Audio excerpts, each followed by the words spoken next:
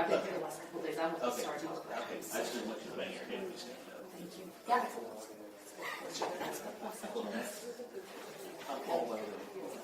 Okay, my name's Carrie. Yeah, Tuesday. I was over there the first part, but my editor said, you need to be in there, so I squeezed in next to my photographer, and it's been the last couple of days. It's been a lot. There's a lot of those people. Yeah. No, but there's just really fun to hear too. It is. Because you don't hear what your county is putting through. So we have different microphones. Yeah. I can hardly hear that.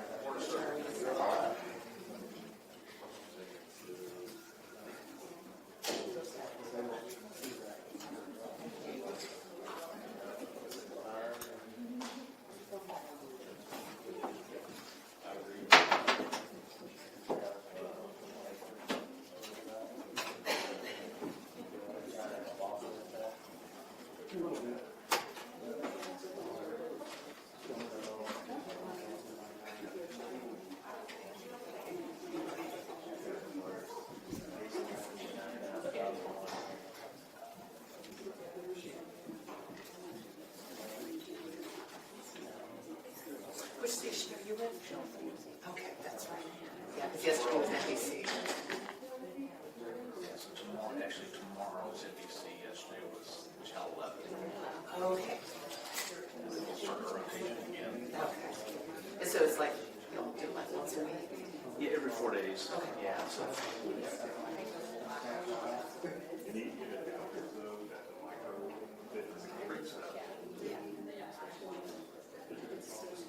Yeah, we had Star Telegram that I think that was morning news to and for still photos on Tuesday.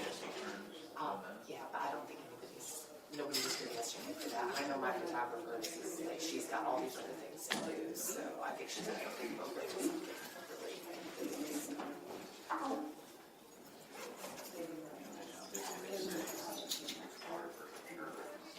We lost our editor. We lost our other photographer a few months ago. He moved on to something else, so they've been processing getting someone else, but I'm not sure if that person's totally up to speed yet. Okay. Thank you guys how much I appreciate y'all's professionalism. I'm just supposed to let everybody remember today that whenever we go in recess, we need to wrap the camera up and kill the audio. Okay. Okay.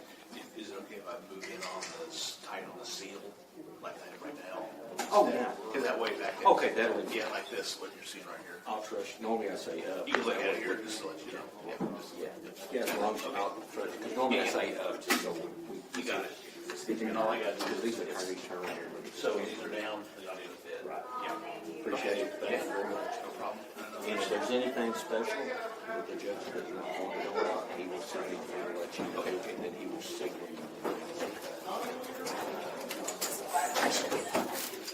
Thanks a lot. Did you see something that, I don't, you know, He's let me know. he's got it really well. I run on it. Yeah, there's any. Yesterday, what Channel 4 does, because everybody has the same screen. What we did was we just ran something because of what was being filmed. We just slated up the audio underneath. So that's what would happen, right? So I think it's respectful. Yes, I think that's what we're going to do today, this afternoon, but I don't know what the other station's going to do. But I'll make sure whatever I The put big out thing is. the big thing is during recess, you know, everybody's got to take their hair down for a couple seconds, and nobody wants to kick off. Right. I agree. I'd be concerned the same way. Thanks a lot. You got it. What's your name again? Carrie. Carrie from Paul. All right, thank you. Yeah.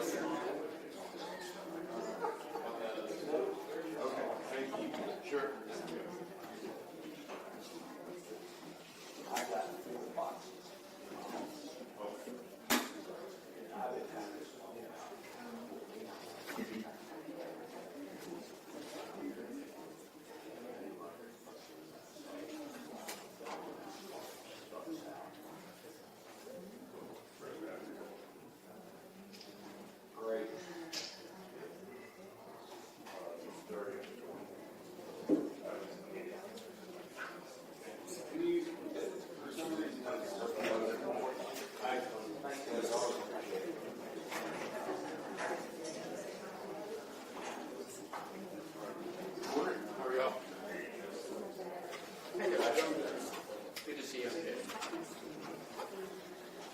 So, how's you feeling? Didn't get some rest.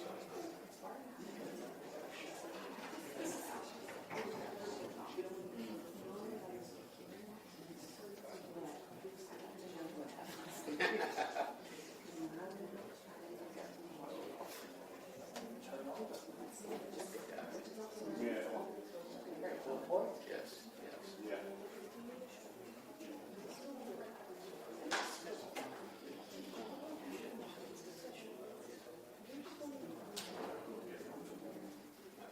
There's a lot of plates. Yeah, after next week. Oh, you can't see. Yeah, I got to see her giving me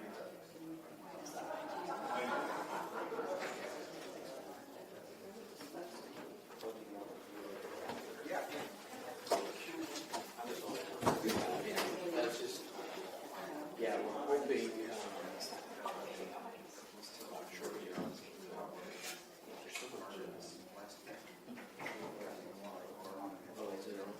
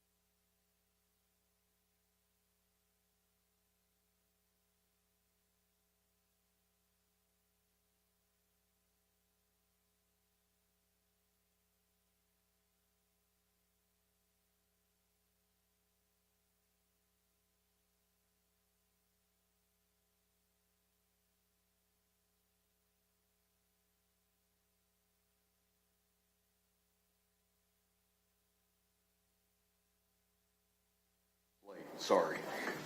But we are ready to proceed. Mr. Staten, you may continue. Thank you, George. Appreciate it.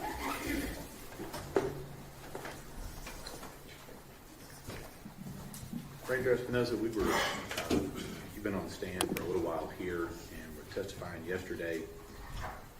So at this point, when we're watching the video, but we cut it off yesterday, we have now gone from search, correct? Yes, sir. We have now detained Tanner Horner, begun questioning him. That was the first video, correct? Yes, sir. Now we have the jail interview video we watched yesterday, correct? Yes, sir. And now we have the last portion of the recovery of Athena's body video. Is that correct? Yes, sir. Now, just to make sure, when we get done with that little portion of it, do y'all go back to the jail and have further discussions at the jail? Yes, sir. At that point, after we leave the field, we come back to the Watts County Sheriff's Office and we conduct another short interview at the Sheriff's Office interview room. All right. And so that we're clear, and I wanted to ask you something on this video. The second time that y'all went out there to the scene when it was dark, and Mr. Horner was walking you around the bamboo and telling you where he had put, or where he had supposedly put her body, what did we hear up above going at that time? That was DPS aircraft, a helicopter that I had initially requested. My instructions to them were to fly until fuel was low, refill, and keep flying until we found Athena. And so, going back to the end of this video before we started up again, by this point, how long have you been playing along with this zero charade? Objection, Your Honor, to that characterization. Stay, rephrase your question. How long have you been playing along with Tanner's story about being zero? Going into approximately 6 hours at that point. All right.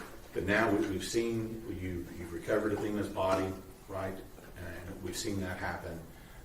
Why continue to play into that? It's a matter of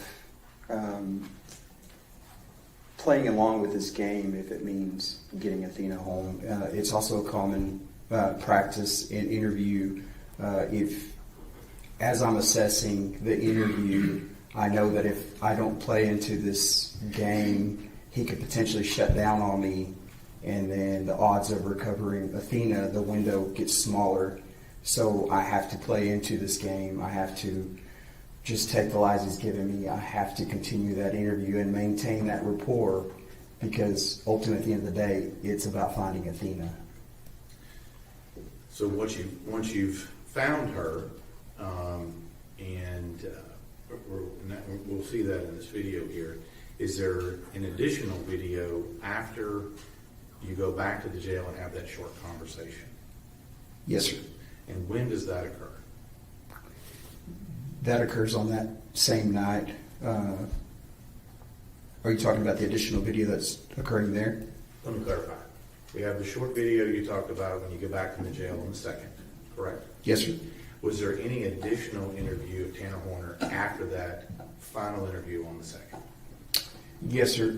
There was an additional interview with Mr. Horner where he asked to speak to me on December 7th. And I was going to ask you that, who requested this interview? The defendant, Mr. Horner, requested it. Now, at this point, other than telling you where Athena was located now, is there anything else truthful that Tanner Horner has told you? No, sir. Now, let me just ask you, up until this point, how many different versions has Tanner Horner told you of how things went down at Athena's residence? He's given me numerous different versions of how the events of that day transpired. And up to this point, before we start this video again, how many different versions has Tanner Horner told you up to this point about whether he did or did not remove Athena's clothes? He's also given me numerous versions of what happened to the clothes, if she was clothed or wasn't clothed. And then also, how many different versions has Tanner Horner told you up to this point as to where her body's located? he gave me two versions. One was at that bamboo, and obviously when he finally decided to take me to her. Now, when we watch this this video, you're still talking to this alter ego Zero during this time. Is that right? Yes, sir. At some point, do we get Tanner back? Yes, sir. Well, how does that happen? At one point during the course of that interview, after we located Athena's body, he pretends to come out of this psychosis or whatever was going on at the time, and then I get Tanner back for a little bit. And of course, the only time I'm getting the truth is when I'm playing into his game of Zero. So I asked to speak to Zero because I feel like that's the only time I'm getting the truth. And do you do that? Yes, sir. And what happens? Zero comes back. So all you got to do is ask. Yes, sir. Now, throughout all this, who does Tanner Horner continue to blame for what happened to Athena? Everybody but himself. And has that been a consistent theme throughout all of this? Yes, sir. Now, let me ask you, when we're doing this, and I'm trying to figure this out here. So when Tanner Horner wants a cigarette, or he's telling you the story about how he wanted to leave her on the scene, who is he then? I feel like in that time he's Tanner. But when you start digging in and asking him what happened to Athena and what's going on, who is he then? That's going to be Zero. When he's telling you that he's worried about his kids and wanting to see his child and things of that nature, who's he then? Tanner. But when you guys start challenging him regarding some of his inconsistencies, who is he then? Zero. And is this a pattern that continues throughout what we're going to see today?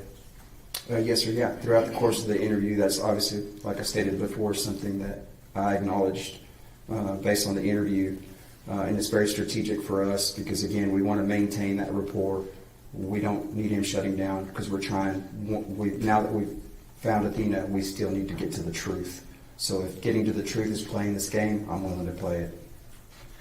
And so let me ask you just a little bit about this interview on December 7th.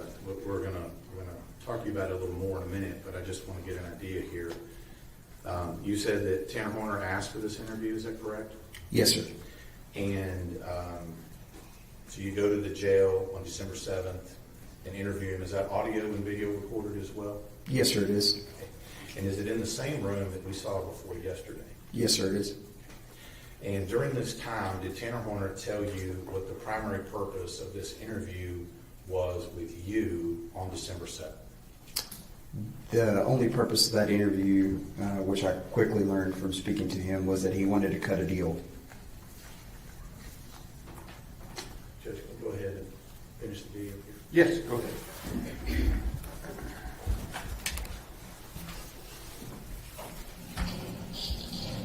You good with that?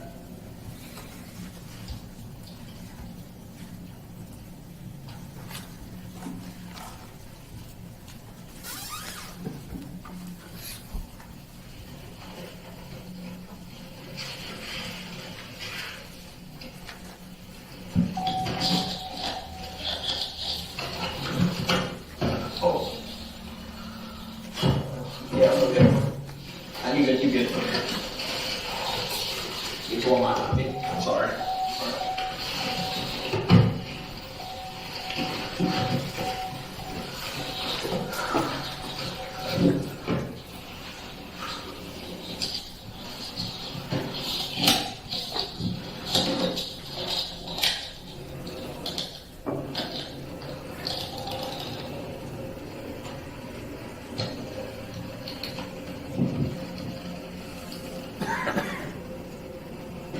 Zero. We were talking about, when it was Hannah talking earlier, about trying to break her neck. Did y'all really try and break her neck? It didn't work. Was it you trying to break her neck, or was it Tanner?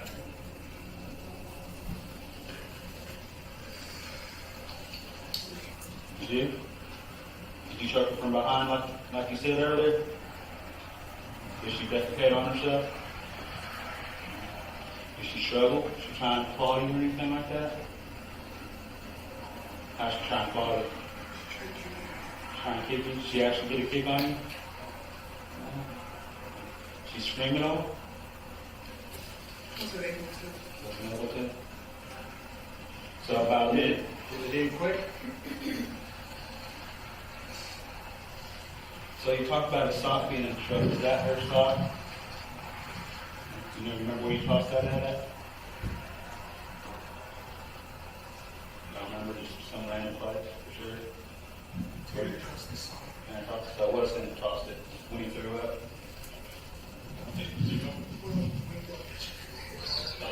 Hold on. Say zero. Very important.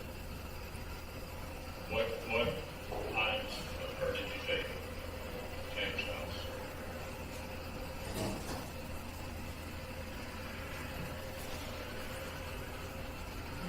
Did you take any of her clothes or anything to your house, to Tanner's house? You didn't take anything over there?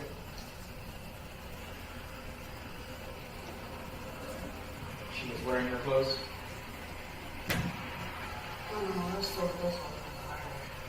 You were throwing your clothes all over the highway? Do you think maybe Tanner took some home?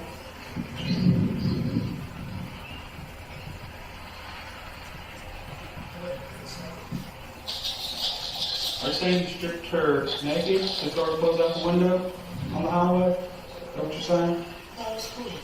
You thought it was funny? You take all her clothes off of her? Shirt, pants, panties, everything? Left the panties on? So did Tanner take any of the clothes home, you think? You don't think so? You think Tanner took anything home? I think Tanner had a statement to me earlier that he doesn't shit where he eats. Is that why? That was you? You don't shit where you eat? So you didn't take anything back to Tanner's house? Okay. So the only thing she was wearing when she went in the water was her panties? How long have we been talking to you, Zero? The whole time? When did you take over? When he addressed me as such. So when we were in the building earlier, it was Tanner talking to us? So if I'd addressed you as Zero from the get-go, you would have talked to me? Probably, I totally respect that. I apologize for not referring to you as Zero sooner. But it clicked to me. Tanner, you've been talking. I need to talk to Zero. Thank you for talking to me. You asked to talk to me. You wrote on the board, and I remember acknowledging that.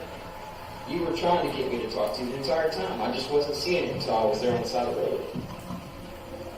I saw it. I heard you calling my name, I just wasn't listening. Zero, who's got one more question for you? So her flat pants, little pants, if you're at the house. Okay? Yeah.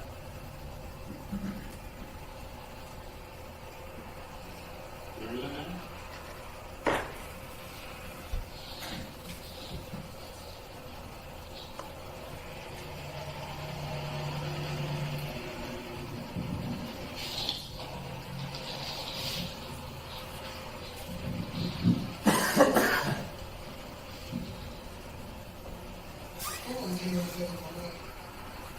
And the trash at your house? At your house, in the trash? Just in the trash. Just in the trash, okay. Okay, anything else there at the house? Shouldn't be. You're being truthful.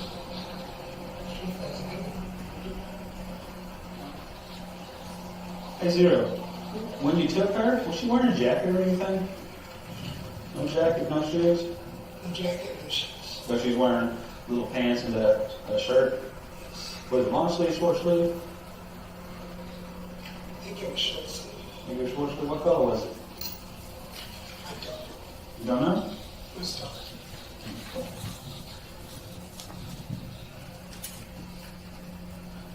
tell you she didn't want to go with you?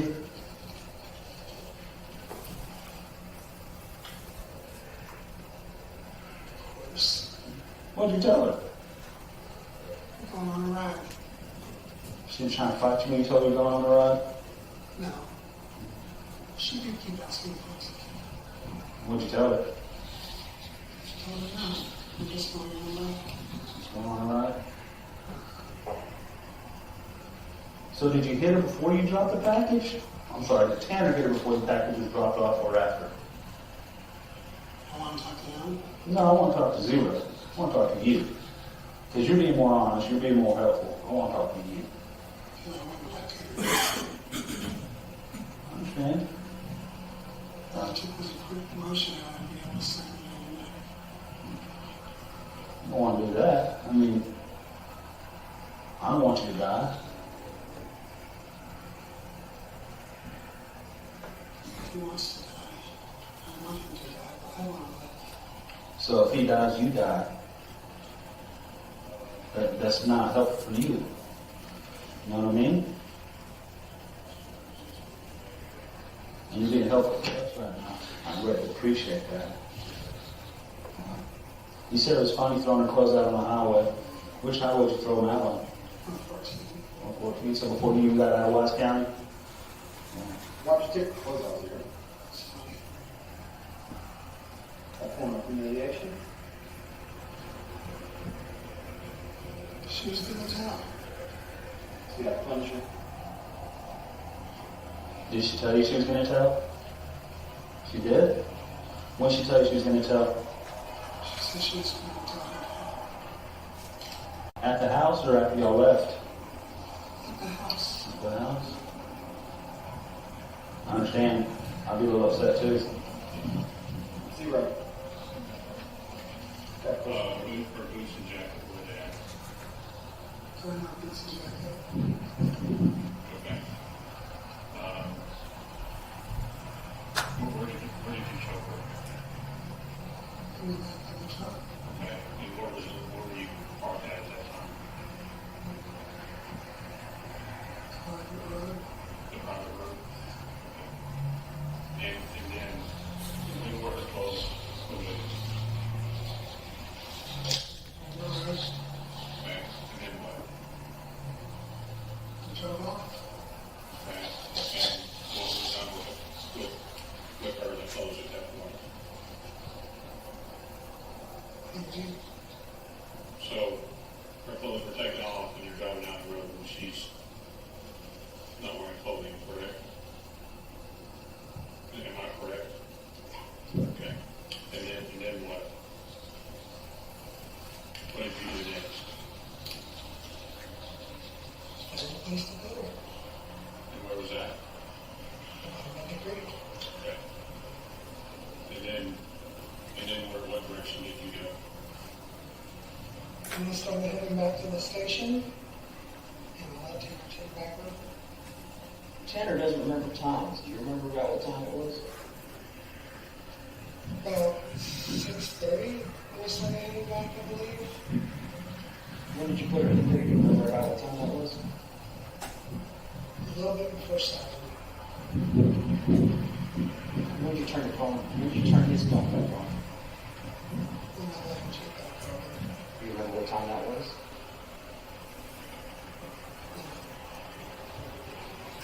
Do you remember being back at FedEx, back at his work? No, I went to sleep. You went to sleep, so you don't remember? He went.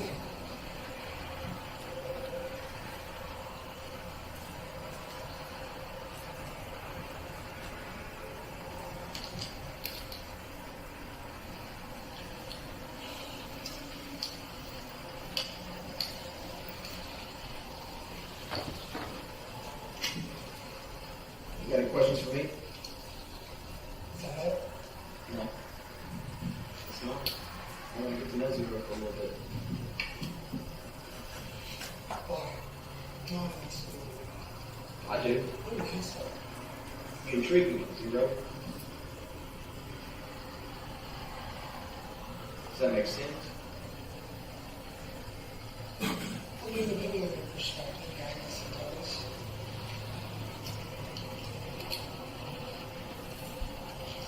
so I can have some water.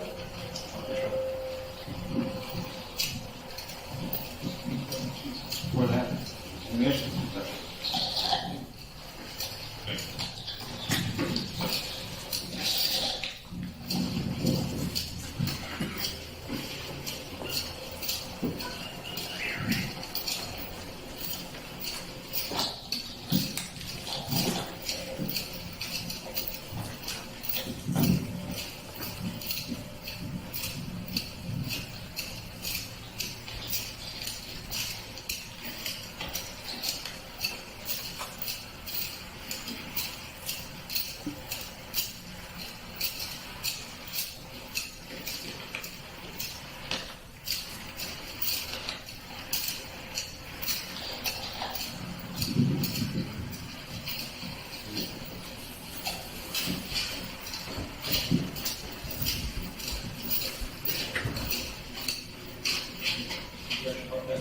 No, sir.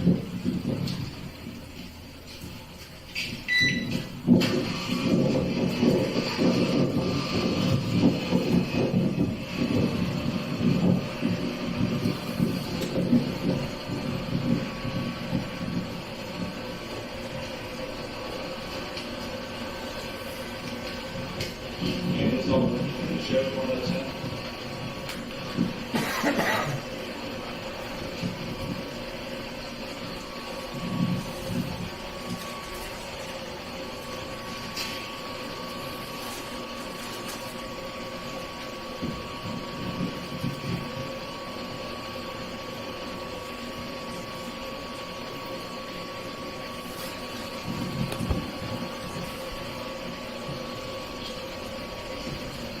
Hang your arms up, pants, and sock out there in the back shed.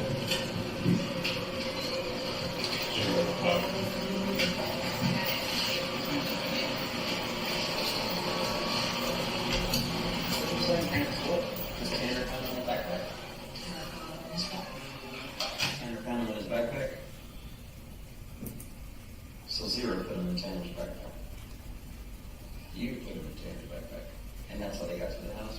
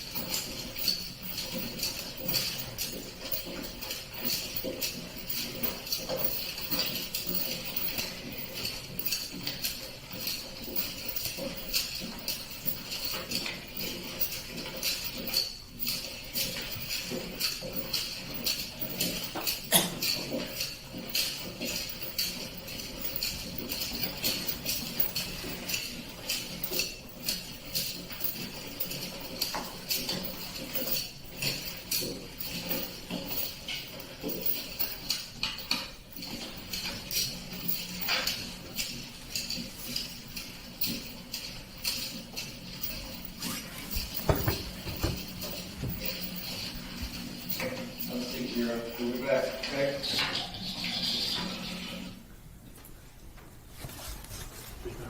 Yes, sir.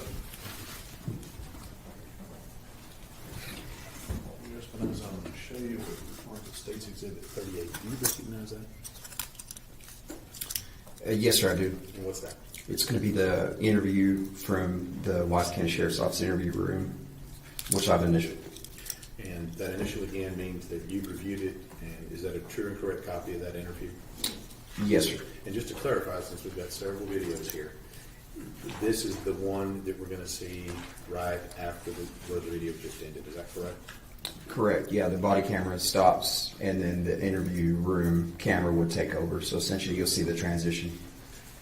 Judge Rudolph states 38. Any additional objections other than those previously mentioned? No further objections. Okay, those objections remain overruled and States Exhibit 38 is admitted. This one's fairly short. Can we publish this? Absolutely.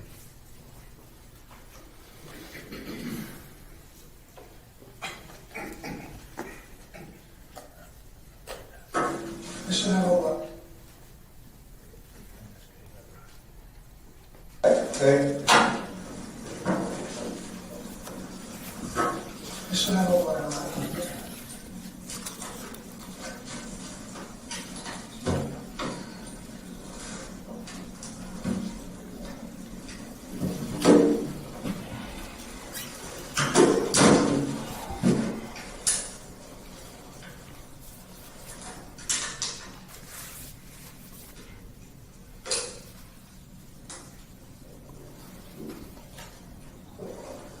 Where do you shower and go to the bathroom at in your house? I'm familiar with this. And where's that at? On the same property. Okay.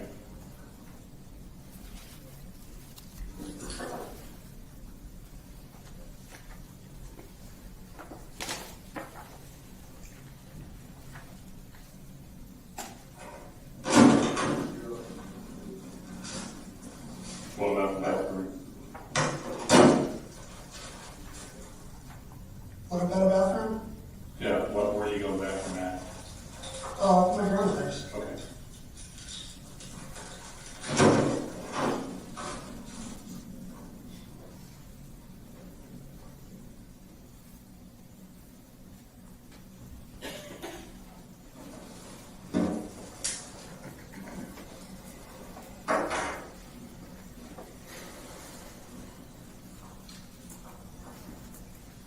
So have you told us everything? What? Have you told us everything? Me? Zero. You went away. No. So who's here? It's this one. It's me. Like, just me. Okay.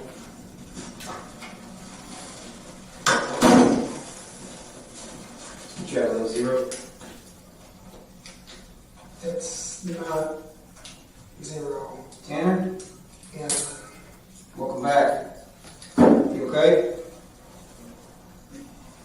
I'm a little flabbergasted, I guess. Why's that? How's that? Because I was in the back seat watching everything happen, and I'm kind of freaking out. Alright.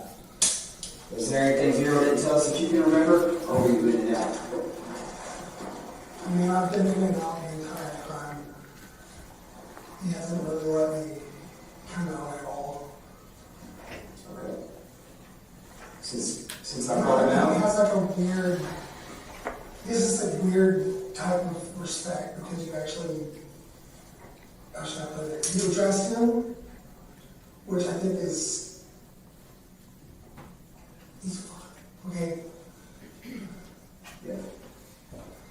he,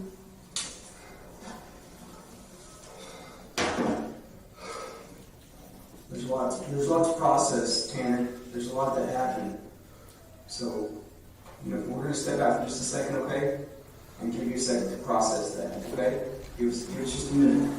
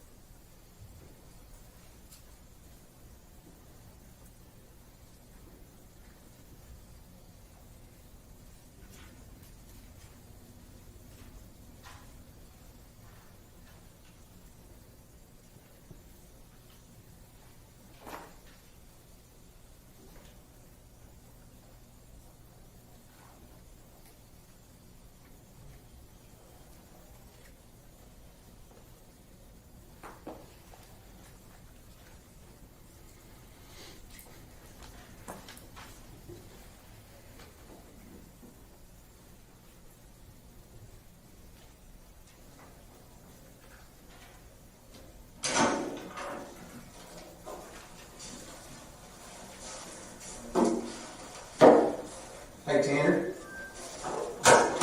Tanner? Hey, what's the passcode of your phone?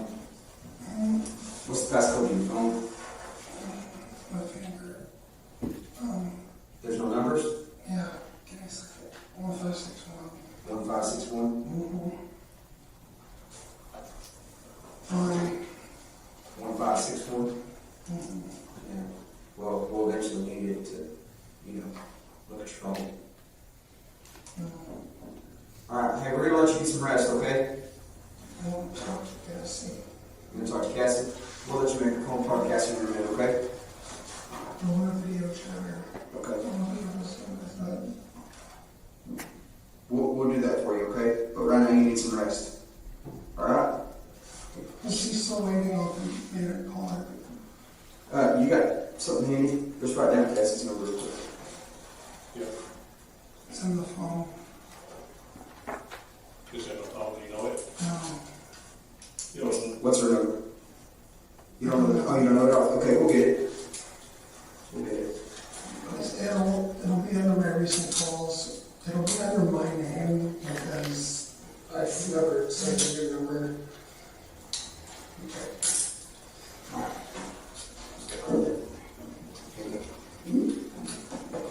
Almost. I used to be able to do that.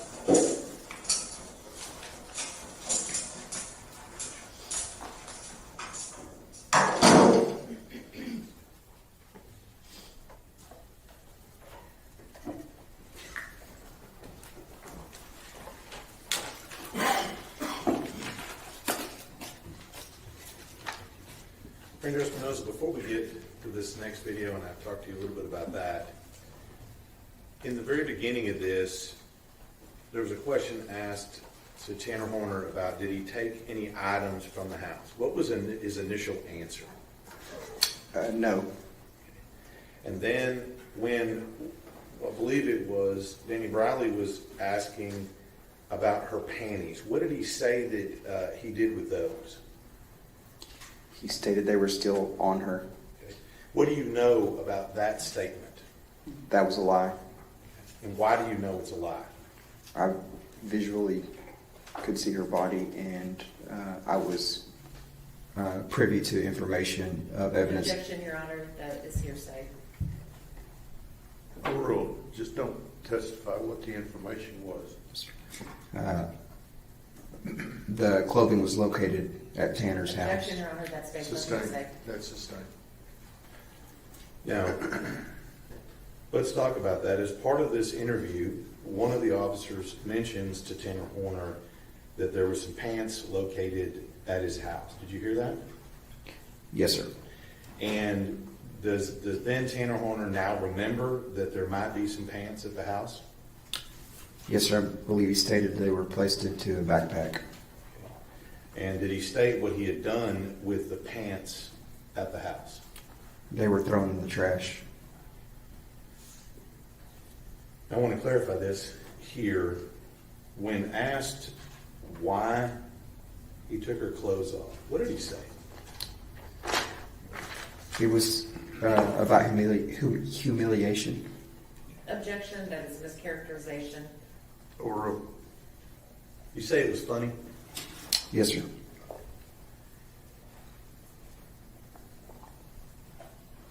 Now, any of this information that we have as to what he said about throwing the clothes out the window, is that what he said? He threw some clothes out the window?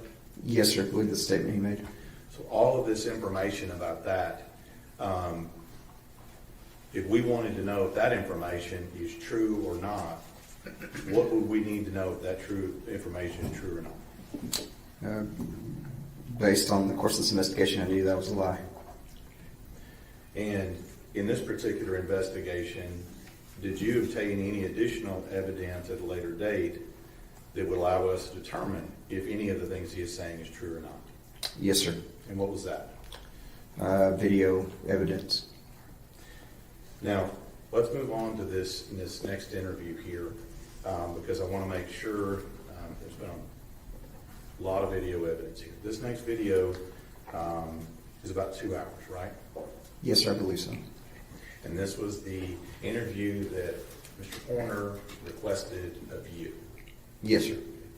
Let's talk a little bit about in the beginning of that, and how did you come to find out that he wanted an interview with you? On that particular day, I was contacted by the Wise County Sheriff's Office and advised that Mr. Horner had sent up a kite, which is basically a letter that says, I'd like to speak to the investigator.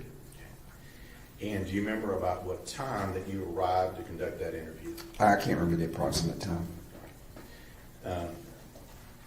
Secondarily, you said that's on December 7th. So how many days is that after you locate Athena's body? Approximately 5 days. And how many days after he had murdered her was that? It was going to be approximately 7 days. So a week after he's kidnapped and murdered Athena, he's wanting to talk to you again. Yes, sir. Now, you said earlier that he had indicated to you the purpose of his interview. Pardon me, get a little bit of feedback there. Purpose of his interview was he wanted to cut a deal. Is that what you said? Yes, sir, I did. And let me ask you a couple of questions about that.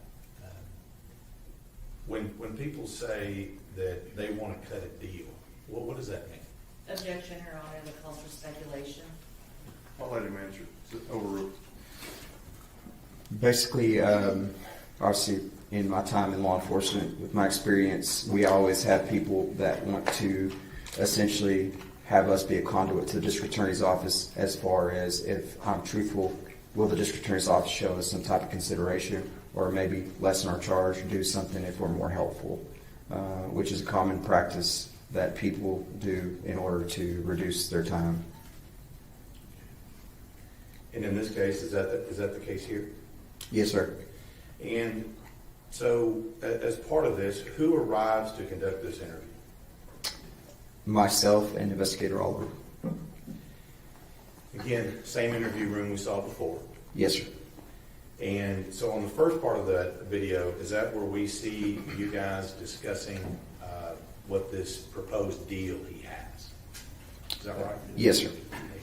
And then later on, is there also a discussion about Tanner Horner telling you about things, for example, his work history? Yes, sir. That's common in interviews. What we do is, especially on this one, it's more controlled. Kind of things are settled down now. What we'll do is we'll obviously get through the constitutional rights, and then we'll go through some historical questions. Obviously, what you want, and then we wanted to learn a little bit more about him, work history, family history, things like that. And in this case, did you go through that with him, his work history and his family history? Yes, sir. And did you go through his dating history and, for example, his having a baby with Cassie, his girlfriend? Yes, sir. Yeah, that would encompass some of that family history. And were you able to discuss with him as far as work, the locations and places as where he works? Yes, sir. Yeah, previous employment, things of that nature. And then also scattered through this interview, is there also still references to this whole zero thing? Yes, sir. Let's talk a little bit about the deal he wanted to cut. Okay.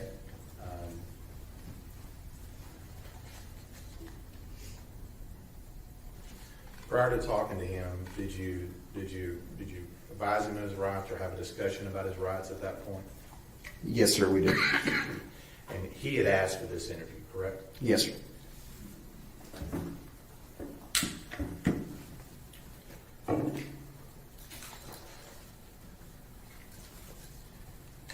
Initially, what is his basic proposal that he makes to you as far as this deal he wants? Basically, just a brief synopsis of it is I want to be freed with an ankle monitor. I want to spend Christmas with my family. You guys can monitor me, keep track of me, and I'll fully cooperate in this investigation. So that's his proposal. If you'll let him out, then he'll tell you the truth. Yes, sir. Now, during this time, did you ever agree to anything about that? No, that's another thing. We can't make any promises. We can never do any guarantees. That is not in my job responsibilities, and I am 100% forthcoming with people on that. I can't make you any promises. I actually told him that's not going to happen. And as part of this interview, you said he wants to have Christmas with his son. Yes, sir. And in fact, he says that if he can do that, he'll tell you everything. Is that right? Yes, sir. So you essentially, he wants you to give him something for him to be truthful about what he did to Athena on November 30th. That's correct. Now, it is part of this investigation and questioning. Do you ask him some questions during this process about the why and what happened to Athena? Yes, sir, I do. And at all points in this, does he volunteer any additional information about that? No, sir. Usually when we start talking, he diverts back to this deal, refers back to it, and then it's more me essentially trying to pry information out of him. Just, hey, be honest with me, talk to me, tell me about this. And so does this process of you trying to question him and then him wanting you to give him something to tell the truth, does that repeat several times? Yes, sir. Yeah, throughout the course of the interview, you could kind of see how that plays out. And that's in the first part of the interview, correct? Yes, sir. The middle part of the interview is what you're talking about when we discuss all of the the history. Is that right? His family history and things of that nature? Yes, sir. And then, at the end of this, do you also have another detailed discussion about this whole zero thing? Yes, sir, we speak about it. And let me ask you a couple of questions about that.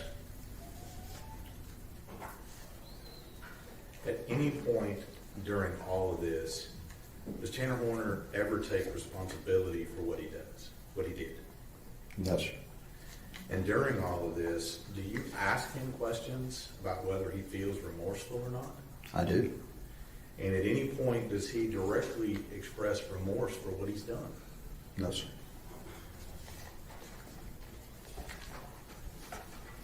Does he ever say that he's sorry for what he did?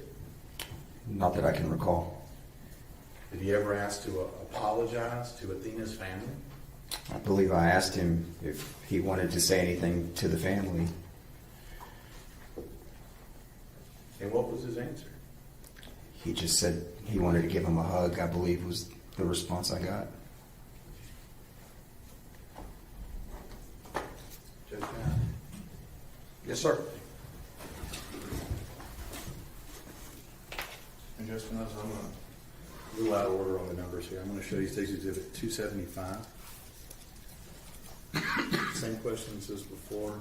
Do you know what that is, and how do you know what that is? It's going to be the reinitiated interview, and it's going to have my initials on it with a date stamp of December 7th. Indicating you've reviewed this? Yes, sir. Okay. And is this a true and correct copy of the interview that you did on December 7th with Tanner Horner? Yes, sir. I believe this one may have a redaction that was requested by the defense Okay. based on my review. All right. But that's included here. Yes, sir. Judge, we would offer State's Exhibit 275. Any further objections other than those previously given you? No additional objections, Your Honor. Okay, those objections remain overruled, and State's Exhibit 275 is admitted.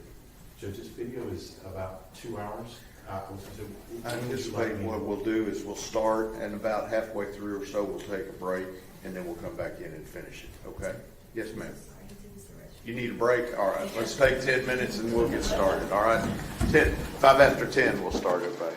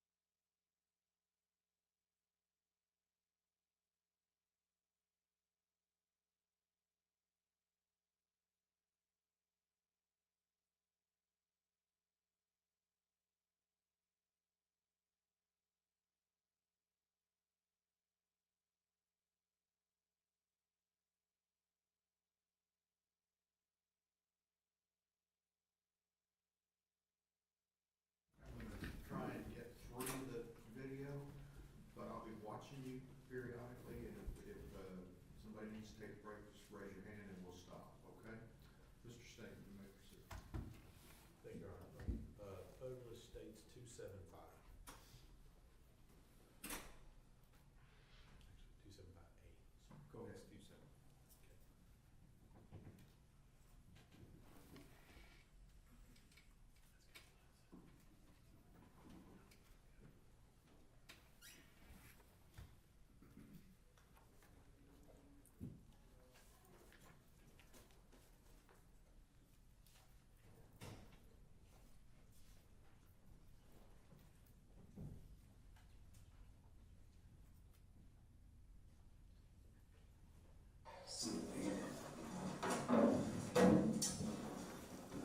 Those off here real quick, and then we're gonna go through some formalities, okay? So did you get the baby's name yesterday or what? Okay, it's before we kick off into anything, obviously you have constitutional rights, and you have been appointed attorney, so we're gonna go through some of that thing. First and foremost, the reason we're here is because you were wanted to speak to us. Is that correct? Yes. Okay. Who did you ask to speak to us? Oh, the guard. The guard. Do you remember the guard's name?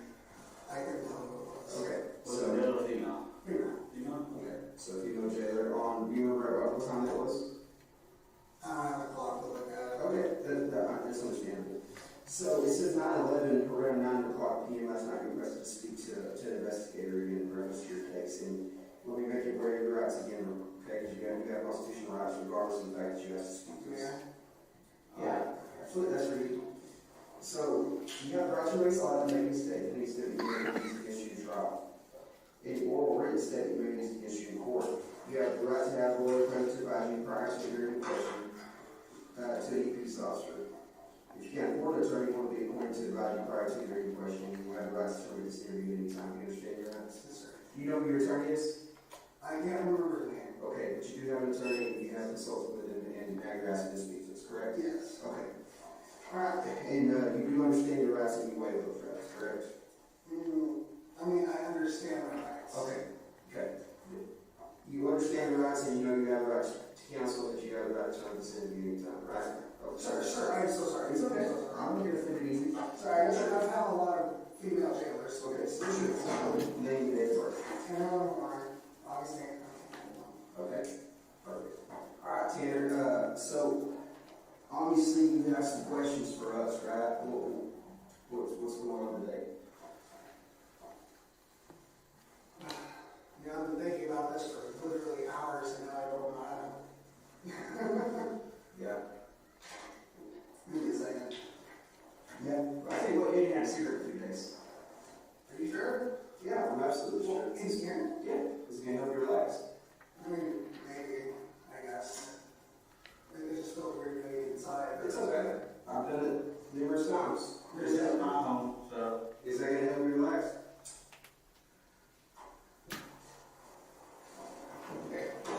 So what are you just thinking about for hours? Use that water bottle's magistrate and use this one to drink. No, you want to chug it. Just leave a little bit in there. What are you going to think about for hours? So I imagine you have basically a list of bullet points that you want to know from me, correct? Yep, absolutely. There's only one thing in this world that I want. What's that? I don't want a month. If you can't do that, I understand. You don't want what? I want a month. A month of what? Even if y'all have to put ankle monitors on me, GPS monitors, check off with you. Like, if you give me a month with my family so I can have Christmas with my son, Yeah, I'll tell you everything. I'll be completely honest with you, Tanner. If that's beyond your power, I understand. Yeah, no, it's something that I can't even feasibly think that's possible, but I don't know that for sure because I'm not the prosecutor. I'm not, the courts. I don't know that. So it's above my head. It's a question I have to ask. Like, I'd be willing, even if y'all set up cameras outside the house, you know what, Tanner? Give me some good faith. We talked a bunch that night. You were completely honest with me. Completely honest with me. I mean, and I think that goes to trust because it was a two-way road. I think you trusted me and I trusted you. you to do the right thing and tell me the truth, and you did. Literally, I'll tell you right now that it's okay. Don't worry about that. That's my tip. Don't worry about it. Still, We'll have somebody clean up that. Listen to me. Small details, right? Remember, I kept telling you that night it's a small piece of a bigger picture, right? So you told me the truth, and you walked in. And obviously, in today's modern world and with our capabilities, we can make a lot of things. We can corroborate a lot of things, right? We can put all the pieces together and see if you're telling us the truth, and you are telling us the truth. We've literally, we've got everything nailed down. Even you go into the store and get the cleaning material, all that. We know all those things, right? So a lot of the what has been answered. I think I told you that from the beginning, right? What happened has been answered. What path you took has been answered. Where you put her has been answered, right? That's the biggest thing for me. I think I told you from day one. It's like, just let me bring her home, right? I think that was the statement I made to you, and that was my sole intent. I just wanted to bring her home, and we got her home now. But a lot of the why this happened hasn't been answered. And I know that you want some good faith and some things that are beyond my power to do, but I think you got to give me some more good faith on why this happened. Why did this happen? well, the thing is, I'm willing to tell everything, even if you have to make a list. I'll make video entries of every detail of everything. If you can somehow give me a month just to be with my family, that one last month, if you can talk to somebody, anything, that's all I want. I just want to be able to have one Christmas. I can't promise you anything. I know you can't promise that. I can't tell you that that's even possible, nor am I going to begin to give you any false illusions. Because I think from day one you asked, how many questions would you ask me there on the side of the road, and I answered you truthfully? I didn't count. But how many times? You asked me several questions. Did I avoid your questions? No, sir. I answered you directly, correct? I appreciate you. Yeah, and I was truthful with you. About this. What was a two-way road, Tanner? That two-way road means that what I expect of you, you should expect of me also. So I'm not going to. That's why I'm not upset that you're telling me that it might not be possible. Yeah. If there's a sliver. Yeah, I'll tell you where we're at right now is you got to give me some good faith and answer that question for me. You got to answer me the why, right? Because that's what's weighing on me, is why this happened. We don't have to get back into the details if you don't want to right now, but that's a big question I have. Why did this happen?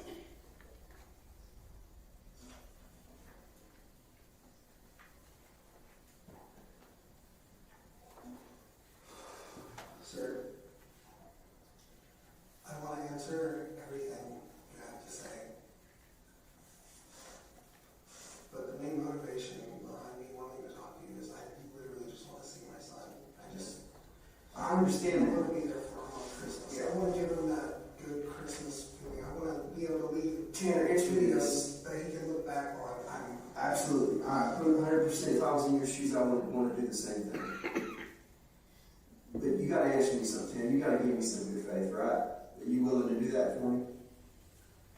No, hang on. Listen to what I'm fixing to ask. 'Cause I didn't ask you what I'm fixing to ask. I'm just asking you, are you willing to do that for me?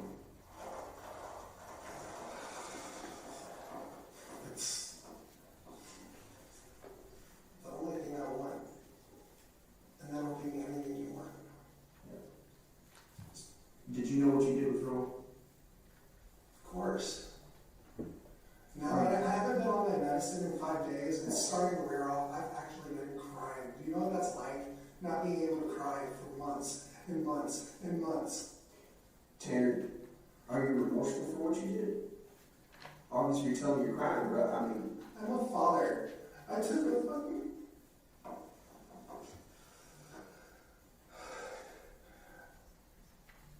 I took away something from someone and thought I had something there. Oh, that was jail, I guess. All I want is just to spend one last Christmas with my son, and I'll tell you everything. All while I'm... Tanner, you got distracted and you didn't answer my question. I said, are you remorseful for what you did? I'm a father. Tell me about that. Are you hurting inside for Athena? Hurting for her, I'm hurting for her family.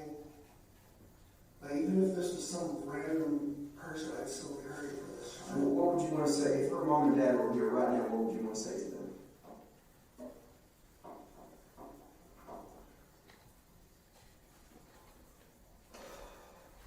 I thought the only one that's been going through our questions, by the way. What's that?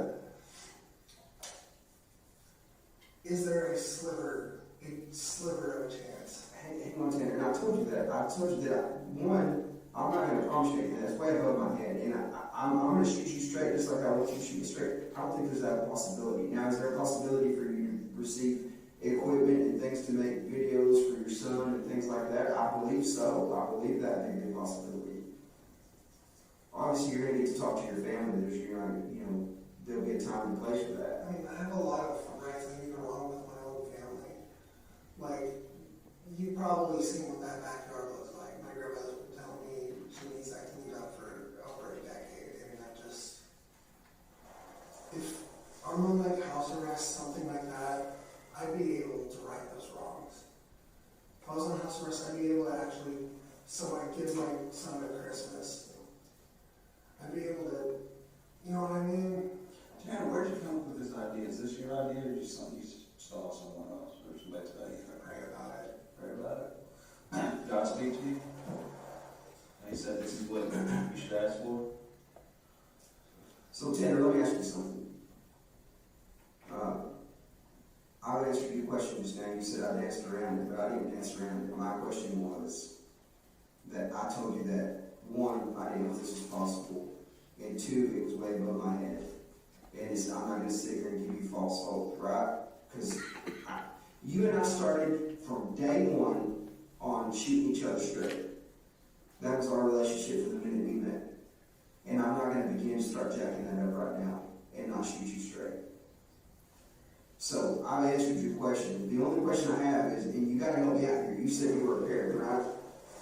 As a parent, my question to you was, if Athena's parents here were here, put yourself in their shoes for a minute, what would you say to them? I don't know what I would say. I mean, would you apologize to them? Would you explain why you did this? I don't know what I would say. I would be speechless. What would you want somebody to say to you if somebody took somebody from you?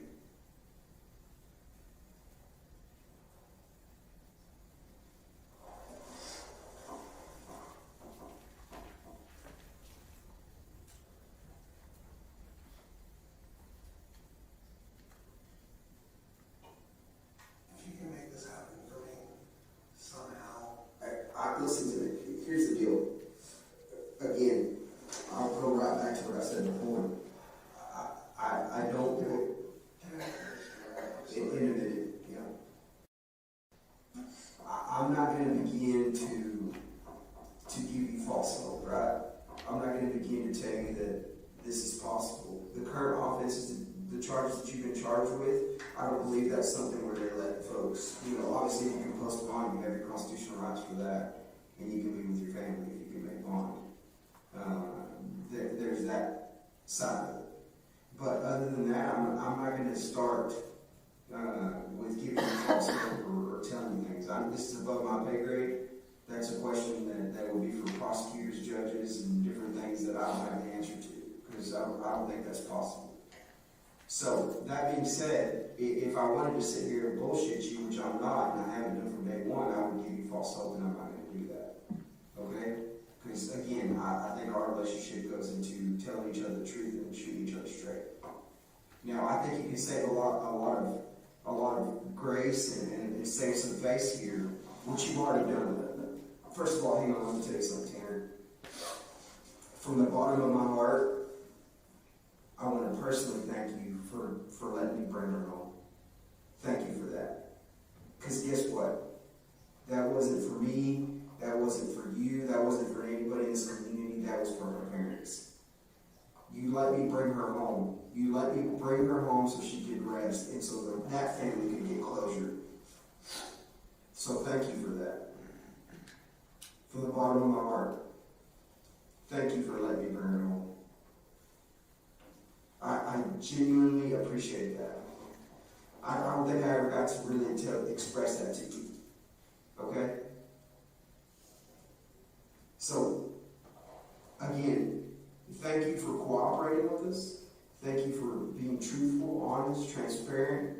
I do see a little bit of remorse on you. I do see a little regret in you. And I feel you as a parent, as a person, right? Just because I wear this badge doesn't make me not human. I'm just like you, right? I'm a person, I'm human. I have feelings, I have emotions. Right? Do you understand that? So quit thinking of me as a police officer right now, think of me as a person. And understand the human aspect of this. The human aspect says that we know the what. Now the family needs to understand the why. People need to understand the why. Now we need to explain to this community why. Now we need to explain to the people why. Officers. This case has impacted everybody tremendously. I personally, Mr. Oliver, investigators that were on the front line, I didn't sleep, man. Days looking for Athena. Do you know her parents' names? No, sir. Her father's name is Jacob. Her mother's name is Maitland. Her stepmother's name is Elizabeth. They want to know why. They're curious as to why this happened. If I would go to them next time I see them, because their question when I see them again is, why did this happen? We know what happened. We're always going to know the what. We get hung up in the what too many times, but we never understand the why. And you can go play every person I've talked to in the past. And I'm not going to sit here and tell you I haven't worked cases like this before. I have. And every single person has always helped you understand why, because there's always a why. Let me tell you something, Tanner. Last night, there was a prayer group for this going on, and Jacob specifically asked me, why did this happen to us? I mean, why did he really take it? He wants to know. I mean, he's got 2 other daughters, but he'd like to know why. Why did this happen? And I couldn't tell him. I looked this man dead in the face, and I couldn't tell him. I said, I don't know. He hasn't answered that for me. He doesn't want to talk to you right now. Tanner, I know what you want, and I'll listen to it.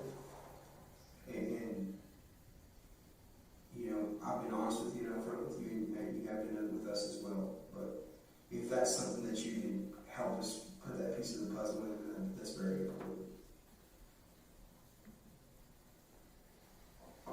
I know there's a lot of other details you could have, a lot of what you want to give us, if we can grant this, but the why, it is pretty big for his family. This helps with their closure.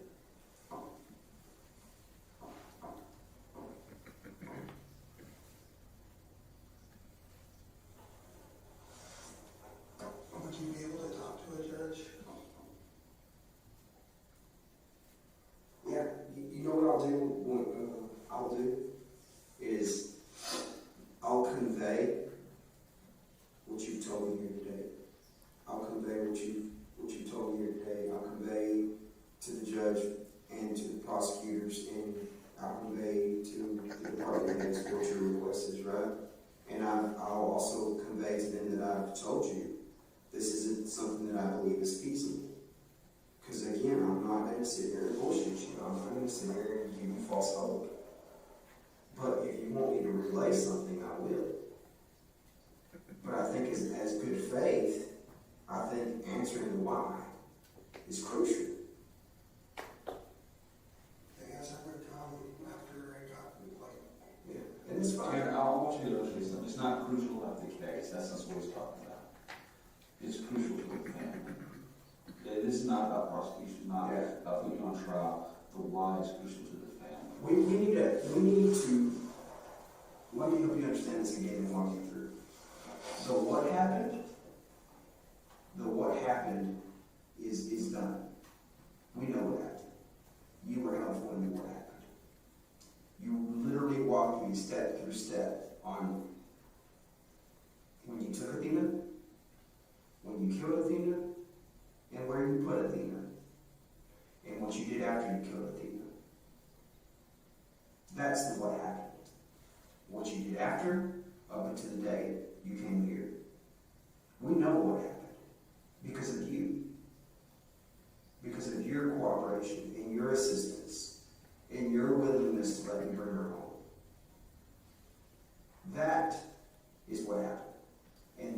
answers have been answered.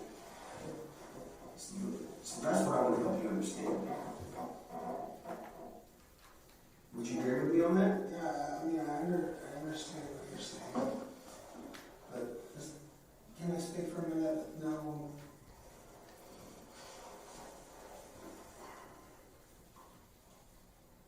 The reason I wanted to do this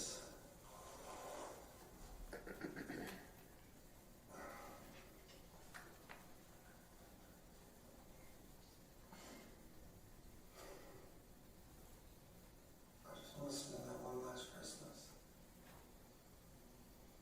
I have videos of Christmas morning and waking up, going to go sit, I go under the tree, see his presents. You would take the entire thing and have him be able to look back on that. This isn't even really about me at this point. It's about that little boy.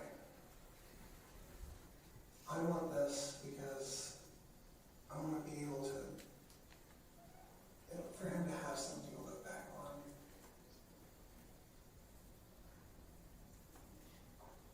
The reason I wanted to trade this is because if somehow by some million-and-one shot they were able to put me on a monitor, put cameras around the house, everything. If y'all were able to do that, I would go no contest.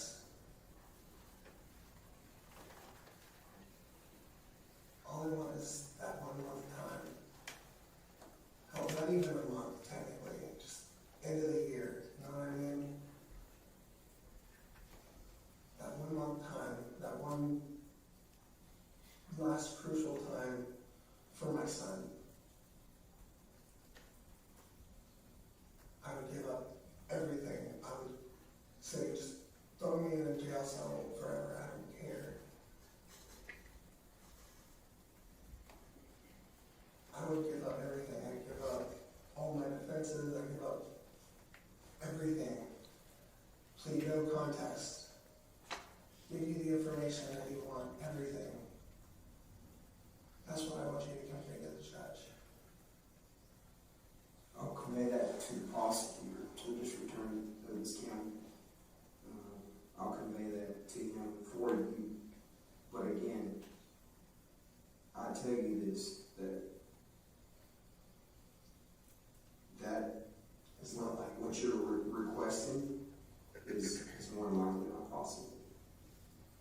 But I'm not going to sit here, and again, you know we can't make You're not gonna bullshit, yeah. we can't make any promises. We can't give you false hope. We can't give you any illusions of what's going to happen. You know what I mean? It's like, I'll convey it, but for you, but I can tell you what the answer's going to be. Does that make sense?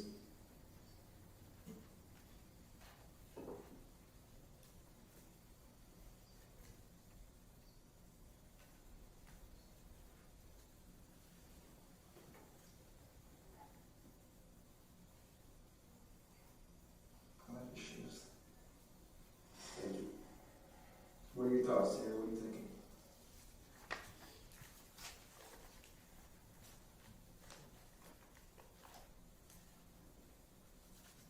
I guess I'll just wait on a response at this point. What do you want to say to this community? What do you want to say to the families? Is there anything you want to put out there? No one deserved any of this.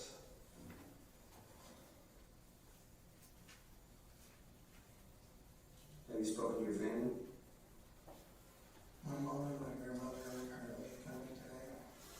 To see, you know what time they'll be here? Pretty soon, from what I'm guessing. Okay. Is this y'all's water? No, that's yours. Everything we got is for you.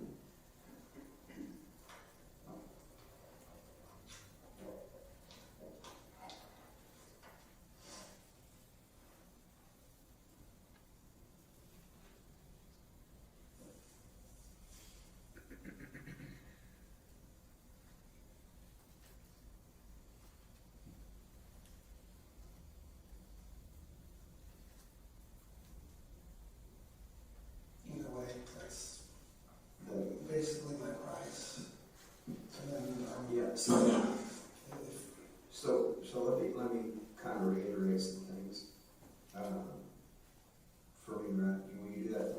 I'm just gonna, a couple things, some of the things that I want to kind of talk to you about. I know we spent a lot of time talking that first night, we covered a lot of things, but one of the things that we didn't get to was again, the human aspect of it, right? Emotions and feelings, and, you know, early on from young age, you know, we're always taught right from wrong, and then as we come up, you know, through life, as adults, we become the persons that we right, through the course of times. But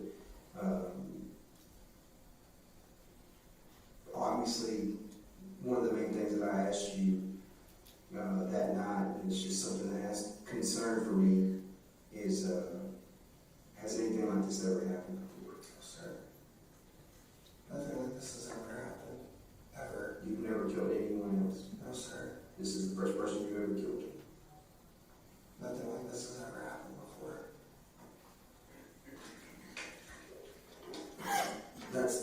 I cry when I run over dogs at work. Like, I've cried over a squirrel before, dude. Then why? I fucking feed homeless people, man. Then why Athena? If you cry over a squirrel, this is a 7-year-old human being.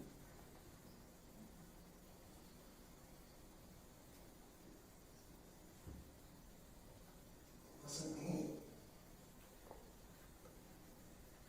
Now that I haven't been on that medication, I haven't heard from Zero in like 2 days.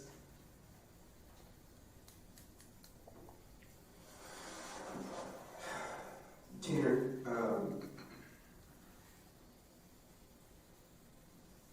I know you're being a little evasive right now to me about some of the things, rightfully so, right? This is your meeting. You call this meeting. You want to speak to me. You know, I know that you want to put it on your terms, right? But I do ask that you show me the respect that I'm showing you, because this is a two-way street. You know, honestly, by all accounts, if you hadn't reached out to me today or last night, we probably would have spoken again for a long time. You know, I wouldn't have had the opportunity to sit before you for a long time. It would have been a while. So what I'm trying to do here is not only primarily fill those voids for the family, first and foremost. Feel that void, feel that emptiness, feel that why for them. Because it's not about me, it's not about you, it's about them. It's not, again, I'll reiterate that. It's about that family, it's about that closure, it's about what you would want as a parent. Right? Closure. That's why I'm asking you those questions. That's why I asked that why. Again, I'm not going to sit here and pretend. I told you the why the first night, though. Which is what? Come back and watch the videos. Y'all have access. I told you why it happened. So the whole reason we took her is because you bumped her with the truck. And knocked her down with the truck. And then it just spiraled out of control from there. I sat on my hands at that point. So if you had never bumped her with that truck, this would have never happened. Nothing would have happened. I'd be at work right now. I'd be at work, saving up for Chester's Christmas, getting everything ready, just trying to get us into an apartment. I was this close. I finally got a new car. Okay, I was having to drive the freaking work trucks home for like a month because I didn't have a car. Because my car broke down several months ago, then Cassie's broke down. Like, life was getting really bad. The stress was getting too much. I'm not a bad person. I'm not a bad person. I've never been a bad person. Would you say for the majority of your life you've done the right thing? I've always done the right thing.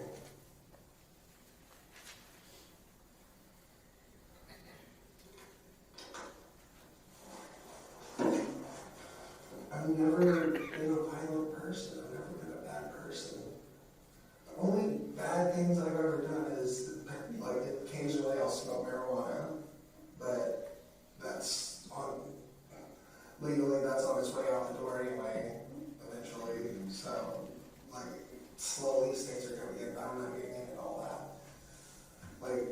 That's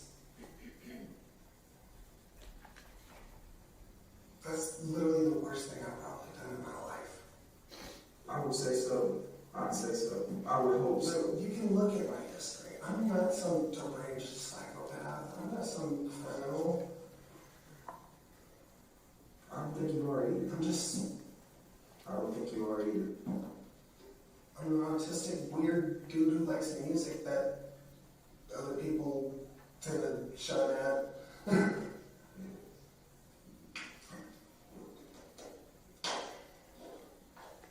Well, Musician. I was in a Christian punk band at one point. A Christian punk band.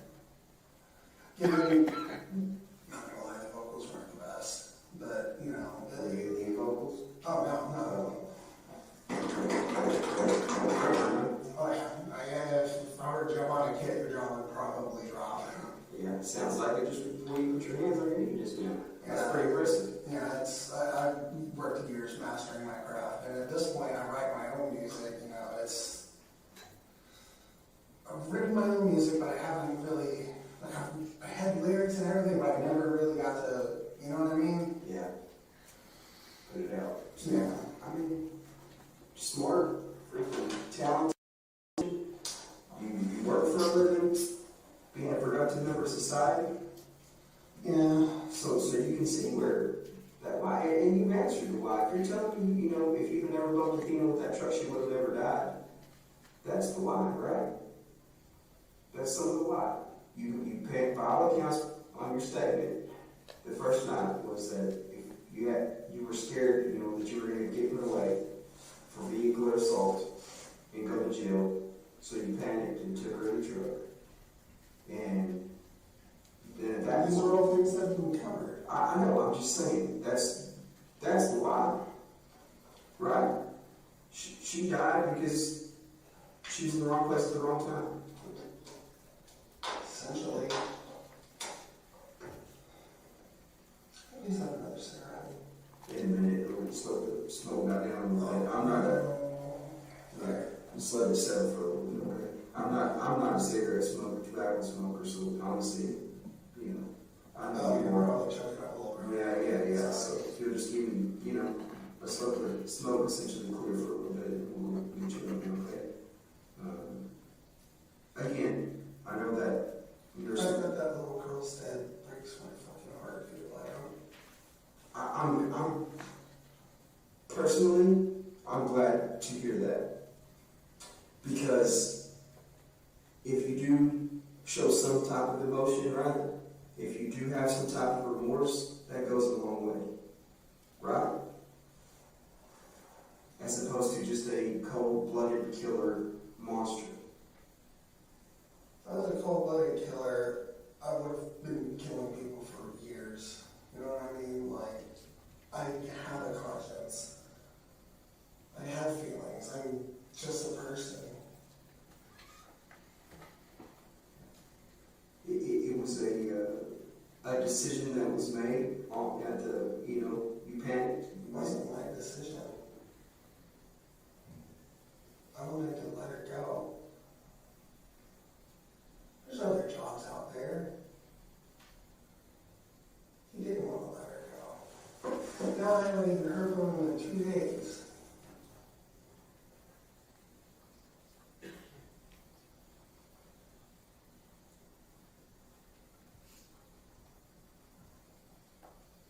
Zero.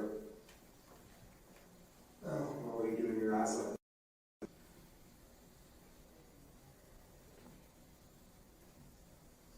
Can you do some research on something for me? Sure. Can you look up some of the potential negative psychoactive effects of potentially Prozac? Let's talk about that real quick. What all medications are you on? I know you told me that first night. Yeah, I'm on Prozac, Strattera, and... Hang on. Strattera? Yeah. Spell that. It's alright. Prozac, Strattera, what else? In Ritalin for times when I can't sleep. I literally only take that Who's your doctor? Foreign dude that works at NHMR Penn Square. Do you remember his name? Again, foreign dude, I have no idea how to pronounce Penn it. Square? Yeah, Penn Where's Square. Penn Square at? It's a NHMR clinic in Fort Worth. You mentioned my clinic before. Can you write that down? Penn Square. You mentioned my clinic in Fort Worth. Oh, you did the same thing. What's that? At the same time? Yeah. That's an habit of mine. I got about this week. Broke the same one time. So Oof. gets to hurt sometimes. I do that because as a drummer, like, you can see scars from years and years of playing drums where I just like busted my fingers on freaking snare drum. Do you see any other doctors, Tanner? For him, it's weird because when I started getting back on my medication about 7-8 months ago, I'm guessing, like what ended up happening was I was going through like a suicidal episode, right? And you know, instead of leaving my son here without his father, what I wanted to do was get right. Get some help. So initially I went to Millwood to, you know, because that's where I originally got put on my medication, all that stuff. And they said they had this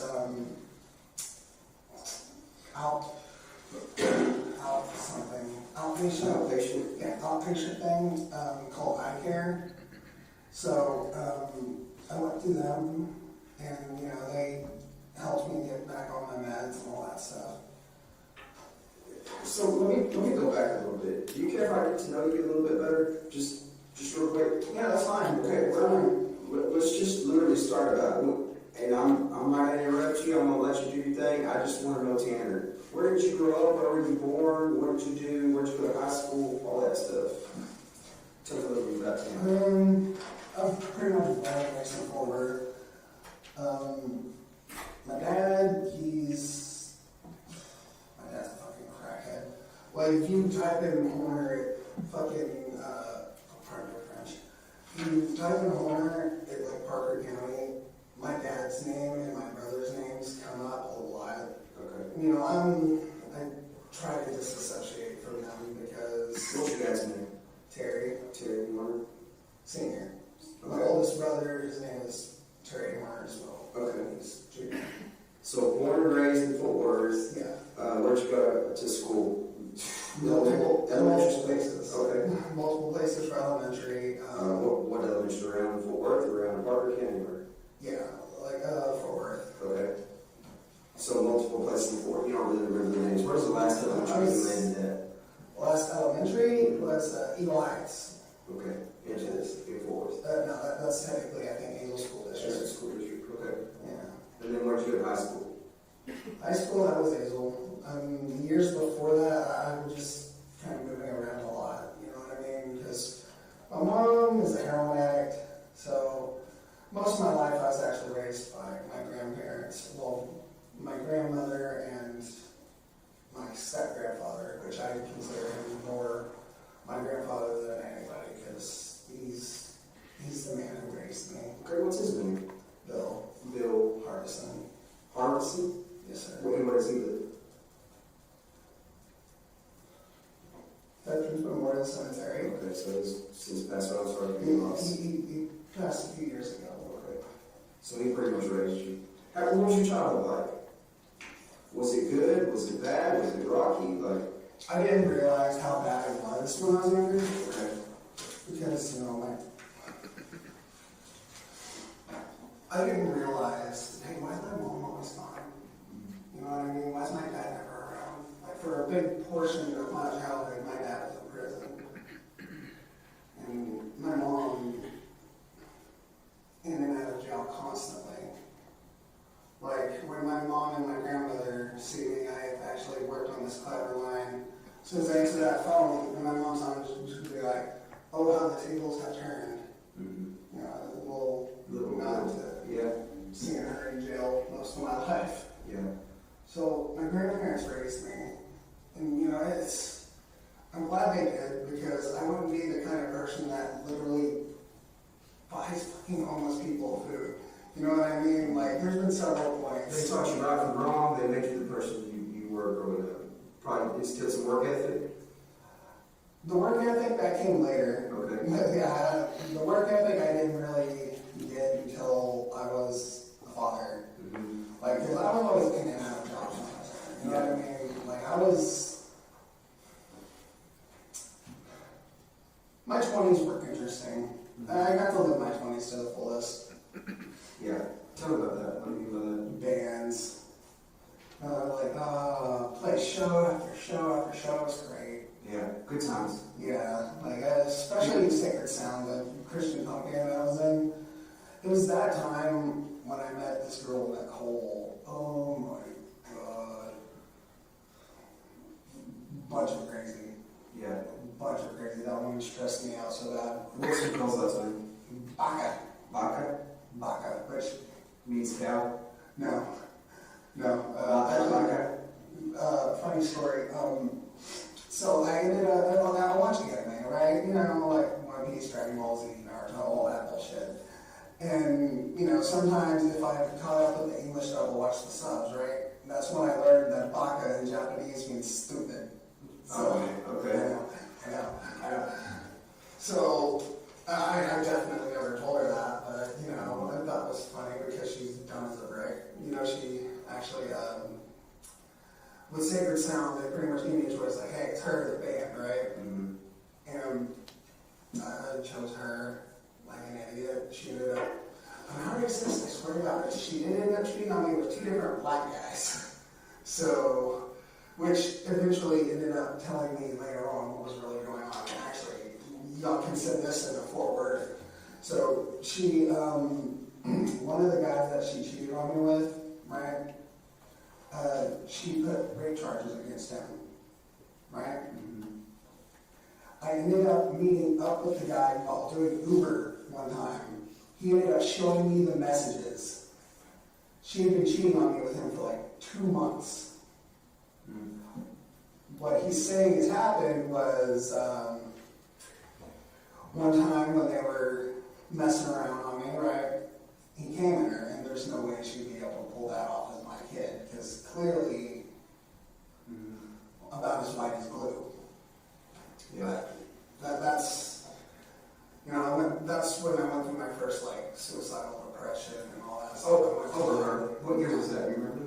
It was like 4 or 5 years ago, something. Okay, pretty recent. Yeah. That's the first time you went to know. So that's really the first time you had any type of issue over a girl. Essentially, you were heartbroken, right? Was that a proper conclusion? I don't put words in your mouth. I mean, yeah, 3.5 years, like, down the drain like that. So, yeah, that's... You loved her? Yeah. Okay. You know, ironically, now supposedly she's a lesbian. Yeah. So that's kind of your first, obviously, rough upbringing a little bit with your parents, but for the most part, your grandparents kind of filled in that void. I mean, I was like 20s when that happened. Okay. And then, after that, what are you doing there? You're Uber driving, where are you working? Yeah, I'm doing Uber at that point until I lose my Tahoe, which, you know, she ended up telling the finance company that I was only on liability. So, yeah, that got my car taken away. So I was jobless there for a bit, but I was doing pretty good. Like, Where were you living at then? My grandparents. Okay. Yeah, it's not until I got on Cassie that I moved out. But, with that, I was like 300 pounds when Nicole broke up with me, right? Just because you started eating, kind of depressed, kind of doing that thing, or what? I got stagnant, I got careless. So I got up to like 300 fucking pounds, right? So after the breakup, you know, I get put on medication, all this other stuff, and I'm just like, hey, I'm gonna get myself in a natural routine. So I would wake up every morning and I put myself on the keto diet, which, holy shit, it works. So I would eat 4 sausage patties, 4 eggs when I wake up in the morning. I would wake up at 5 o'clock in the morning, go out in the Uber until like about 5, 6 in the afternoon, right? Then I'd go to the gym, run for it, I would listen to an entire like music album, and I would run that entire time. That was my routine for like 3 months. I got down to like 215. Keto literally sheds off your fucking body fat. It's insane. Yeah. So I'm doing good, you know. Ended up actually going out and socializing a lot more because, you know, I've always been an introvert, you know, all that stuff. I'd rather sit at home, like watching anime, play my guitar, do all that crap, right? But something told me not. I actually need to go out and be social. So on Friday nights and Saturday nights, what I would do is I would go out to the bar, and that's where I met, you know, some friends, you know. Karen and Stacy. Stacy's actually a dude. I think his actual name was Randy or some shit, but, you know, he likes to go by Stacy for some reason. So, I remember his last name. No. Yeah. Funny thing is, he's like one of my best friends. Yeah, like the last name things never come up because it's like, it's Stacy. So you met him at where? Electric Cowboy, which is sadly shut down now. Shut down. I remember Electric Cowboy. I remember hearing that. Yeah, it was a fun place, you know. And So you met them all there, and is that kind of like a routine? You know, how a routine yeah, we had a routine there for a long time. And tell me about that. What would y'all do? we'd just go and hang out at the bar. Like we pretty much ran that shit. You know what I mean? Like we were the regulars. You know what I mean?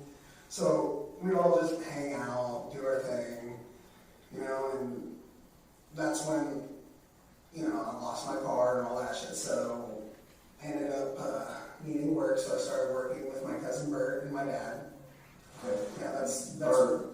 What's his last name? Rodriguez. Rodriguez. I know, it sounds strange, right? Because I'm white as shit, but yeah, his name's Bert Rodriguez. But I worked for him, and, you know, me and my dad worked for him. We do AC work, Okay. which, you know, it's fun, but, you know, it's hot work in fucking summer. Like, we were installers, you know what I mean? We take out units from the attic.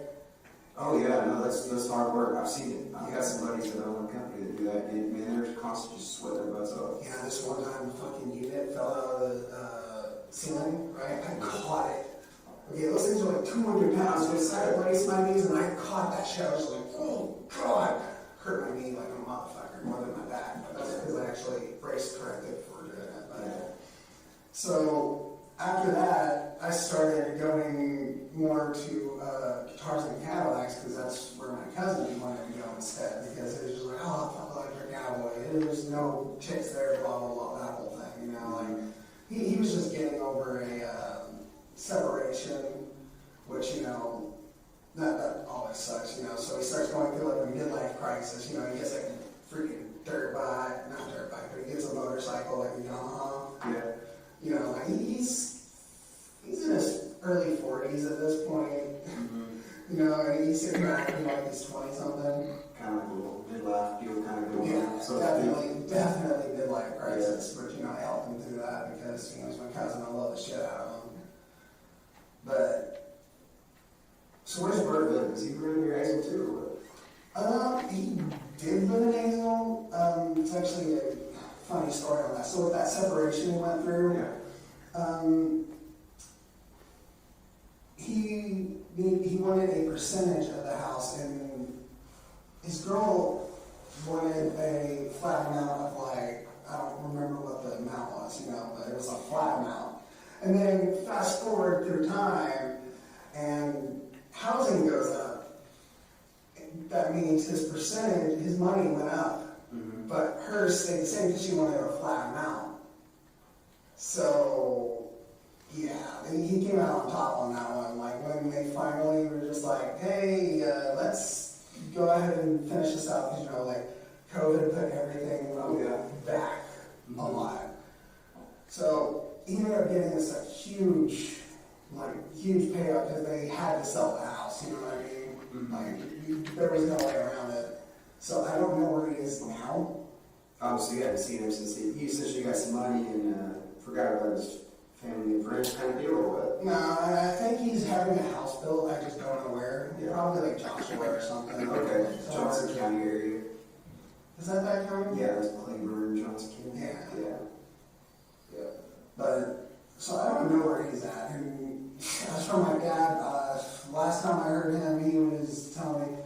I'm homeless, can I have a place to stay? I'm sitting here living with my mom and my grandmother, like, I can't help you out.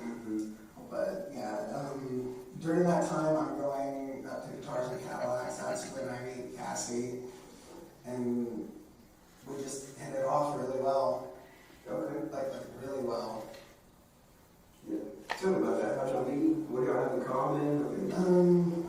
Well, we're both dorky as shit. Like personality-wise, we're super dorks.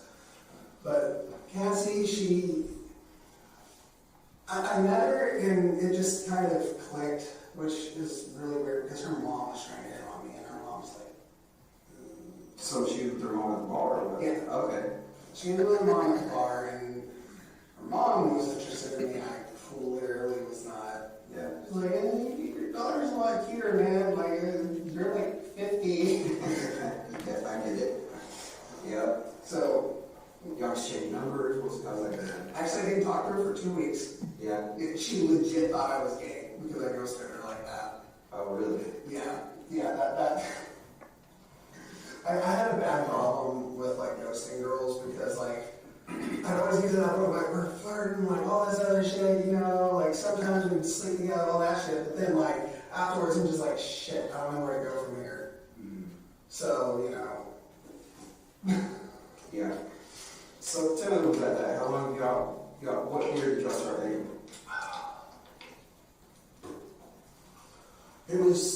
We started, okay, our anniversary is on October 26th. 2000. And my third anniversary was recently. So we're talking 2019 on that. Yeah, like right before the pandemic. Okay. You know, and she had lost her job at one point. Like her mom's always been a bit kind of abusive towards her ever since, you know, her parents split up. Yeah. So you meet Casey. What's her last name? Cassie. Cassie, what's her last name? Wade. Yeah. I couldn't remember. So y'all meet around 2019, and is it immediate y'all are dating, or exclusive, or? Well, our friend Jackie helped us with that. Yeah. Yeah. But, which Jackie always had a thing for Cassie's brother, but. Who's Jackie? What's her last name? I have no fucking clue. Just kind of an acquaintance or whatever, friend. Acquaintance. Actually, the first night I met her. Yeah, that was the thing. You hook up with Jackie or what? Yeah, okay. No, I actually, before I met Cassie, as I said, like, I would ghost girls, but I definitely made a habit of being a little bit of a, you know, man or this. Yeah, I was going to say, you sound like a little bit of a player out there, man. I used to be. Yeah. But, you know, I started realizing getting older, I need to kind of settle down. Yeah, settle down, essentially. Okay, so tell me about you and Cassie's relationship. It's great. Yeah. It's really great, man. Like, she ended up, after a couple months, moving in with me at my grandmother's house because, like I said, her mom's slightly abusive. So she ended up moving over with me, and you know, we ended up getting jobs, all that stuff. But then, you know, Cassie lost her job. I don't remember what job it was or what happened, but she ended up getting those, you know. You don't remember where she worked then? No. Okay. She's had several jobs. She ended up getting like those stimulus checks in, right? So after a little bit of getting those stimulus checks in, we're just like, hey, let's go get an apartment. I'm buying a car for my friend Chris, and, you know, we get an apartment out in Arlington. It's the same apartment complex as our friend Jay, so, you know, we at least know some people out there. So we're out there for quite a bit, just living our lives, that whole thing. I get a job at Papa John's, which I actually used to have that job at Papa John's a couple years prior when I was with Nicole. Okay. But it was the Papa John's out in Pantego. Okay. What did you do for Papa John's? Did you work the front, or did you do everything? Delivery. Okay. I was the #1 delivery boy. Yeah. Though I will say this, UTA was in our delivery zone, right? And I hated it when I delivered there because, and I'm not mad because I realize it's a cultural thing, but people from India think tipping is disrespectful. But when you're a pizza delivery driver, you're basically living off tips. Yeah. They don't tip. at all. So there was probably a lot of Indian folks in that area, I guess is what you're saying? Yeah. Yeah, so I mean, they're going to like TC, you know, Yeah. Cookamore and all that. So we ended up getting out of that apartment. We ended up moving into where her mom and her were staying previously. which was where? Pembroke. Pembroke? Yeah. Okay. Right off of what's it called? 377. Okay. So we ended up living around there. And it's going relatively well. After a few months, JC's boyfriend gets out of jail. That's Cassie's cousin. We were living with JC at the time. What's his name? Levi Henderson. What was he in jail for? He's a piece of shit. He's an absolute drug addict piece of shit. Like I'm not someone to call someone a piece of shit, but this dude was. If I would have known what he was in trouble for, we would have been able to get him gone sooner. But JC wanted him around, and me and Cassie did not, because at this time, we're finding out, oh shit, Cassie's 3 months pregnant. So we're just What was he like, in trouble for? Which found out he was in trouble for? I don't know the exact details, but we lived pretty close to a school, and he was not supposed to be that close to a school, supposedly. So are you alluding to the fact that there's maybe some type of sexual assault on a child or something? that's what I'm guessing. But I did not like the guy. I did not like the guy being around.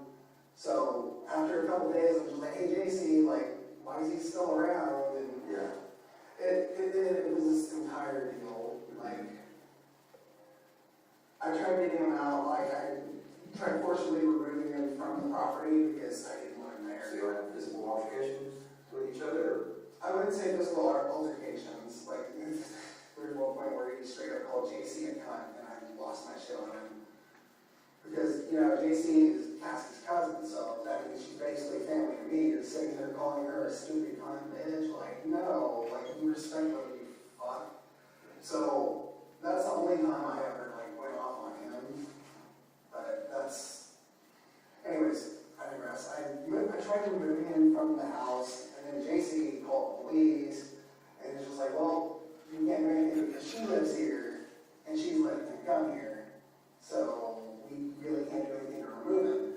If we would have known that he can't be that close to a school, we would have been able to get rid of him. God, I wish we would have known that, because this friend of his came around and like busted out my windshield. Like there's police reports about this and everything. Yeah. Like through Pembroke? Yeah. Okay. He like busted out my windshield, busted my right window, busted JC's windshield. Like it was.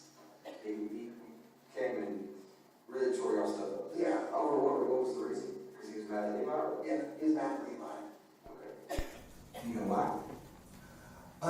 That's when we started to figure out, like, hey, something's not right about this dude other than the fact that he's on drugs.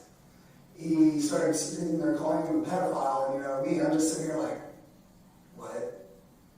Like, so I'm not liking it. Yeah. So, after this all happens, a police report was filed again, and, you know, they actually caught the dude busting our windshields and all that stuff on ring camera. So they get him out, finally, but then the landlord like sees everything that's happened and Yeah. Tired of the drama on his place? yeah, exactly. So me and Cassie have to find an apartment. So we find an apartment out on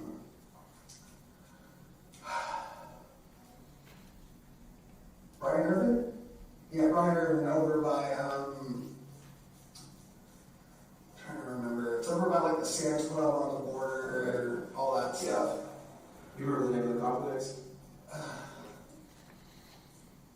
Just trying to get to see where it's at. Well, they changed the name of it. Yeah.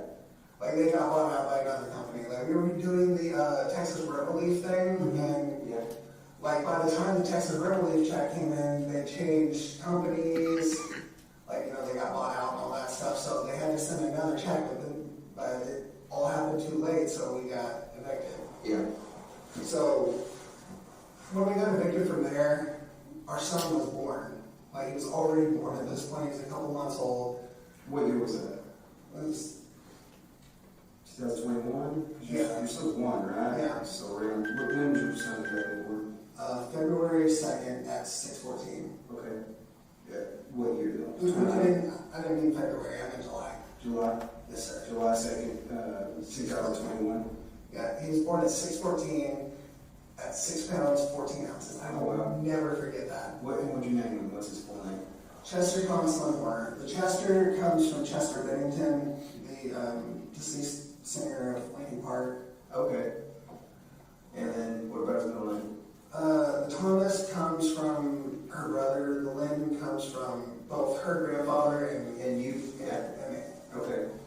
So he's got some meaning behind his, Yeah, got some soul behind his names, huh? yeah. Yeah. His sorry, can I? Yeah. So Cassie, bless her heart, like the months leading up to Chester being born, we were both working at what's it called? Australian themed Outback Steakhouse. Okay. Yeah. Which that's off of 377. Okay. Um, What were you doing for them?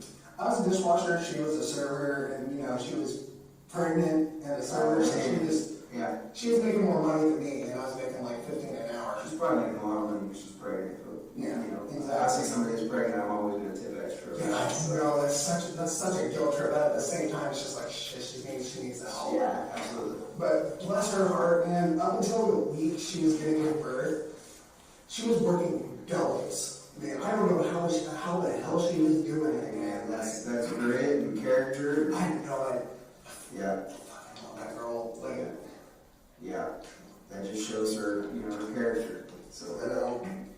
But after her son was born, postpartum hit really bad. And, Where was he? What hospital? Hewley, I think it's Burleson or Crowley, but it's like right off of 35. Yeah. Right there in that little corridor. Yeah. Yeah. So then, you said postpartum hit? And postpartum hit, she got really, depressed, all that, which, What were y'all doing that then?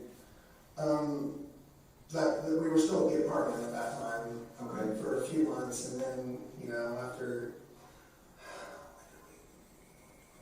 after a while, we moved over to her grandparents' house when we got evicted from there, which... Her grandparents' house? Yeah. Remind me of her grandparents. You mentioned their names earlier. I didn't mention her grandparents. So you mentioned your grandparents. I'm sorry. What was her grandparents' names? Lynn and Patsy. Lynn and Patsy. Yeah. And where do they live? Burleson. And it's Wade also? No. No? What's their other name? Wade is on her dad's side. Okay. This is her mom's side. You remember their last name? It's alright. You got something in your head? Bolanger. I don't know, it's French. It's pronounced Bolanger, but like... Yeah. So y'all moved in with her grandparents, and at that point, I guess, to give Chester somewhere to be, or... Yeah, like we needed a good environment for him. Originally we were staying on this little shed. We kept it nice, and it was kept up for a bit until past his postpartum, we came back with it. And we ended up moving into the house itself, which at the time I was working for Amazon as a pretty much the same thing I was doing for FedEx. You know what I mean? Just delivering all that stuff. So what, that's around 2021 that you started working for Amazon delivering to FedEx? Yeah, Like a contract company or whatever, same thing? yeah. Contract company was Southern Star Express. They let themselves go. Actually, fun fact, I brought on drivers from there to go work with us at FedEx.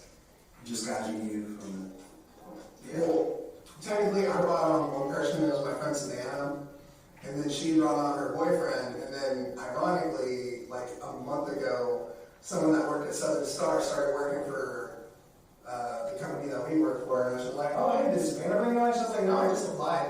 Yeah. So it was So like, y'all brought everybody over. pretty much. Yeah, where they went wrong is they kept getting step vans, but in their minds, all right, step vans, we're making more money now, right? But that's like, they have the same work area, but they're getting bigger routes. So they're kind of screwing themselves over because they have all these people that are step van certified and all these step vans, but not enough routes. So I was showing up like driving 40 minutes to work every day, just for like the chance to be able to go on a route that day. And, you know, I have a 1-year-old. So you're trying to make some money. Yeah, exactly. So you only get paid if you run a route? Yeah. That's the only way you're gonna get paid? Yeah. You get paid by the hour or you get paid by the route? That one I get paid by the hour. Okay. Which, you know, that's no way to live if you're trying to sit here and make a freaking home for your family. So at the time I was back on keto because when COVID hit, I stopped keto and all that. You know, I gained weight. Then I ended up losing weight really fast, a little bit too fast. So one morning I woke up, I stood up too fast, and I just lost consciousness because you're not supposed to lose 60 pounds in 3 months. Oh yeah, it's not healthy, yeah. Yeah, no, that's not good. So I hit the ground really hard, hit the back of my head, and I ended up like going into a seizure. And I ended up calling in that day, and you know, told them why. I'm just like, okay, well, you're going to be on a 3-month leave. She's like, wow, this isn't really changing much because I'm already showing up 40 minutes to work and not being able to work. Yeah. So I ended up looking for jobs elsewhere. And since I got my step van certification while I was there, you know, I'm DOT certified. So I ended up going to FedEx from there. Okay. Where'd you apply for FedEx at? I think it was Indeed. Okay. So essentially a third party internet. Yeah, third party internet. Ended up working for these people. When did you start with them? February. February? Okay, so February this year? Yeah. Okay. And what routes did you have when you started with them? What routes? Yeah, or what area did you work for? Hazel. Okay. Hazel, which, you know, was welcome for me because I know Hazel like the back of my hand, dude. Like, I went to Hazel High School. So, I would work from like Reno Road. Wait, hold up. I'd go down 730 a little bit, Reno Road, and then I'd work my way out till I got to the center of Springtown. And that was my route for a few months, and then I had kind of a mental breakdown, and that's when I kind of got put on my meds again. What was the cause of the mental breakdown? What was the cause of you being depressed, upset, whatever? Inadequacy. I wasn't able to provide for my family. Like, I couldn't get Cassie to do anything because she was in this really bad state of depression. Like, it was just all kind of building up over a few months while I was working at FedEx.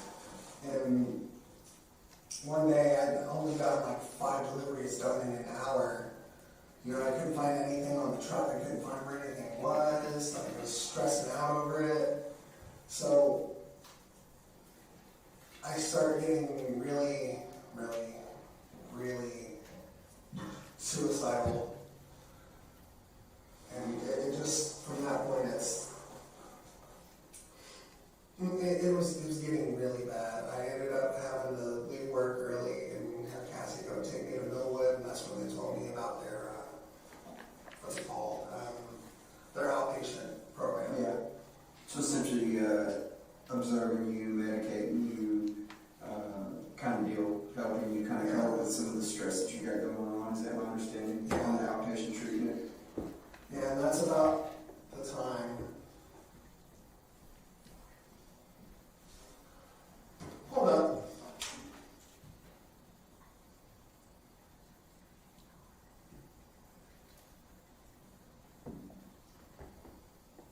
Are y'all okay? It's about the time we started popping out. Right around that time? You remember what that was? So you're talking February, March, April, May, June, July. You started at, FedEx in February. So that's 6 months in.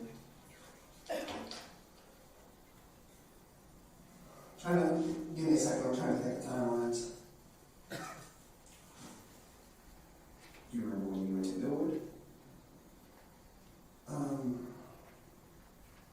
It's after about 3 months, I think.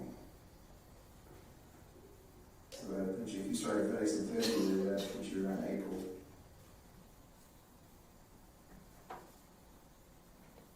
Yeah, about that. It's around that time. Okay. So April timeframe is kind of when you first, tell me about that one, how did that happen? It just kind of, what do you mean? Like, you said that's when you first started coming in? Or you first started seeing zero, is that what you're referring to? Well, not seeing. Or like hearing, or? It started off as like almost like a little devil on my shoulder kind of thing, you know what I mean? But then after a while, it just kind of turned into, I was switching back and forth sometimes. Like in times where I was stressed out, I would essentially switch, if that makes sense. Do you think that was really more of a coping mechanism? Maybe some way to, overcome your stress and be more assertive and... I mean, it's possible. Yeah. Because, and again, I don't put words in your mouth, but, I know some folks that essentially, put up with so much bullshit and have so much stress going on, in order to cope or kind of do things different and not be, regular, nice, easygoing, laid back Tanner. They kick it up a notch so they can overcome and get through some of the hard times, Because it sounds like you were having a lot of coping to do. You were dealing with a lot. You got a 1-year-old at home. You got such a fiance. Is that proper fiance or girlfriend or fiance? A fiance at home that's not working and she's dealing with some postpartum stuff. And you're the sole provider. You by all accounts don't have your own home. And she keeps spending all my money. So every time you get a paycheck in, it's going right down the drain. Is it going to good stuff? Is it going to Chester? Or is it... Some of it does, yes, and then other parts of it, not so much. Okay. So then, here we are sitting in April. You go to Billwood. You do the outpatient treatment. Tell me about where do you go from there? You keep working, obviously. Yeah, I keep working. They end up putting me as a floater, which I absolutely hate. Yeah. Like me having Asperger's syndrome, I like being routine. Mm-hmm. You know what I mean? Like I have a routine. I used to have a way I used to do my own route. I used to go down 7:30, hit the businesses first, and then I'd move west from that point. Yeah. You know what I mean? And I'd always do it the same way every day. But now they're putting me on like different routes every day. Like since while I was away for like a week, right? So they put someone else on my route, and then they became the main on that route. I would only get that route like once a day. Yeah. And Polaris at this time had, let me see, they had Paradise, Bridgeport, let me see what else. All of Springtown, Poolville, which, fun fact, I got chased down by a peacock in Poolville. Yeah. Yeah, I've seen those peacocks in Poolville. What are you talking about? Yeah. I also delivered to that nudist colony that's apparently out there. That's rumors, but I've never seen it. Yeah, no, don't even go there. No, like the dude that answers the front is like 400 pounds and like nude as hell. And like I almost called the police right there. And like first thing I did was just like, hey, Jason, this dude just answered this door. Dude is fucking. He's like trying to shake my hand. And she's just like, oh wait, you're on that route. Okay, yeah, no, that's a nudist colony. You're fine. Please don't put me on this route again. Yeah. Like people being naked freaks me out, but So essentially, it messed up your routine. yeah. It took you away from your comfort zone. It took you away from, you like that control that it had. I'm the same way, right? I like things organized. I like my routine. I like to do things. When you mess up my routine, it kind of throws me into a little bit of a funk. Yeah, exactly. Yeah, So, yeah, we're dealing with that. I tried getting them to put me on an Hazel route because, like, let's face it, I know Hazel like the back of my hand. Like, the main city Hazel route, it has high volume, but it's mostly residential. Mm-hmm. The only place that was kind of a bitch to deliver to was Walmart. And that's because they wanted their stuff early in the morning, and then they give you twice the amount of stuff, so now you're going to have to work around all that stuff. But that wasn't a big deal for me because I still know how I'm running this route, you know? I get like 50 stops done in like 2 hours by doing all the residential shit. You has to trust everything. Yeah. Yeah. But I know how to get it done so I can hurry up and get home, because since I wasn't getting paid by the hour, my goal is hurry up and get done. So you were getting paid by the route now? Yeah. Okay. FedEx I get paid by the hour. Okay. But they just keep putting me on these like stupid, like, okay, now you're on this route today, now you're on this route today. I never knew what to expect. And then that's when they ended up having to sell some of their routes to this new guy, Richard Davis. Y'all probably talked to him already. Yeah, I haven't personally talked to him, but yeah, I think they have. The guy that owns these trucks, right? The guy that owns the routes you're currently on. Yeah. Yeah, okay. Supervisor for that. Well, he's the business owner. Business owner, yeah. But the reason they sold me over to him was because they were trying to push me out towards those routes. Mm-hmm. Which, you know, that irritates the piss out of me because I from Amazon like condensed routes, you know what I mean? Because let's face it, like I gained weight because they keep putting me on routes that I'm sitting most of the time versus running shit to the door. Mm-hmm. But it was disheartening that, you know, in my mind I'm just like, hey, I have a kid, I have to keep providing, I have to keep doing what I have to do. So it was just kind of frustrating, I guess. Okay, so how long does that go on? When did they sell over? When did you catch these new routes on this side? I don't remember when that was. I don't know. I actually don't know. A few months? Yeah, a few months. Not too terribly long. Yeah. So, now you got these new routes, you got this new business. How are you doing at that time? What's your...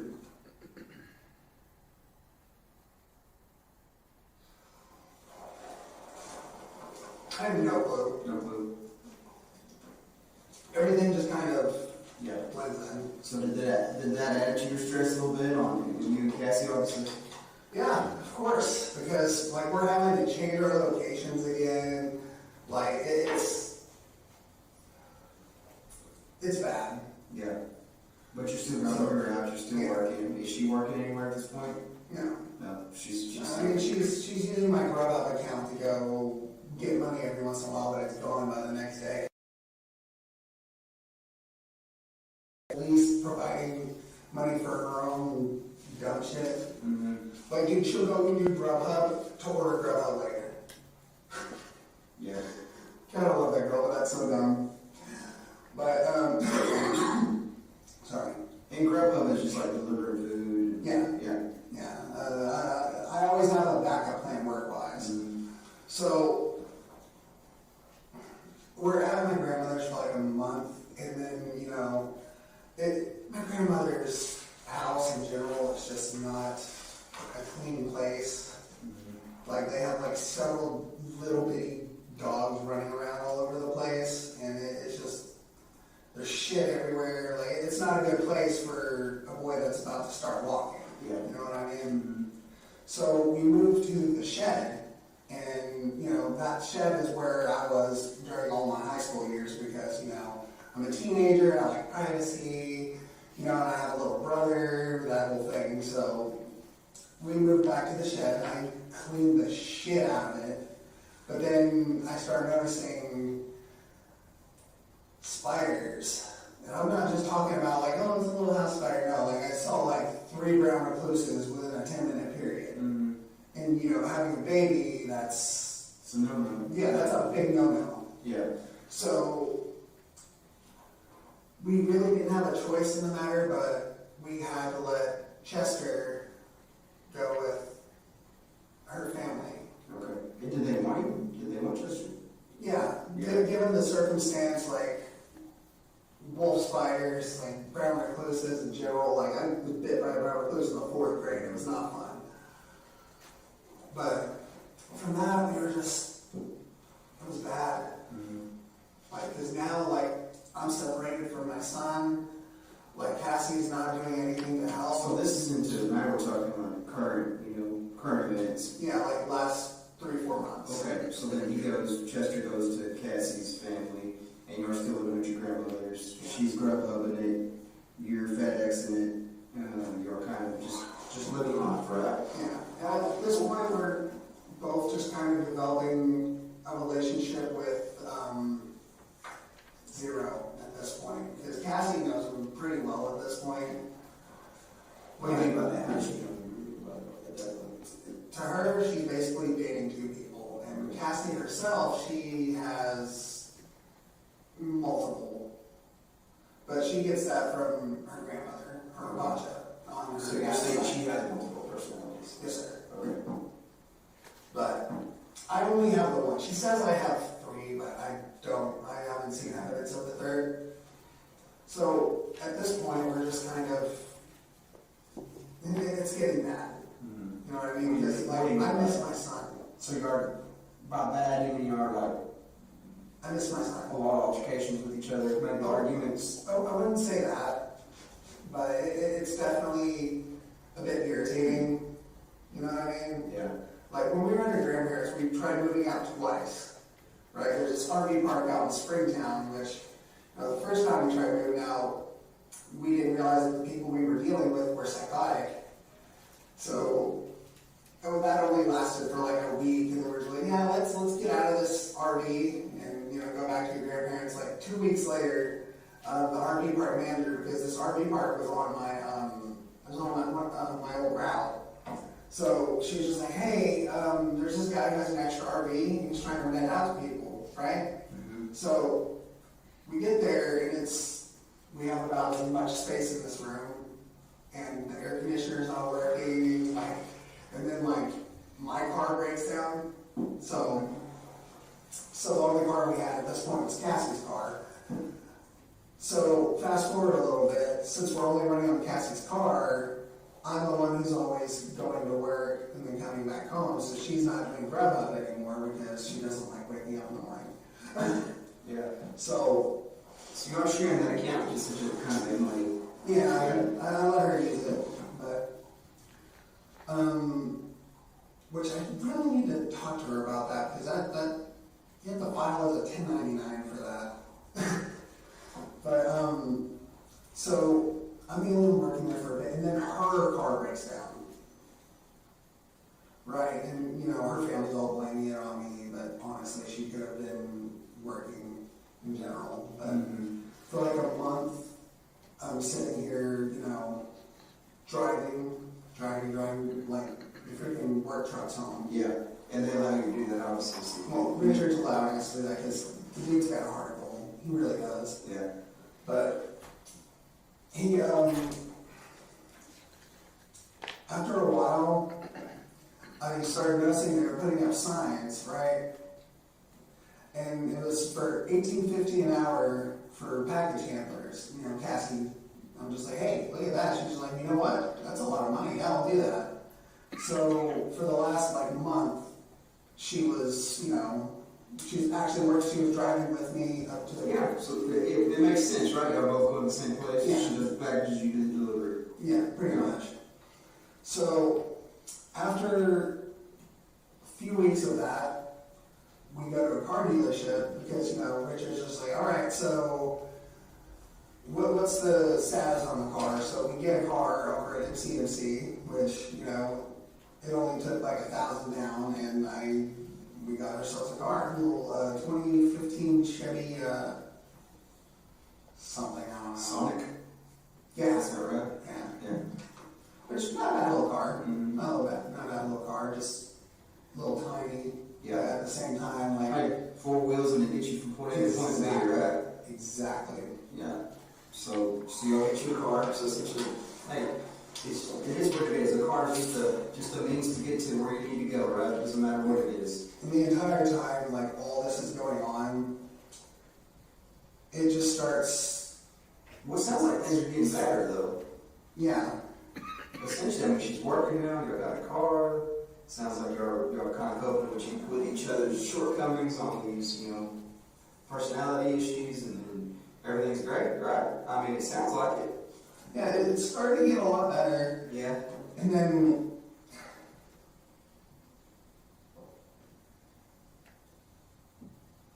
the last 4 months, though, Zero becomes a little bit more prominent he starts, like ever since, I want to say about 2 months before we moved out of our grandparents' house, becomes a lot more prevalent, like he's... Describe that to me. What do you mean by that? Like he's coming out more, he's taking over a lot more, which at the time I really didn't mind because a lot of the times I'm just sitting here like bored as hell, like driving these long ass routes for like, sometimes it's like 15 minutes in between one stop and another, you know what I mean? It gets tedious. So I didn't mind him coming out a little bit more. Plus, like, dude gets trained. Like I listen to a lot of metal and all that stuff, like, his technique's different. I don't know how to describe it. But, so I'm starting to do a lot better. We're doing a lot better. I'm starting to understand a little bit more about this other me, essentially. Cassie's starting to understand a And I lot guess more. you describe that as like you're there, you're present, but you're not present. You're essentially not patrolling, So but you're present. there's different states, I could say. Like, say it's a car. So if I'm the one driving, it's just normal. You know what I mean? Sometimes I'm in the back seat, and that's when Zero's driving, and I'm just kind of Along for the ride. essentially, yeah. And then there's other times where I call it being in the trunk, where I have no idea what's going on. Because there's been times where I wake up and I have no idea how I got there. Like this, for example, like this right here, I woke up like going through my grandmother's backyard, and I don't even know how the hell that got there. I don't know what happened. It just kind of, it's like I want to say blackout, but like sometimes I can You can recall. sometimes I can recall like later on, like when I'm like dreaming, stuff like that. Yeah, because with Athena, you could recall the majority of it. I mean, so that makes sense. That night I kind of had a nightmare. And I thought it was a nightmare until I found the pants in my backpack. Okay. I thought the entire thing was a nightmare. Okay. So you saw it, you remember it, but then when you found the pants, you knew. I thought it was just a bad dream. Yeah.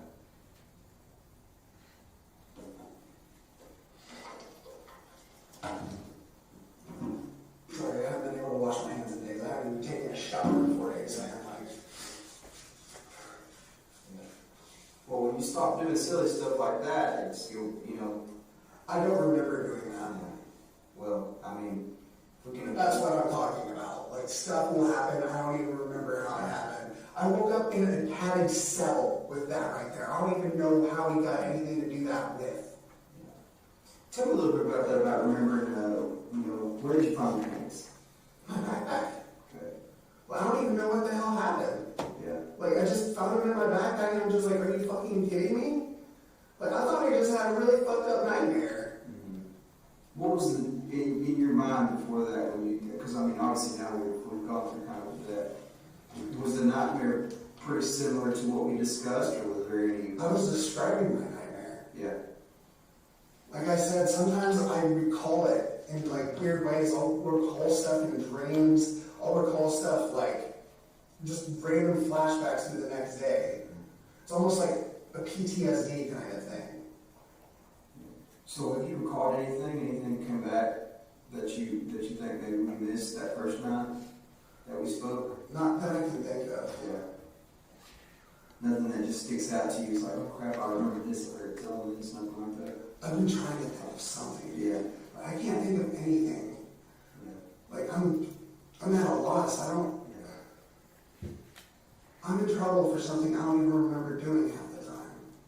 Half the time. Yeah. Yeah. Because I remember, like I said, like nightmares, Yeah. dreams. Yeah, no, you recall a lot of it in great detail, and I understand some of it you don't, and obviously, ultimately talking to Zero, he felt that a bunch of the holes that Tanner wasn't able to fill in, right? Well, we kind of talked about that. I'm not discounting anything, right? I 100% believe you, what you told me that night, and the statements you made to me, because of digital evidence, physical evidence, timelines, everything we're able to corroborate, right? That's my job. Now we're talking about the guy that's responsible for doing that. So then I'm responsible for essentially corroborating and filling those holes that you told me to make sure that we're not missing something. And I'll be honest with you, I was able to fill in every single one of those holes for the most part. And some of the holes, like that's that what that we keep talking about, that what that we keep bringing up, right? But then there's just some of that why that comes into it, you know. And I know we touched a little bit about it, but you know, obviously if the child was sexually assaulted and you said no, you were pretty adamant about that. That no, I don't have any visions, memory of any of that.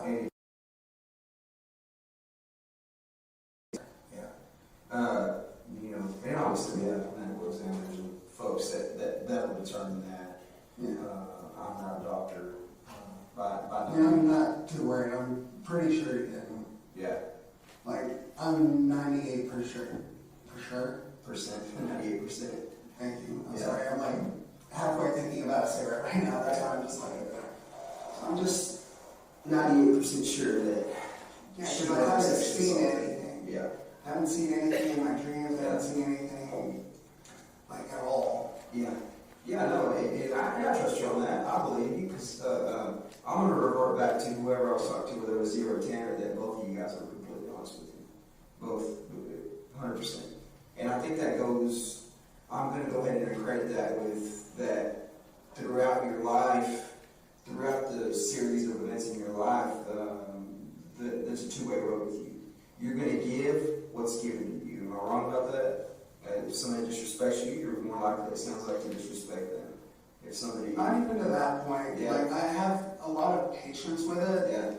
But there's certain lines that when it's crossed, it's crossed. Like, for instance, my mother-in-law putting Cassie and my fucking son in danger. Yeah. Like, that's a line you don't cross. Yeah. So I tend to believe, you know, if you're telling me you didn't sexually assault her, she wasn't sexually assaulted, I believe you. But I'm not the doctor, right? So if the doctor comes and tells me that she's been sexually assaulted, then obviously I have to go with what the doctor's saying. But you're 98% sure that's not going to happen. That's not going to be. I'm sure that's not going to happen. Okay. I believe you.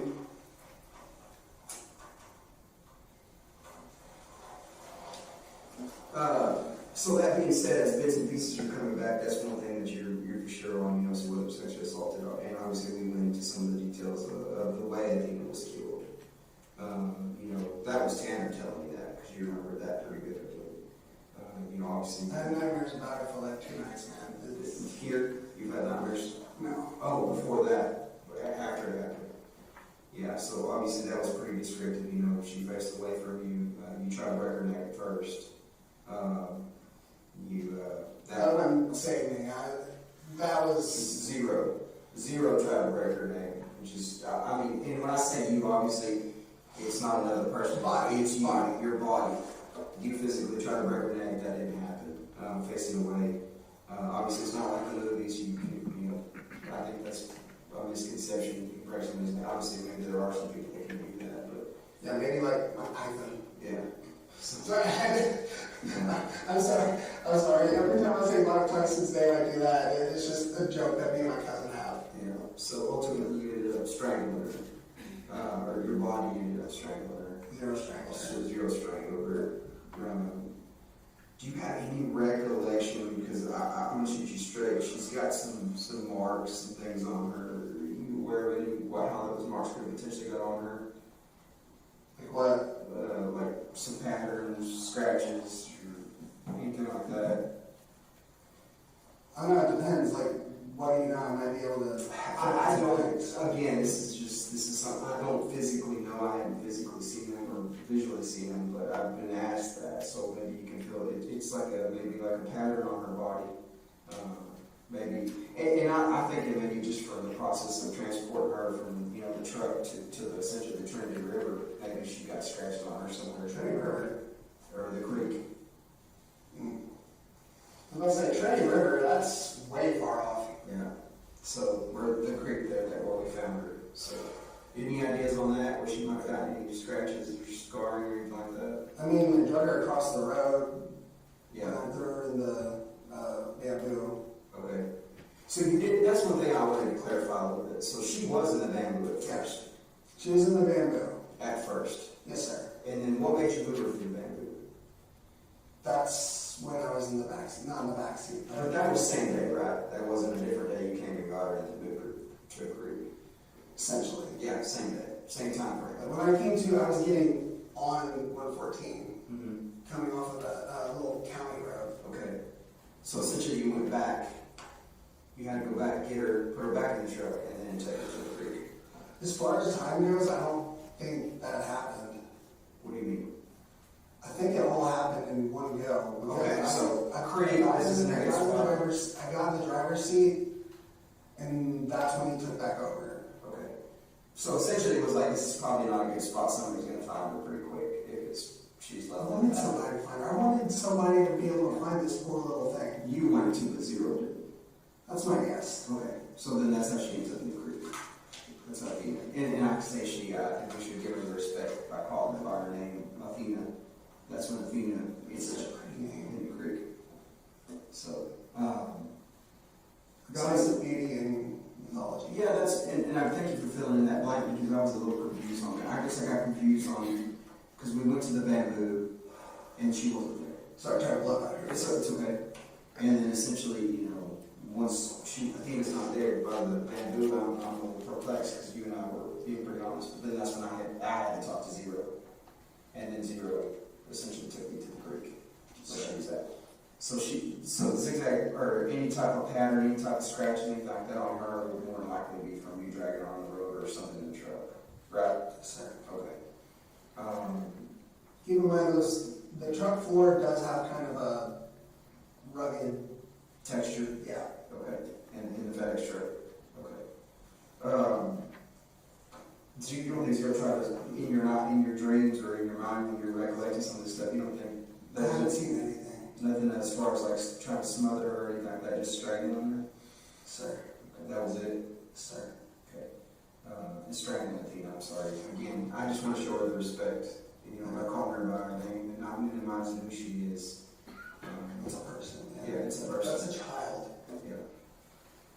So, and it is a child. So, and at that point, explain to me a little bit about the clothes. What do you think is the rationale behind taking the clothes? I know it was essentially it was a humiliation factor for Zero, is what I understood, to humiliate her. Is that It might have been like throw off trails, some kind of thing. I don't know. okay? Essentially, put the clothes somewhere else, and then it's kind of like the story about the green van, right? So to throw us off. So if we find clothes somewhere, then it kind of throws us off. Is that your train of thought? Maybe is that what the thought was? That's my theory on it. Yeah. I don't know 100%. I haven't talked to Zero in a couple days. Okay. It makes sense, right? I mean, to me, it makes sense. Obviously, you did tell us that the green man was to throw us off, right? So essentially, seeing somebody. So now the clothes, it only makes sense that if you take the clothes. When the first time that I talked to the people from the FBI when they saw me when I was dropping off some packages at someone's house, I was in the back seat for that. Mm-hmm. When we realized who that was, Zero took over on that. Okay. So threw them off. Yeah. I think he had access, like, we share the same mind. Mm-hmm. He has access to our memories. Mm-hmm. And my dad used to have an old Astro van, and I think that's where he got that from. Okay. Just a repressed memory, essentially, so to speak. And he had a missing panel off the. Yeah. And that was very descriptive, so that's what. Obviously, that's something that was, stuck out to me. It was very descriptive of the way the man is described. But it only makes sense. So do you remember what article? Obviously, you found the pants in your backpack at the house, at your house, right? Do you remember where any of the other articles of clothing went? I know we talked about a sock that maybe was thrown out on the side of the road. Can't think of anything else as far as that I can't goes. think of anything. No, sir. Was she completely nude when she was thrown into the creek? I believe so. Okay. So she had no more clothing on her person when she said, okay. But you don't remember particularly any other signs of injuries, anything that you can remember or recall in your mind, in your memories of any other injuries that she had on her? Not that I can think No, of. no. Yeah. So, we recall a little bit, and I want to talk a little bit about that because I don't want to minimize the actual act. It's like, obviously, get her in the truck and find that dead end road, which we drew up here, right? Let's get to the dead end road and kind of instruct her to face away from you. And then try to strangle her, and then she did defecate and urinate on herself, right? Is it, yeah, you recall that. Is that maybe the reason some of the clothes came off? She had defecated, or is it just straight to humiliating her? You think? Is that zero was? Reword that? So you think maybe the clothes came off because she defecated on herself, or because it was just to humiliate her? I don't remember there being any defecation on the clothes. Okay, I think Zero stated, or a memory that you recalled, was that she had potentially got a bowel movement. I remember part of what I threw up. Part of what I cleaned up was throw up. Okay. The other part was poop. Poop? Poop. So that's defecate. Essentially, she was it her poop? Yeah. Okay. And then the throw was yours. Yes, sir. Okay. So essentially, once you think maybe she was obviously the clothes was taken off in the truck, and then some of it was put in your backpack, but you don't remember all the other stuff in it. Sure, Yes, sir. that. Okay. But just looking at it, it only makes sense. I think you're on the right track there. Maybe throw us off, throw law enforcement off. Again, that's my theory on it. Yeah. So obviously early on, your grandmother was it already on your radar? Obviously, it's all over the news. You kind of seen it. My grandmother sent me a message about it, like, dude, this is not where you're working. Like, you know anything? I was just like, I don't really know anything. Like, Yeah. And you didn't talk to anybody about it? no, sir. No.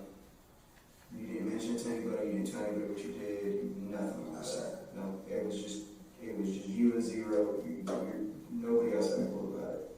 Yes, sir. Okay. What do you do about that point when you find out? This is kind of like an oh shit moment, right? Like, this is real. What's your train of thought? What's your direction? I think I was in denial. Mm-hmm. I think a lot of it was denial because, like, I would never have it in my heart to do that. Did you think about calling law enforcement at that point? Did you think about doing anything like that? I thought about it. I didn't know what to do.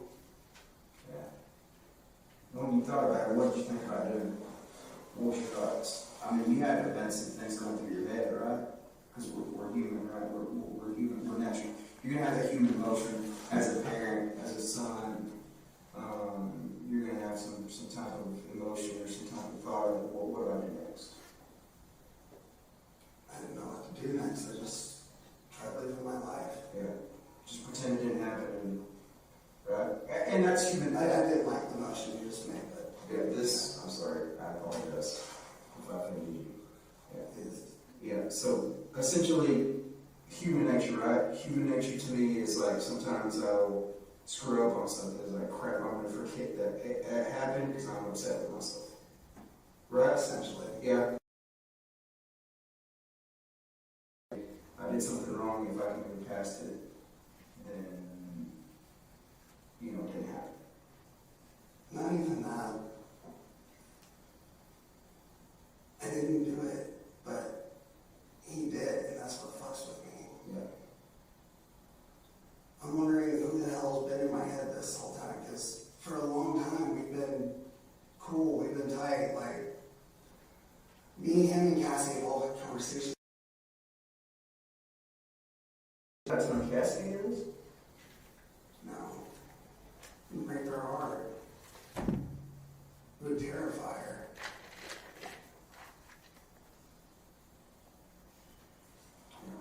So essentially, you're more or less in denial at that point, I would say. Still, part of me is in denial because I didn't pull the trigger.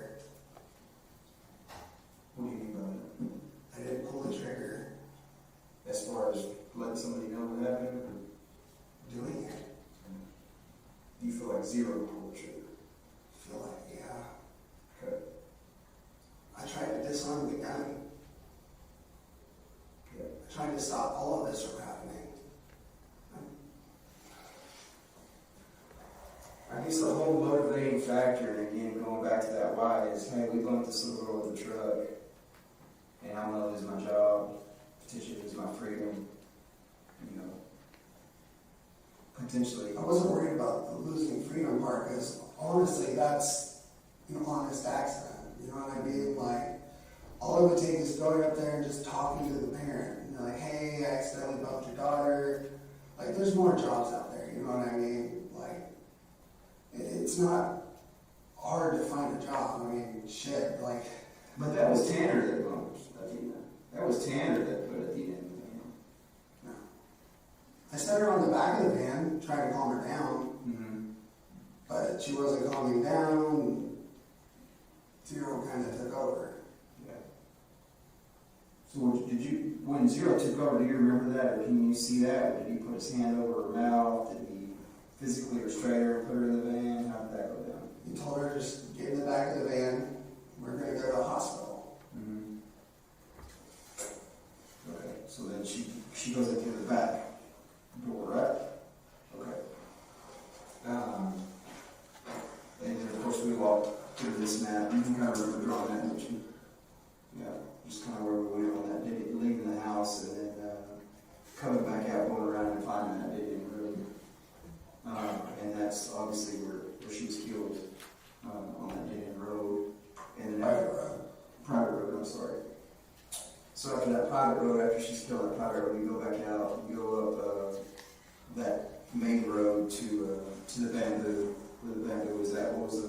Number 123, they cross over 46A, 4699. Cross over 51. Yeah, over 51, 4699, and back into Boyd and then back to the creek, where essentially, you know, her body was left. And then after that, you go to the Love's convenience store, and then you ask them for cleaning material, which we obviously corroborated that.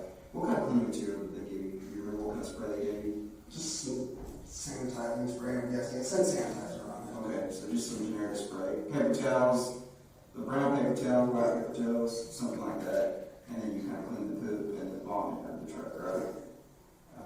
And that was approximately, according to my time. Do you remember what time it was?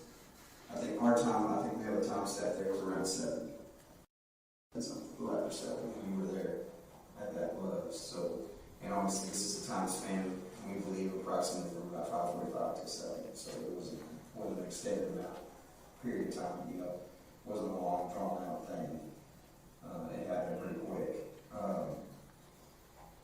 Do you recall at all any times in your head, or do you remember seeing a clock or anything like that? I know there was a little bit of a confliction there on the phone. Was the phone completely turned off, or did it legitimately die throughout the thing? I'm guessing that he turned it off. I don't know if it just died or if he turned it off. I only noticed when I plugged it in, it had really low battery. Okay. So it was off at some point within that time frame, and then it was plugged back in and came back on when you had it. Is there anything else you recall that kind of sticks out to you? I think I can think of. Yeah. And obviously, Investigator Oliver has been, kind of letting us chat up, and I know he's probably sitting over here thinking of 1,000 things he wants to ask you. Is there anything in particular? I know we covered a lot of things, so you may not have anything you want to ask, but. Not right now. I knew there was some stuff that you kind of cross over some of these things and cross them off my list for me. You said that one of the things that got me is that you said you're in the backseat sometimes, you're in the trunk sometimes, talk about Zero and everything like that. And Cassie said you have 3 personalities. And she says I have 3, but I've never personally seen any evidence of this third one. She given a name to the third personality? Not that I know of. Does she give any particulars on their personality? Nice, mean, any descriptors? Not really. There's been times where she'll just say, hey, you have a third person up there, right? And I'm just like, no, I don't. Because I figured of all people I would know. You know what I mean? Like, it's my brain. I figured if I knew there was someone else in there, I would know. You mentioned earlier too, I guess you're aware of the FedEx cameras, that there's FedEx in that cameras in that FedEx truck. Yeah. Okay, and you know how they operate. Yeah, they operate on, if you make any, they record if it's, like, you're speeding, or if, like, you may take a turn too tight, something like that. Mm-hmm. That's what I'm guessing. Yeah. And because you made the comment earlier that we'd be able to see it on the cameras anyways. Yeah. I guess you're aware that, those cameras can be accessed without any type of, impact or anything like that. That I didn't know. Okay. Tanner, do you think Zero told anybody about this? Because you said you did. Do you think Zero told anybody? I don't believe he did. You don't believe it? Is that tattoo on your forearm? I mean, No, tell me about that. That's actually how we came up with the name for him. So this is a Christian metal band named Under Oath, and the O in Under Oath is, the O with the line through it. mm-hmm. So that's a Christian rock band? Yeah, Christian metal band. Christian rock band? Yeah. Excuse me. So, like, when we were trying to think of a name for that, other personality of mine, I just kind of looked at my arm and was just like, Zero. And that's how I just came up with it. Okay. So essentially that was something you Cassie came up with. Yeah. Okay. That makes sense. That's the first thing I saw. Are they a pretty new band? I mean, is it? Oh, no. Technically, okay, so the first EP came out in like 99. Okay. Their second EP came out in like 2002, and then their first full-length album was 2003, and then 2004. Between 2003 and 2004, they switched vocalists because he's going through a lot of like mental problems at the time. He fell asleep at the wheel, and his girlfriend died. It's a big thing, but yeah, they've been around for a long time. I might have to look them up. I'm gonna have to listen to some of it. Well, so some of their earlier stuff, it's more like death metal kind of sounding stuff, but they're trying to bring that whole positive spin to an otherwise really negative scene, which I love the crap out of. And then after their first 3 EPs, they went more towards the like emo direction, where there's a lot of singing and screaming like mixed together pretty well. You know what I mean? Then they went more towards metalcore, which is still singing and screaming together, but less on the emotional side. Even though he does talk a lot about like mental health problems and all that stuff. And then they got experimental for 2 albums. On the second of those 2 albums, the drummer left, who was also the clean vocalist, the singer. Mm-hmm. Then they made one more album with the drummer from this other Christian band called Origin. Then they split up for a long time, and they got back together a few years ago as more of like a heavy rock group. Mm-hmm. Like, almost like, I don't know how to describe it, but it's definitely a lot more singing. But when they got back together, they weren't Christian anymore, sadly, but it's their band, their choice. They can do what they want. Yeah, so that kind of explains the name a little bit. It clarifies something for me as far as the name goes. Sorry, I went on a tangent about that. I like info dumping. I'm not Tanner. I want to know Tanner, right? I want to know that's important to me. So the tangent, I'm good with. I know you go on a tangent, explain things to me that way I can fully understand you, right? Like my all-time 3 favorites are like Under Oath, Linkin Park, and recently Dance Gavin Dance, which weird name for a band, I know, but the singer, his voice is just phenomenal. Yeah. Dance Gavin Dance. I know, right? Like that is a weird ass name, I know. What I got this on the tip of my tongue before I forget. We talked the other day a little bit about. You spoke to Athena. You kind of remember that. You recalled that when I was talking. Bits and pieces. Bits and pieces. Like when we were talking to Athena, me and Zero were also arguing. Mm-hmm. Over what to do next. Yeah, like I was trying to be like, you just put her back and forget the whole fucking thing. Yeah. Like, you know what I mean? But but he seemed adamant. So you obviously asked her her name. Yeah, he seemed a little bit different than normal too. Like, cause normally, like, he's the cool guy. You know what I mean? Like, he's almost like everything I wanted to be. He's like super suave, super like, you know what I mean? Confident. Confident, yes. Yeah. But he was a little bit more manic than normal, I guess. It was kind of weird. It was a panic mode situation, right? Yeah. Are we in trouble kind of deal? Do you remember, and this is more for do you remember any of the conversation with Athena? I know you asked her her name and she told you her name was Athena. I know that you told her you were going to go to essentially give her help, hospital or whatever. And I know she asked for her dad several times. Do you remember any other conversation with her? Anything else she might have said or anything like that? I remember the point where me and Zero were getting verbal, like outward verbal versus inside the head verbal. And she was kind of like freaking out over it. Well, how was she freaking out? Like, she was just kind of looking at us like, why is this dude talking to himself? Mm-hmm. Like, you know what I mean? Yeah. I don't know how to describe it. Do you remember Athena saying anything during that time of night? No, she just kind of looked like, what the hell? She rightfully so, she was terrified, right? Yeah, if I saw someone talking, like having a conversation, arguing with themselves, like, I'd be freaking out too. Yeah. So, again, there's some things that are, obviously she asked for her dad, and she was scared. She did ask her to stop, right? I mean, asked Zero to stop, not to do it. Did she say anything like that? I don't think she knew. Yeah. I think she was just more like not knowing what was going on. Mm-hmm.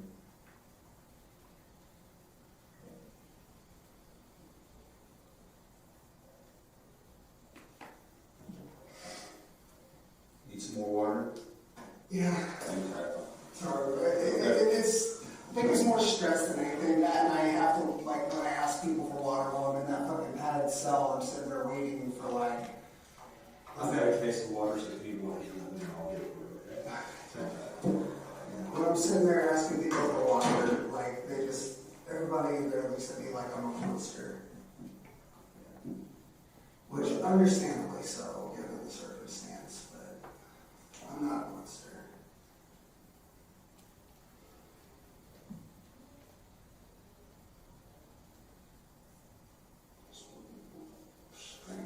Give me just a second, okay? Make sure you have no smoke. You need anything else? You have you right here? You okay? Yeah, let's see it.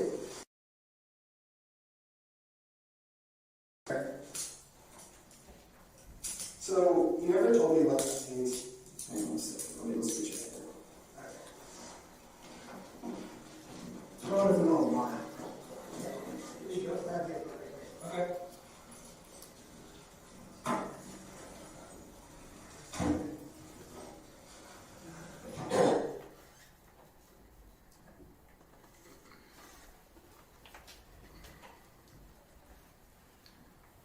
Do you have further questions to ask Ranger Espinosa? I do, Your Honor. All right, let's break for lunch. Your lunch is here, and we'll start back up at 1:15, okay? So we'll enjoy your lunch. All rise.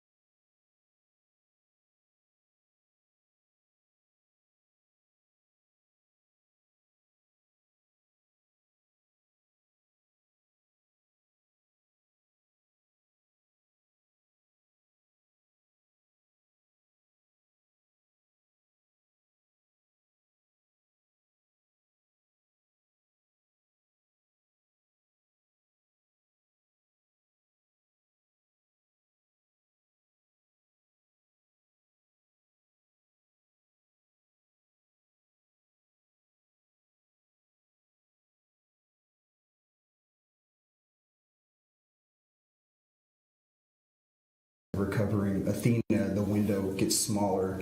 So I have to play into this game. I have to just take the lies he's given me. I have to continue that interview and maintain that rapport, because ultimately at the end of the day, it's about finding Athena.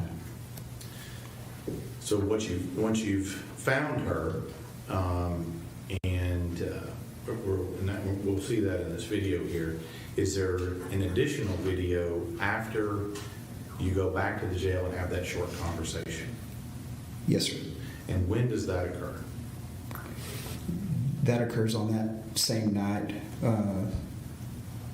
Are you talking about the additional video that's occurring there? Let me clarify. We have the short video you talked about when you go back from the jail in the second, correct? Yes, sir. Was there any additional interview of Tanner Horner after that final interview on the second? Yes, sir. There was an additional interview with Mr. Horner where he asked to speak to me on December 7th. And I was going to ask you that, who requested this interview? The defendant, Mr. Horner, requested it. Now, at this point, other than telling you where Athena was located now, is there anything else truthful that Tanner Horner has told you? No, sir. Now, let me just ask you, up until this point, how many different versions has Tanner Horner told you of how things went down at Athena's residence? He's given me numerous different versions of how the events of that day transpired. And up to this point, before we start this video again, how many different versions has Tanner Horner told you up to this point about whether he did or did not remove Athena's clothes? He's also given me numerous versions of what happened to the clothes, if she was clothed or wasn't clothed. And then also, how many different versions has Tanner Horner told you up to this point as to where her body's located? He gave me two versions. One was at that bamboo, and obviously when he finally decided to take me to her. Now, when we watch this this video,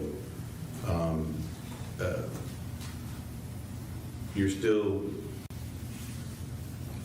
talking to this alter ego Zero during this time. Is that right? Yes, sir. At some point, do we get Tanner back? Yes, sir. Well, how does that happen? At one point during the course of that interview, after we've located Athena's body, he pretends to come out of this psychosis or whatever was going on at the time, and then I get Tanner back for a little bit. And of course, the only time I'm getting the truth is when I'm playing into his game of Zero. So I asked to speak to Zero because I feel like that's the only time I'm getting the truth. And do you do that? Yes, sir. And what happens? Zero comes back. So all you got to do is ask. Yes, sir. Now, throughout all this, who does Tanner Horner continue to blame for what happened to Athena?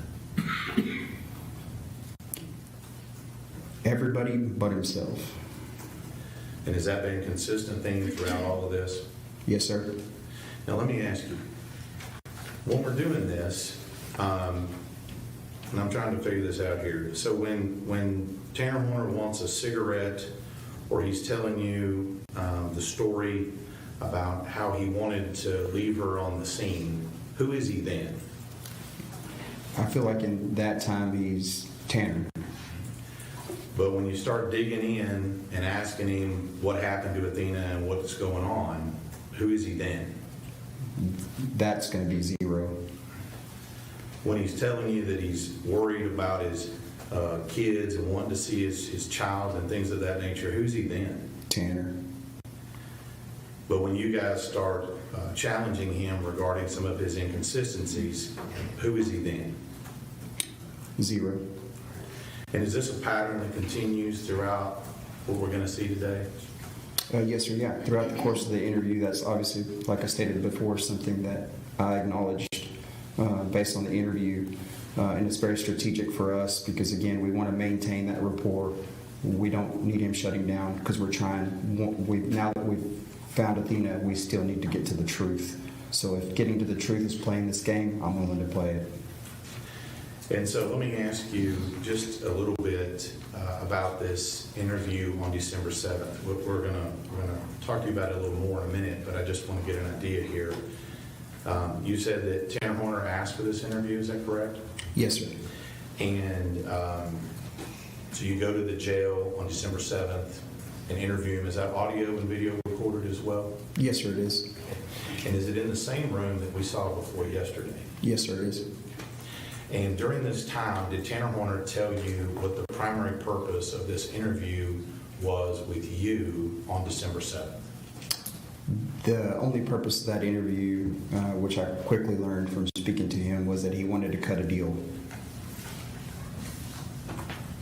Judge, go ahead and finish the video. Yes, go ahead.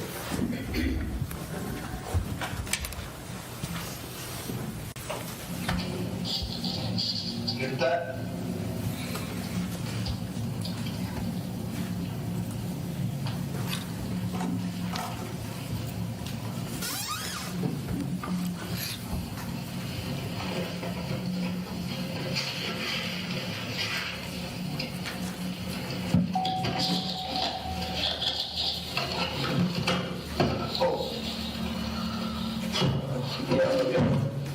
You good. You tore my eye. I'm sorry.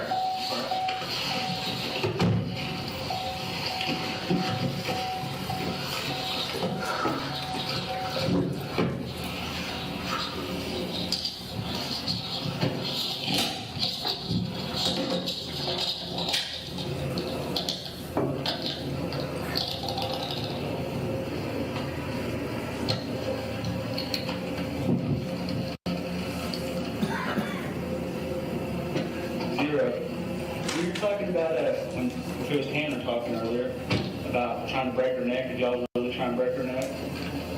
It didn't work. Was it you try to break her neck, or was it Tanner?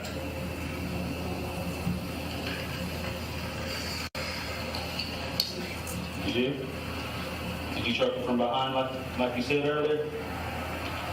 Did she defecate on herself? Did she struggle? Did she try and claw you or anything like that? How's she trying to claw you?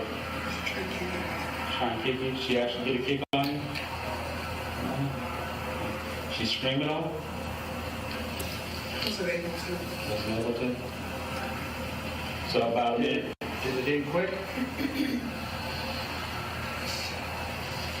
So you talked about a sock being in the truck. Is that her sock? You don't remember where you tossed that at? Y'all remember just some random place for sure? Tanner tossed the sock. Tanner tossed it. So what was it that tossed it when he threw up?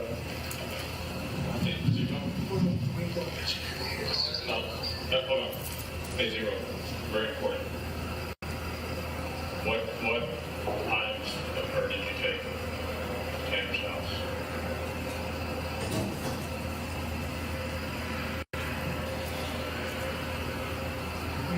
Did you take any of her clothes or anything to your house, to Tanner's house? You didn't take anything over there?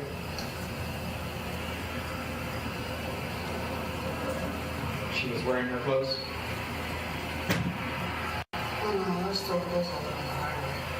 You were throwing your clothes all over the highway? Do you think maybe Tanner took some home?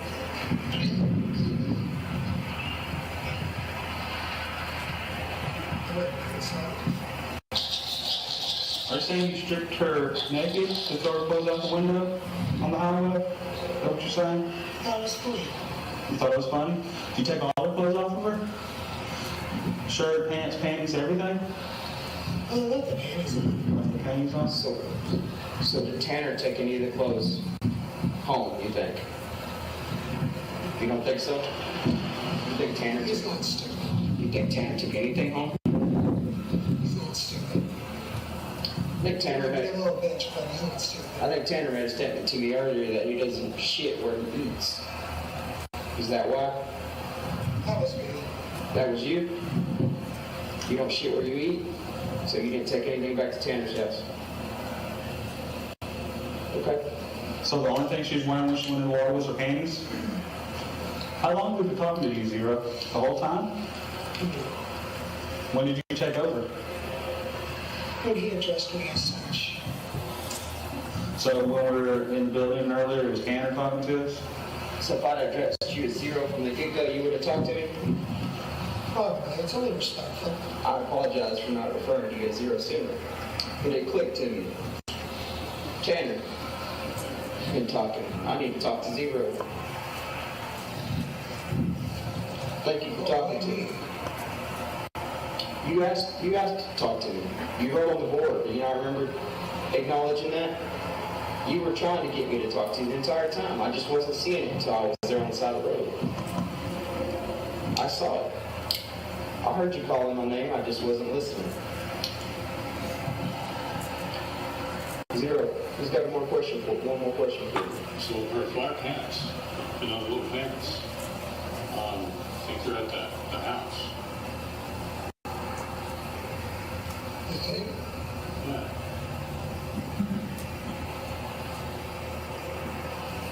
Remember that now?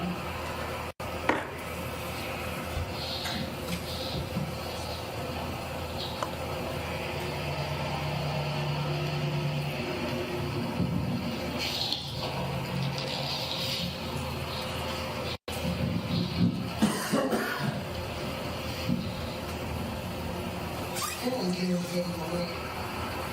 And the trash at your house? At your house, in the trash? Just in the trash. Just in the trash, okay. Okay, anything else there at the house? Checkmate. You're being truthful? Truth as it is. Hey, Zero, when you took her, was she wearing a jacket or anything? No jacket, no shoes? The jacket, no shoes. But she's wearing little pants and a shirt? Yes. With a long sleeve, short sleeve? I think it was short sleeve. Maybe a short sleeve. What color was it? I don't. You don't know? It was dark.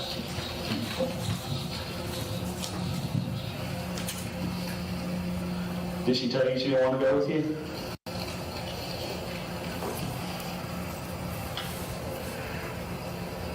Of course. What'd you tell her? We're going on a ride. She didn't try to fight you when you told her you were going on a ride? No. She did keep asking Prosecutors. What'd you tell her? She told me no. We're just going on a ride. She's going on a ride? So did you hit her before you dropped the package? I'm sorry, did Tanner hit her before the package was dropped off or after? I want to talk to them. No, I want to talk to Zero. I want to talk to you. Because you're being more honest, you're being more helpful. I want to talk to you. And I wouldn't like to. I understand. I took was a quick promotion and I'd be able to sing my own neck. I don't want to do that. I mean, I don't want you to die.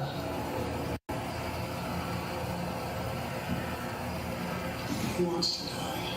I want him to die, but I want to live. So if he dies, you die. That's not helpful for you. You know what I mean? You're being helpful for us right now. I really appreciate that. You said it was funny throwing your clothes out on the highway. Which highway did you throw them out on? 114. 114, so before you even got out of West County? Why'd you take the clothes out there? It's funny.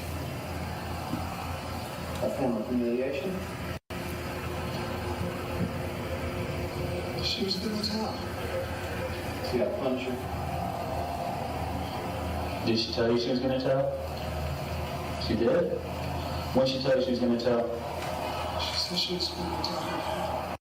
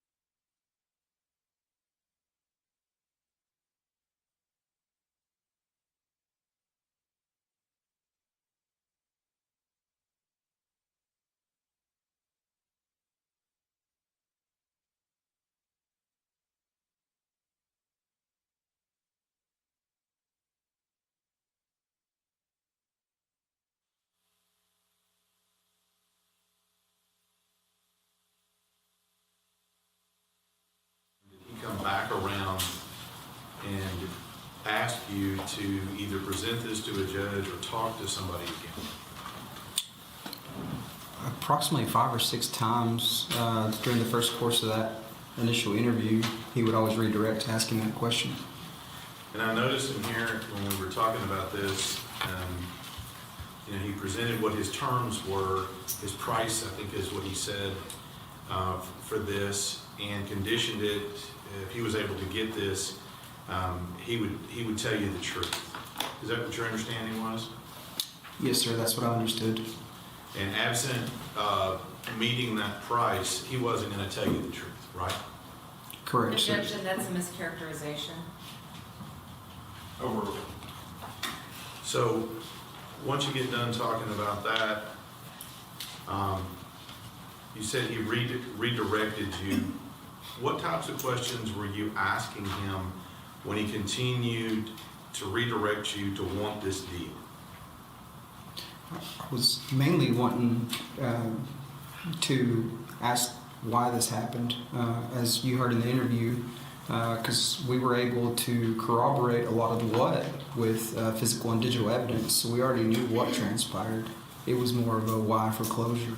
Push that microphone back just a little bit, Terry. So at any point,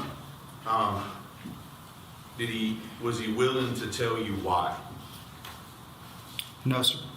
Now I noticed in here there was a point at which we were talking about, you were asking questions about Athena, and you made a statement that basically she was in the wrong place at the wrong time. Do you remember that? Yes, sir, I recall that statement. And you made that statement to Tanner Horner, and what was his response to that? I can't exactly recall what his exact statement was to that, but I believe it was something to the extent of, I guess so. So let's talk about a couple of things that have now come up in this. I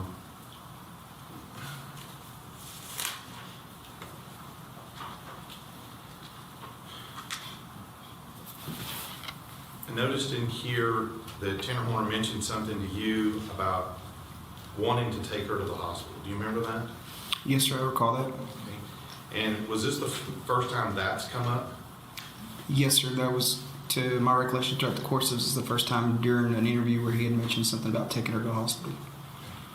And again, this is Tanner telling you that's what he wanted to do. Yes, sir. Now, when we go through this and we start looking at this, we start talking about the pants. And at some point, does he admit that he found he found Athena's pants in his backpack? Yes, sir. I believe that was a statement that he located Athena's pants in his backpack at his grandmother's residence. Now, prior to this, if you'll remember, did he deny taking any items of clothing from Athena with him? Yes, sir. Now, let me just ask you, he talked about the pants. Did he mention whether or not he took her socks with him? No, sir, he did not. The statements made on the socks were varied from he threw them out to he found one in the truck at the Loves. And did he mention where her underwear ended up? Initially, he stated that the underwear were on her, and then after that, he stated he could not remember what happened to the underwear. And let me just ask you, with regard to this whole zero thing and how it came up, was he finally able to explain to you how that it came up and how the name came about? Yes, sir. As you heard in the interview, I got a few statements from him essentially about the name, where the name originated, which was based off a tattoo, a Christian band. Then I also got some clarity on something that he and his girlfriend discussed about her having personalities, him having personalities, and that's how they came up with the name Zero, and that's how they referred to it throughout the course of that interview. All right. Let's move a little bit, if you will, now that you've done that final interview. Is your involvement in this investigation over? No, sir. What types of things are you doing once you've now found Athena's body, you conducted this interview on the 7th, was there anything that happened in between locating her body on the 2nd and this secondary interview on the 7th? Yes, sir. Obviously, this is a tremendous investigation as far as moving parts go. There's a lot of key elements that we now got to start focus on, which is one, preservation of evidence, getting the evidence properly stored, figuring out who's going to take what to what lab, and then we also have this digital evidence that we have, which is an SD card that obtains potentially more video. So I have to figure out a way to get to the proprietary owner, which basically who owns the software to play that SD card, and figure out a way to preserve that evidence. Let's back up a little bit and talk just a little bit about evidence. We have the truck in which Athena was murdered in, is that correct? Yes, sir. We have the truck in which he was found in on the 2nd, is that correct? Yes, sir. Do both of those items, are those going to need to be processed, CSI work and things like that done to them? Yes, sir.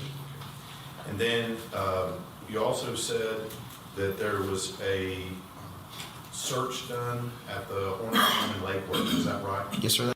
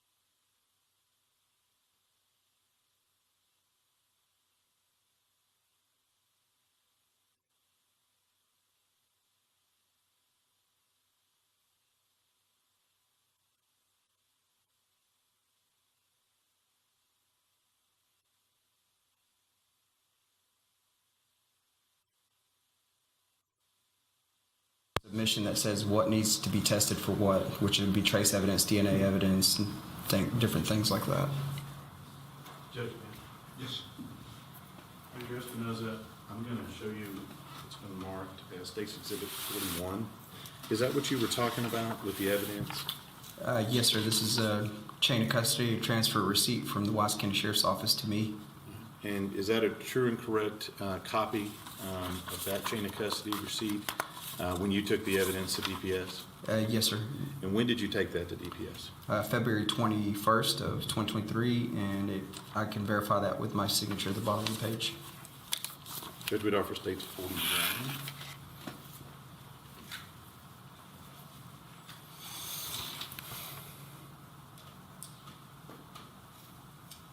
Your Honor, we object as this is a police report and not admissible under the hearsay exception. Let me see for you.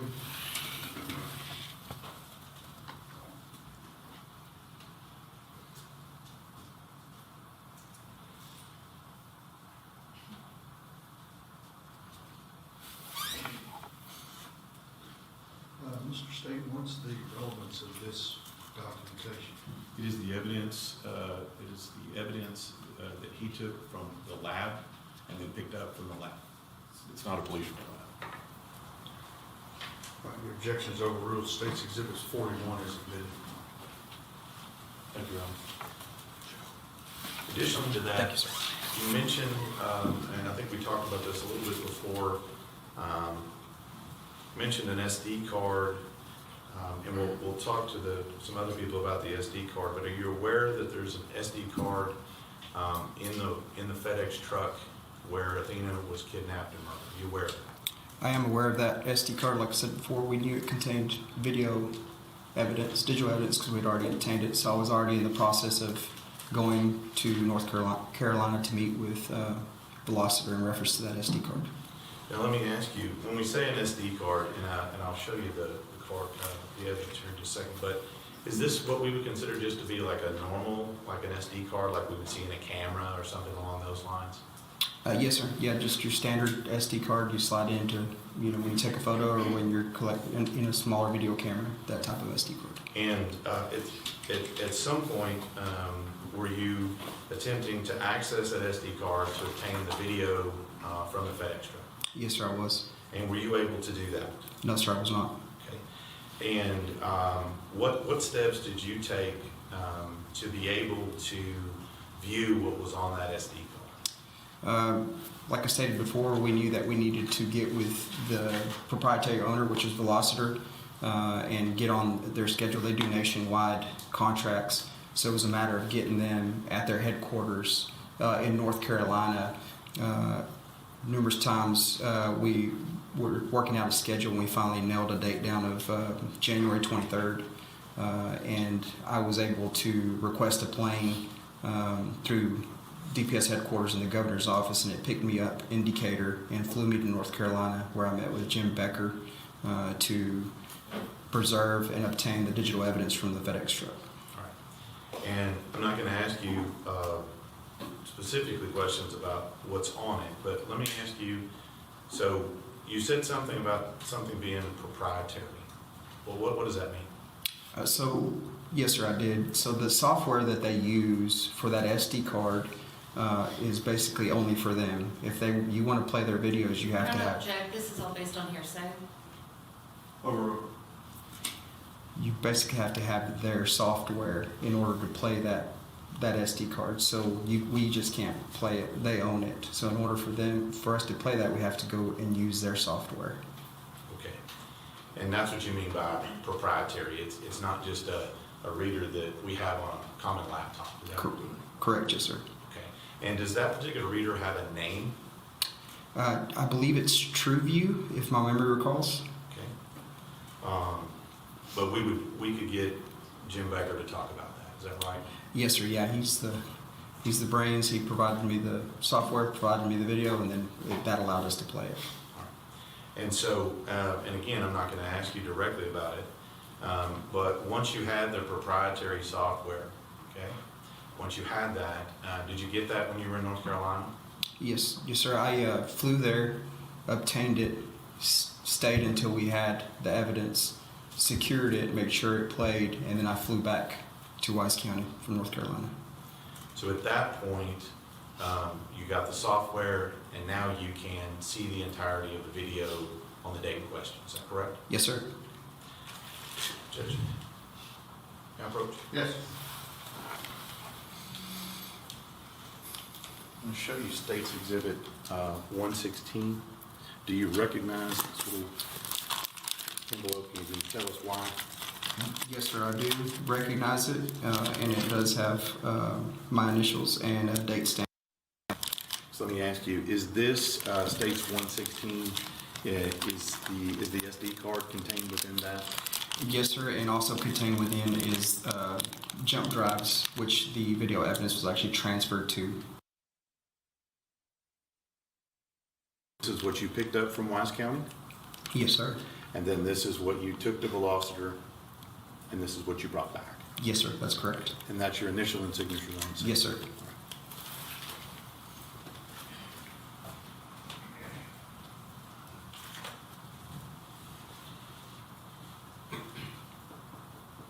So it sounds like all you needed was their plate. Essentially, yes, sir. Okay.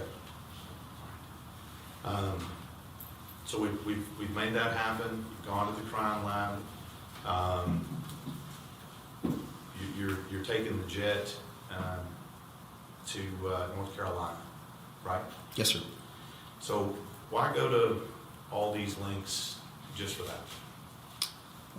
Is very important. One, it's to preserve the evidence of what happened. It's all there. And two, it's important for us not to essentially tamper with any type of evidence. Like, I don't know the software. I don't know what it is. It's better to have the people that run it, operate it, and own it do that for us so we can get it back, and the video has everything on it.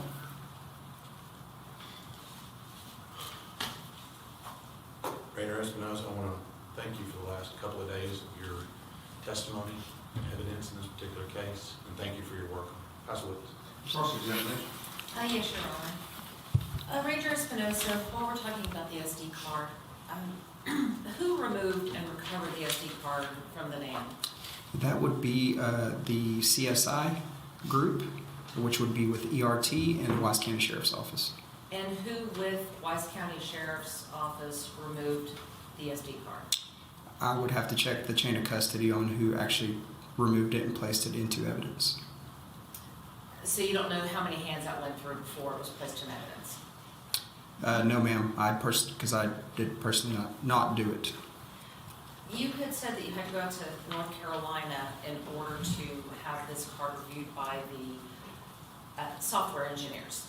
Is that right? Yes, ma'am. Okay, so who at Wise County, or I'll even make it a little broader, who attempted to play that SD card prior to you taking it to North Carolina? Only to my knowledge, when it was checked out of evidence, it was only Patrick McGuire with FBI and myself while speaking to Velociter. But at some point you knew that someone had tried to play that card and were unable to. I had no knowledge of that, no, ma'am. And the reason you took it to North Carolina was because it was not able to be played on a regular reader. That's correct.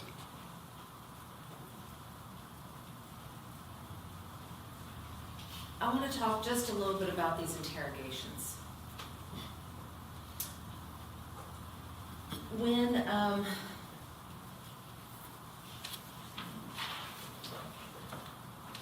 Tanner was first arrested and was first taken to the Wise County Jail, you had that, the moments in the car where you were talking to him. But at that point, you had not read him his rights, had you? No, ma'am, I had not. So even though he was arrested by your brother and placed in handcuffs and put in the back of a car and being questioned about an offense, you did not see fit to read him his rights. Correct. That falls under And- the public safety exception, which is an exception to Miranda. Objection, Your Honor, non-responsive. One at a time, your objection is sustained. Ranger Espinosa, if you need to expound on something, then I'm sure the district attorney will ask any questions that need to be followed up on, okay? So right now, if you'll just answer only the questions that I'm asking. Yes, ma'am. So at that point, in fact, I think it wasn't until 16 minutes into that video, did you read Tanner Horner's rights? Yes, ma'am, I did. Throughout these interrogations and throughout the videos that the jury has watched, Tanner asked several times about attorneys. Isn't that correct? Yes, ma'am. He asked how the attorney thing worked. You would agree with me on that one? Yes, ma'am. At one point, attorney. Do you agree with that one? Yes, ma'am. He asked about what happens if I get an attorney. Yes, ma'am, I believe so. And he also asked what happens when I get an attorney. Yes, ma'am. All right, so then, and that was just in the first two interrogations. So now we get to December the 7th and we have that fourth interrogation, the fourth video. And when you Mirandized Tanner, he told you that he has an attorney. Is that correct? Correct. But you didn't reach out and try to find out who that attorney was, did you? No, ma'am. And you didn't try to make any contact with that attorney? No, ma'am. You didn't even bother to find out who that attorney was. I actually did find out who the attorney was after. Afterwards, you found out who it was? Yes, ma'am. And did you make any attempt to contact that attorney and tell him, hey, guess what? I just spent 2 hours with your client talking to him about his case. No, ma'am, I did not.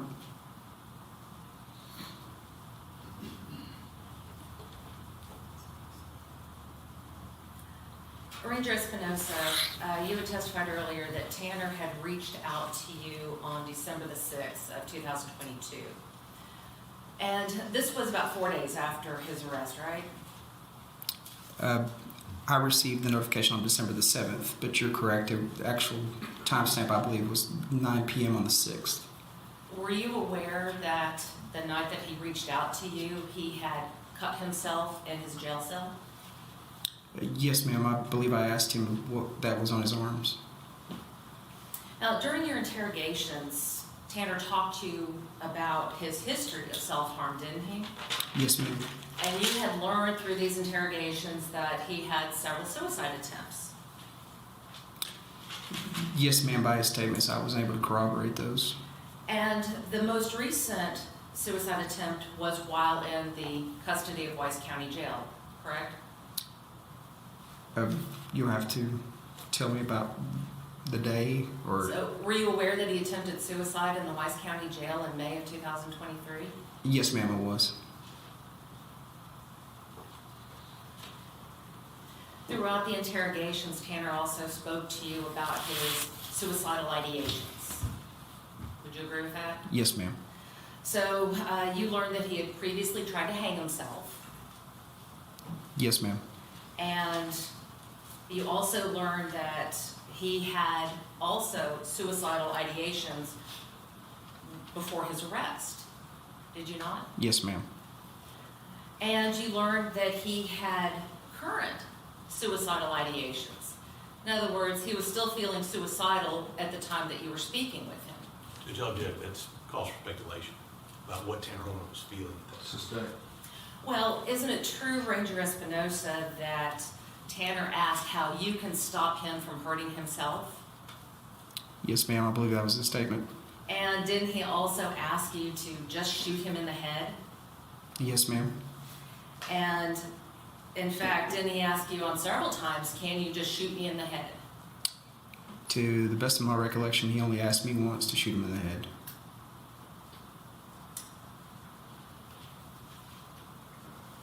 During your interrogations, Tanner also talked about his history of mental health issues. Is that correct? I don't know about the mental health issues, but yes, he talked about some of his issues. Well, he talked about being hospitalized in a mental health facility, did he not? I believe that was an outpatient visit is what I believe, which means it was not hospitalized. And you were aware that he was hospitalized after his suicide attempt where he attempted to hang himself? I don't recall that one. I believe in May of 23 he was, but I don't know about the other one. And you did know that he was, had received medications? Yes, ma'am. I believe we discussed some medications during the course of that interview. You also learned during your interrogation that Tanner has Asperger's. I believe Asperger's was mentioned by him, but I had no knowledge that he was diagnosed with Asperger's. So you knew by report from Tanner that he had Asperger's. I don't know if he has Asperger's. He just said he had Asperger's. You learned about the hospitalizations. You had mentioned that he had talked to you about medications that he was taking. In fact, you even asked him about the medications he was taking. Correct. And he told you that he was taking Prozac and Strattera. Is that right? I believe so. So are you aware that Strattera is used to treat ADHD? Judge, I'll object. He's not an expert on that. I'll let him answer it if he knows it. Were you aware that Strattera is used to treat ADHD? I'm not aware of that, no ma'am. And are you aware that Prozac is used to treat major depressive disorder? I'm also not aware of that.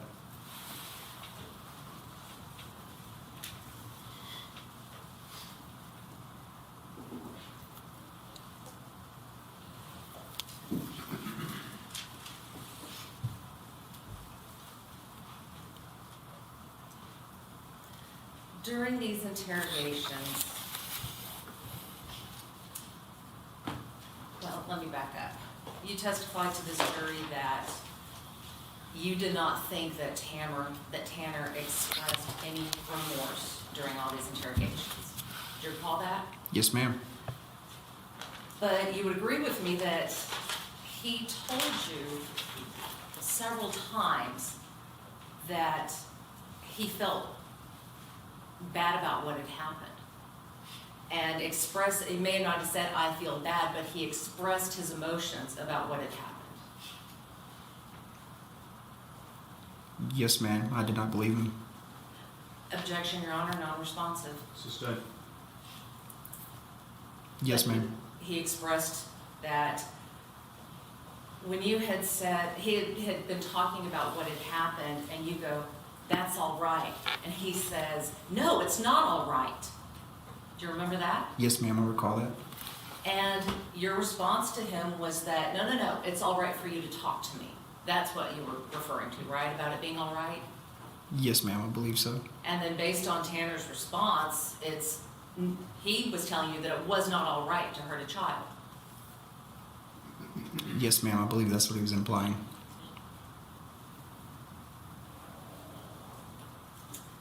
And later on, when you asked him if he was remorseful for what he did, he told you, and was very emotional when he told you, that I'm a father. I took something away from someone. Do you remember that? Yes, ma'am. I do. And when you asked him about what he wanted to say to the community, do you remember his response to that? No, ma'am. I do not recall.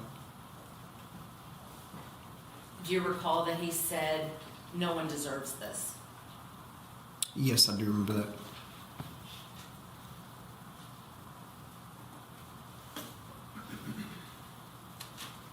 He also told you that the fact that Athena was dead broke his heart. Yes, ma'am. I recall that.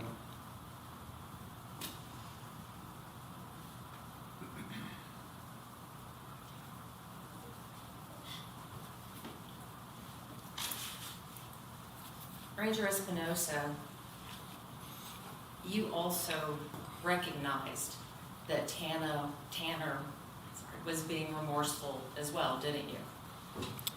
No, ma'am. You don't recall telling him, I see remorse in you, I see regret in you? That is part of an interview tack in order to maintain rapport. So you lied to him? No, ma'am. Again, that's a rapport, it's a common strategy. If you want to call it a lie, you can, but it's strategy. But you did tell him that you saw remorse in him? Correct, I did. And you did tell him that you saw regret in him? Yes, ma'am.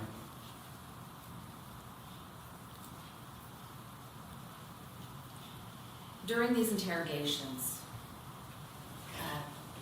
Tanner was being cooperative with you. Yes, ma'am. And at times you even praised him for his cooperation. Yes, ma'am. And you even told him that you would be sure to tell everybody how cooperative he had been during the process. Correct. Did you tell everybody how cooperative he had been during the process? No, ma'am, I did not. In fact, you even thanked him for his willingness to help. Isn't that correct? Correct. And did you tell anybody, or did you tell everybody that he was willing to help? No, ma'am, I did not.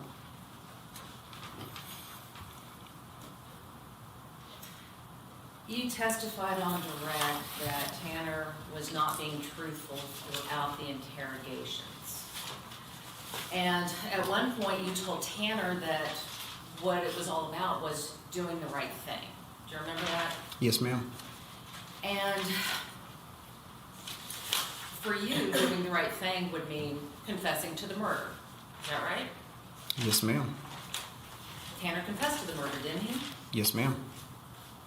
And for you, doing the right thing meant helping law enforcement to recover the body. Do you Yes. agree with that? Yes, ma'am. Tanner eventually helped you recover the body, did he not? Yes, ma'am, he did. You also stated on direct that Tanner blamed everyone else but himself. But Zero told you the truth about abducting Athena. Is that correct? Tanner told me the truth about abducting Athena. And he also told the truth about killing her. Again, that's Tanner. It's Tanner Horner, not Zero. So the persona of Zero brought you to Boga's Crossing. Yes, ma'am. So when Tanner is being truthful about those other things, and Zero is being truthful about other things, and Zero is Tanner, doesn't that mean that Tanner was being truthful about what had happened? Yes, ma'am. Although you claim that Tanner was not being truthful during the interrogations, he wasn't the only one that was being untruthful. Would you agree with that? Could you elaborate? Well, Tanner asked to talk to Cassie, and you told him that you would allow him to do that in a minute. But you never let him call her, did you? What I meant by that is he'd be allowed to make phone calls from the jail. But you told him that he would be able to do that in a minute. But you did not allow him to do that, did you? I'm sure the Wise County Sheriff's Office provided him his phone call to Cassie if he wanted to call her. But my question is for you, Ranger Espinosa. Did you allow him to make that call? I did not. He asked to have a video chat with her. And your response was, okay. Did you allow him to have a video chat with Cassie? No, ma'am. Tanner asked about seeing his son, and you told him that you would do that for him. Did you let him see his son? I don't recall telling him I was going to let him see his son.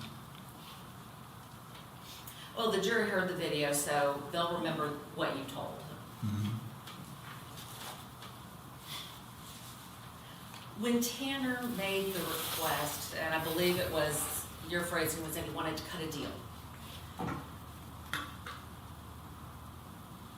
You said that you felt that, well, actually what you told the jury was that the deal would be that if he received the deal requested, he would tell you the truth. That's what you told the jury, right? I believe is what he stated. Yes, ma'am. But that's not the complete truth, is it? Because, and again, the jury saw this video, so I'm sure they will remember that, and you would agree with me, that Tanner was willing to enter a plea in this case. Do you remember him telling you that? Yes, ma'am. Do you remember him telling you that he would be willing to give up all of his defenses? Yes, ma'am. Do you remember telling him that he would be willing to give you any information that you wanted? Yes, ma'am. Did you remember him telling you that he was willing to give up everything and go to prison forever?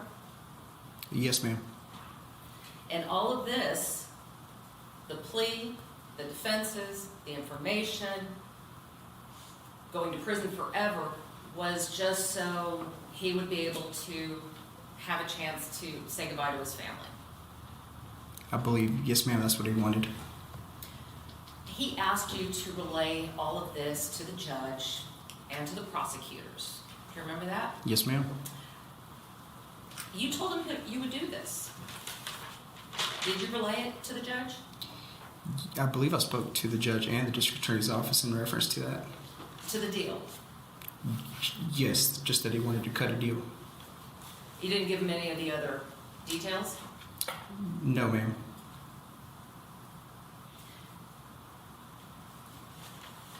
When did you speak to the judge about this? And which judge, well, let me back up. Which judge did you speak to? I believe during the course of that week, I informed everybody about the reinitiated interview, and I mentioned of Tanner wanting to cut a deal where he was released on an ankle monitor with video surveillance, which is not possible, and I told him that was not possible. So, Well, you're not the prosecutor in the case, are you? no, ma'am, I'm not. And you told Tanner that you couldn't give him legal advice, right? Correct. I'm not. But Now you're making a legal conclusion about what is and isn't possible. Would you agree with that? Yes, ma'am. Again, I told him it is above my pay grade. That is a decision for the district attorney's office. And you said it's a question that you'd have to ask. Correct. So the question I have is, and you just said that you talked to the judge about it, which judge did you talk to? It was mentioned to Brock Smith When? during that time frame sometime. When did you speak to the prosecutors about it? I believe actually the district attorney's office we had a meeting with the district attorney's office that day at the Wise County Sheriff's Office, and I informed them about it. The question I have is, why wasn't that included in your police report that you prepared for this case? It was included in the police report. The fact that he was willing to give up all of his defenses? Yes, ma'am. There's video evidence of that. What I'm saying is that in your written police report, you did not update your written police report to include all this information, did you? My police report says for all the details reference the videos in this report. So yes, ma'am, I did include it in this case. Now, you have, how long is your police report? I believe this one is 75 pages. And you have other details in that police report. Do you agree with me? What you're telling the jury is that something as important as he is willing to make a deal, you didn't think was important enough to put into a written form? Correct. Again, I did put it in a written form as far as reference my report. My report references that all the details are contained within the video. All right, so let's talk some more about this video. Mm-hmm. And I wanted to talk to you a little bit about Tanner's demeanor during his interrogations. Hold on, I'm sorry.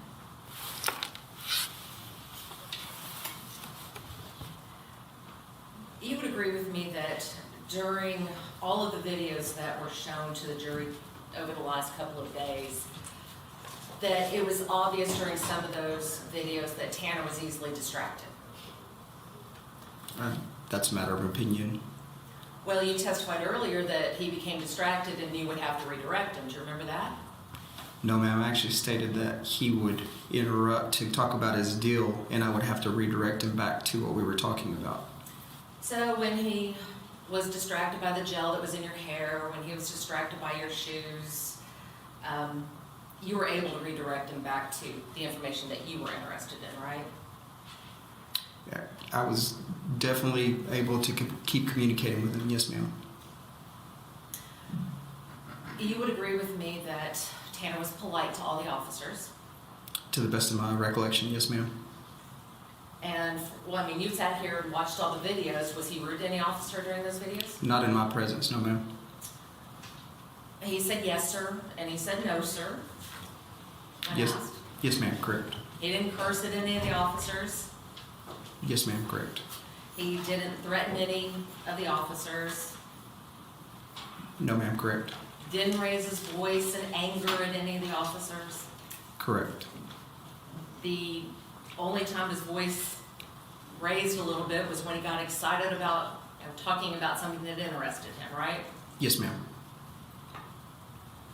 When he was arrested, he didn't put up any resistance. Correct. When you took him out of the jail, he didn't put up any fight or any resistance. No, ma'am.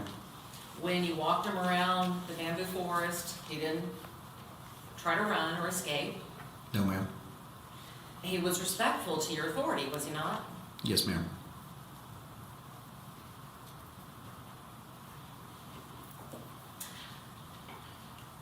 Ranger Espinosa, you have a Bible verse on your handcuffs, is that correct? Yes, ma'am, I do. That's Romans 13:4. Yes, ma'am. And you would agree with me that Romans 13:4 says, "For he is the servant of God, an avenger who carries out God's wrath on the wrongdoer." Is that what 13:4? It depends which version of the Bible you read, but yes, ma'am, that's correct. One moment. Yes, ma'am.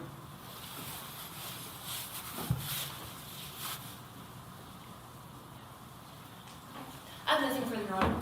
Regret. Thank you, Your Honor. I'm trying to get through this here. This fourth interview that you conducted, who requested it? Tanner Horner. In this fourth interview, when you go in there, you said before that he wanted to cut a deal. And that was essentially, he wanted you to cut him loose on some kind of monitor, and then he would tell you the truth. Yes, sir. Now, all of this stuff that Ms. Anderson went over with you about his suicide attempts, mental health, all of the things that are in there, that all came from Tanner Horner, correct? Yes, sir. Now, this is the Tanner Horner who told you that Athena's body was in the bamboo Yes, sir. and took you on that 3 or 4 hour boondoggle out there trying to Objection, find Your Honor, to the characterization. Overruled. He took you out there and lied to you twice and drug you out there where she wasn't, correct? Correct. And let's just go through this. If we're going to talk about a little bit about the things he's telling you, you don't have any knowledge whether anything he's telling you is true, do you?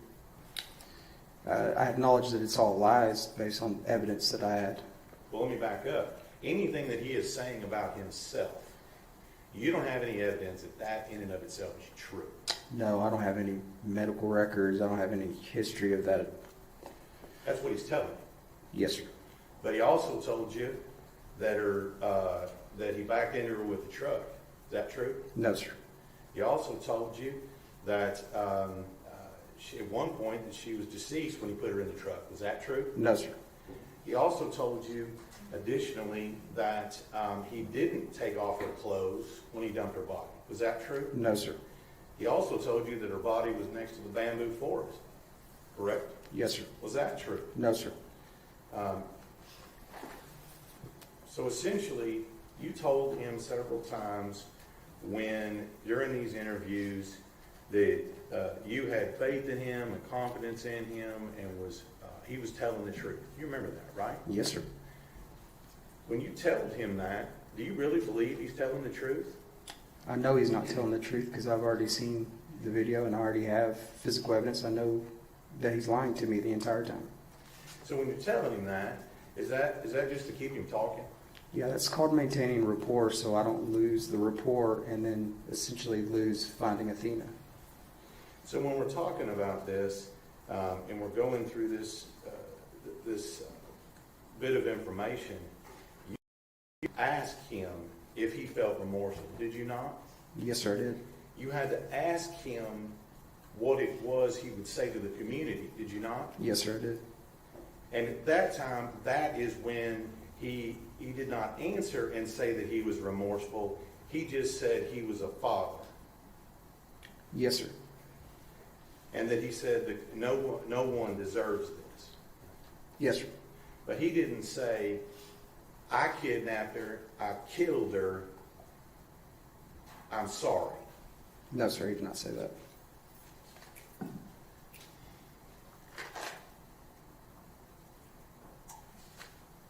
So when we talk about whether or not Tanner Horner was truthful about what happened, you were asked a minute ago if he was truthful in telling you that she was placed in the bamboo. Is that right? No, sir, he's not truthful about saying that. You were asked if that was truthful. Is that truthful? No, sir, it's not. As far as whether or not there were any clothes taken from the scene, was he truthful about that? No, sir, he was not. So how are you to believe anything about him as a person if literally the entirety of his statements to you have been lies? I couldn't believe anything that he was saying. And in fact, when he's lying to you throughout this, you said you knew he was lying. Yes, sir. But you kept him talking. Yes, sir. And throughout the entirety of all of this, yes, he is being cooperative. Yes, sir. Except that he's lying. Yes, sir. He is being cooperative, except he's trying to divert you from the truth. Objection, Your Honor. Leading. Sustained. When you sat down with him in that fourth interview,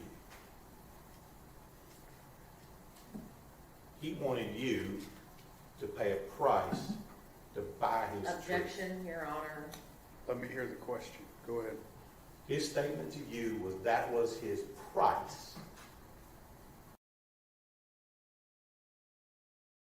That's correct. Objection, that is a misstatement of the testimony. He Jury. never said the truth. The jury will recall the testimony.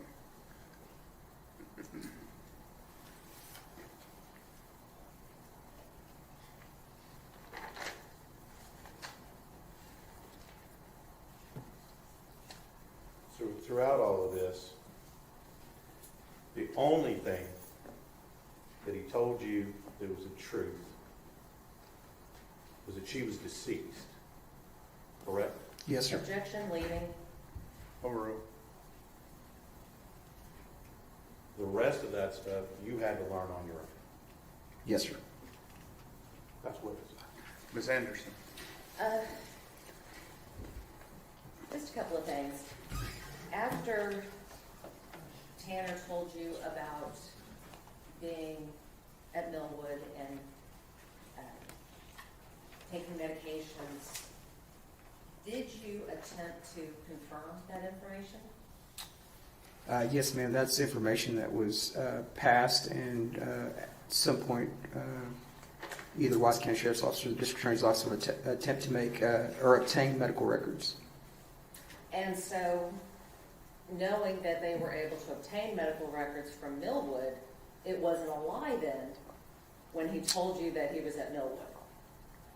I actually don't know what medical records were actually obtained. I wasn't privy to them. I just know that the medical records were requested. And earlier you just said that they obtained medical records. So if they were able to obtain medical records, you wouldn't be able to obtain them if they weren't there. Would you agree with that? Judge objected speculation. He said he doesn't know about these records. Sustained. But you don't obtain records for somebody if no records exist, right? Same objection calls for speculation. He can answer that one. Basically, what we do is an overall. It doesn't have to be from a specific place. Usually when we have a defendant, we try to find a medical history. So it may not be for that particular, but the District Attorney's Office would obtain all records. It does, maybe not these particular ones we're talking about, but all records would. If there's some there, we're going to try to obtain them. All right, so if you were able to obtain records from Millwood, you would have obtained records from Millwood. Correct. If the District Attorney's Office would have obtained records from Millwood, they would be privy to the District Attorney's Office. And the way the District Attorney asked the question, he characterized that Tanner's price for telling you the truth was that he received the electronic monitoring. Do you recall him asking you that question? Yes, ma'am. I believe that's what he said. That's not quite accurate, is it? Because it wasn't the price for telling the truth. Tanner's price was for entering a plea in this case. I believe the underlining purpose of the deal was to tell the story or the truth and then get the deal for the monitoring. Well, actually, that's not quite what the video showed, is it? I mean, the video said that he would be willing to enter a plea, right? Yes, ma'am. And then he'd be willing to give up his defenses, right? Yes, ma'am. Then he would be willing to go to prison for life, right? Yes, ma'am. And that he would be willing to tell you everything you know, or everything that you would like to know, right? Yes, ma'am. Okay, so it's just not telling the truth. There was a whole list of things that he wanted. And that was what he was willing to do if you were to speak to the judge, speak to the prosecutors about the possibility of electronic monitoring. Yes, ma'am. Nothing further. Mr. Stanton? Just a couple questions, Your Honor. Thank you. I didn't hit on this before, and I apologize, Ranger Espinosa. When you initially detained Tanner Horner on scene there at the corner of Faith and Hope, you had testified before about your basis for doing so. Correct. What was that basis? Objection, Your Honor. Ms. Ranger Espinosa did not detain him on. That was his brother. Sustained. Once you got to the scene and Tanner Horner was there in cuffs, what was the purpose of your question? So the purpose of the questioning fell under the public safety exception, which has an exception to Miranda, which is exception to rights, which is basically preserving life, which means I don't have to Mirandize him. If I'm looking for a kidnapped child that could potentially be alive, Miranda does not apply. And your questions to him at any point prior to the time that you Mirandized him, did you ask him what happened? Yes, sir. Prior to Miranda or after Miranda? After Miranda. Pre-Miranda, there was no questions about any details of the case other than where's Athena? Take me to her. And in fact, he attempted at some point to tell you what had happened, and you stopped him from talking about it. Objection, Your Honor, this leading. Sustained, rephrase your question. When you got in the truck, what did Tanner attempt to tell you about what had happened? At that point, when I asked him, as y'all saw the video, he attempts to say something or tell me something. I said, stop. We'll worry about that later. We just need to find Athena, which falls within the parameters of the public safety exception and the exception to Miranda.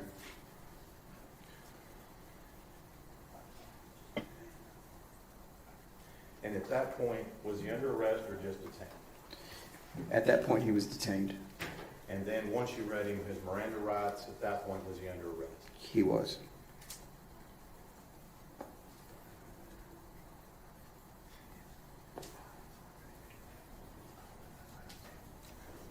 House of Witness. Ms. Anderson? No, Your Honor, I'm done. May Ranger Espinosa be excused subject to any potential recall? Fine with the statement. No objection. Thank you, sir.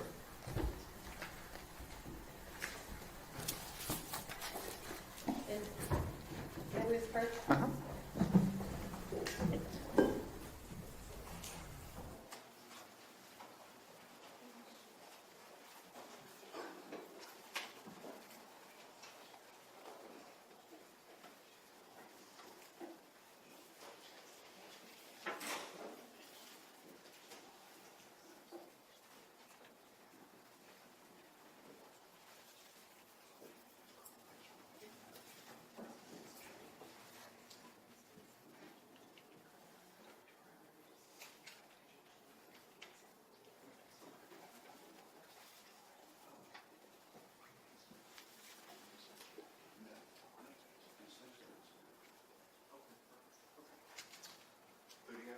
Taylor Page. I'm sorry? Taylor Page. Taylor Page.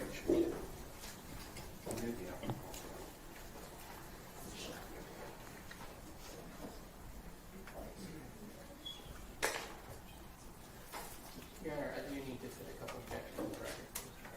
I'm sorry? I need to put objections to the testimony on the record. Do you want us to need approach to do that? Do you do it in the presence of the jury or outside? I don't think it'll hurt. It's whatever you want to do. If you want me to approach, I can do it. Go ahead. No, you can go ahead. Your Honor, I think we'd like to renew the objections we made at the 702, 705 hearing. In addition, I would like to object. There are 48 potential FBI agents involved in this case. The FBI, per their policy, we requested those personnel records, which could be potentially exculpatory. They denied access to all of those. I believe that's a violation of the Michael Morton Act. I would ask the court to allow any of the FBI agents to testify in this case based on that. They require a 2B letter for you to get their personnel records. We went through the process of doing that, and they denied us any of those records. Obviously, with any Texas law enforcement officer, we would get those records directly from the district attorney, but the federal government just doesn't do what the states ask them to do. They don't have to, and we can't make them. All right. Your objection is overruled. You may have a running objection. Your Honor, I think there'll only be one other agent testify, but I would ask for the same. So the same objection would apply to the second agent? Yes. Okay. Just remind me when that agent comes in.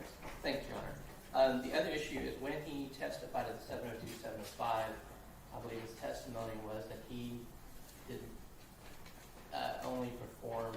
Your Honor, I'm going to object us to having this discussion in front of the jury about things that happened at the hearing outside the presence of the jury. Go to your room.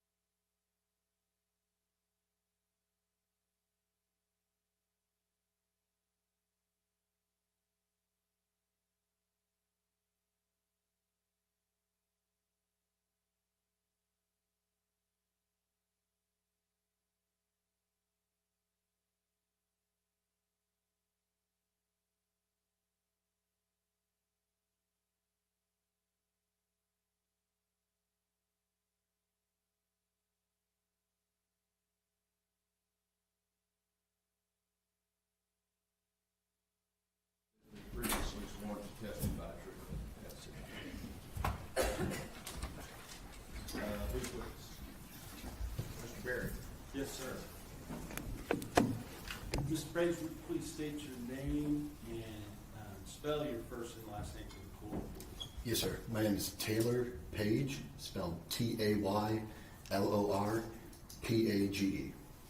And what do you do for a living, Mr. Page? I'm a special agent with the FBI in Dallas. So Special Agent Page, can you tell me a little bit about your background as far as how it was that you became a special agent with the FBI? I've got a bachelor's degree from the University of Wisconsin-Milwaukee. Worked in private sector for about 10 years before coming over to the Bureau. Nothing law enforcement related, but the Bureau has a history of hiring folks from a lot of different fields. So I went through the application process, and then everything that I've learned through the academy, and then since I've been an agent, obviously brought me to this point of being an investigator with the FBI then. You talked about the academy. Where's the academy located? Quantico, Virginia. And what does that entail? What kind of process? It's about 5 months from start to finish at the academy. There's legal training, tactics, self-defense, firearms, everything that you would expect kind of in a police academy. Same type of things for FBI academy as well. And were you a field agent before you do what you do now? So I'm still a field agent. I'm assigned to the Dallas Violent Crimes Task Force. So it's going to be agents and task force officers from surrounding agencies that investigate primarily violent crimes, so carjackings, bank robberies, kidnappings. There's about 20 or so of us on that task force that specialize in those types of offenses. And then in addition to that, I have a certification within the FBI for the cellular analysis team. And so part of my role is to serve in that capacity as well. Okay, and the cellular analysis team, does that have some type of a special acronym that goes with it? Yeah, so Cellular Analysis Survey Team, or CAST, you'll hear it often referred to. Okay, and tell me what do you do? You said that you work with these different types of violent offenses, including kidnappings. What does the Cellular Analysis Survey Team do? So the CAST unit is different than the Violent Crimes Task Force. So I happen to be a CAST asset that just sits on that Violent Crimes Task Force. But this CAST unit within the FBI, again, there's about 100 or so of us spaced throughout the country. We specialize in the analysis of cellular records. And oftentimes, to your question, if there is something like an Amber Alert or a mass casualty event or something that requires a big law enforcement response, if there's something that's going to have a cellular component to it, a lot of the times you're going to see a CAST asset that gets dispatched to that command post or that location. And we're talking about command posts. Explain what you mean by a command post. So a command post is oftentimes set up by law enforcement in response to usually a threat to life type situation that's occurring. It's oftentimes set up in an area very close to where the actual crime may have occurred. So while our office is in Dallas, if there's a situation that occurs in a different part of North Texas, we may send a command post or establish a command post in an area nearer to that so that the law enforcement response can be centralized to that immediate area. And how is it that you do that? Do you pitch a tent out there? How does it happen? So the FBI has a mobile command post.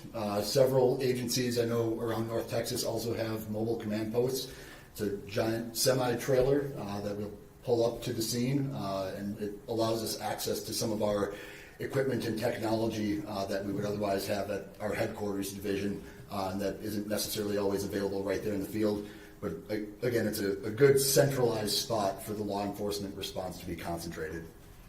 And when a crime occurs, like kidnapping, and there's somebody missing that you're trying to locate, what kind of things do you do to try to make that happen? There's a lot of things that can be done from a law enforcement perspective. No two situations are the same. Certain, again, mass casualty type events, things like that where the subject of that may already be deceased.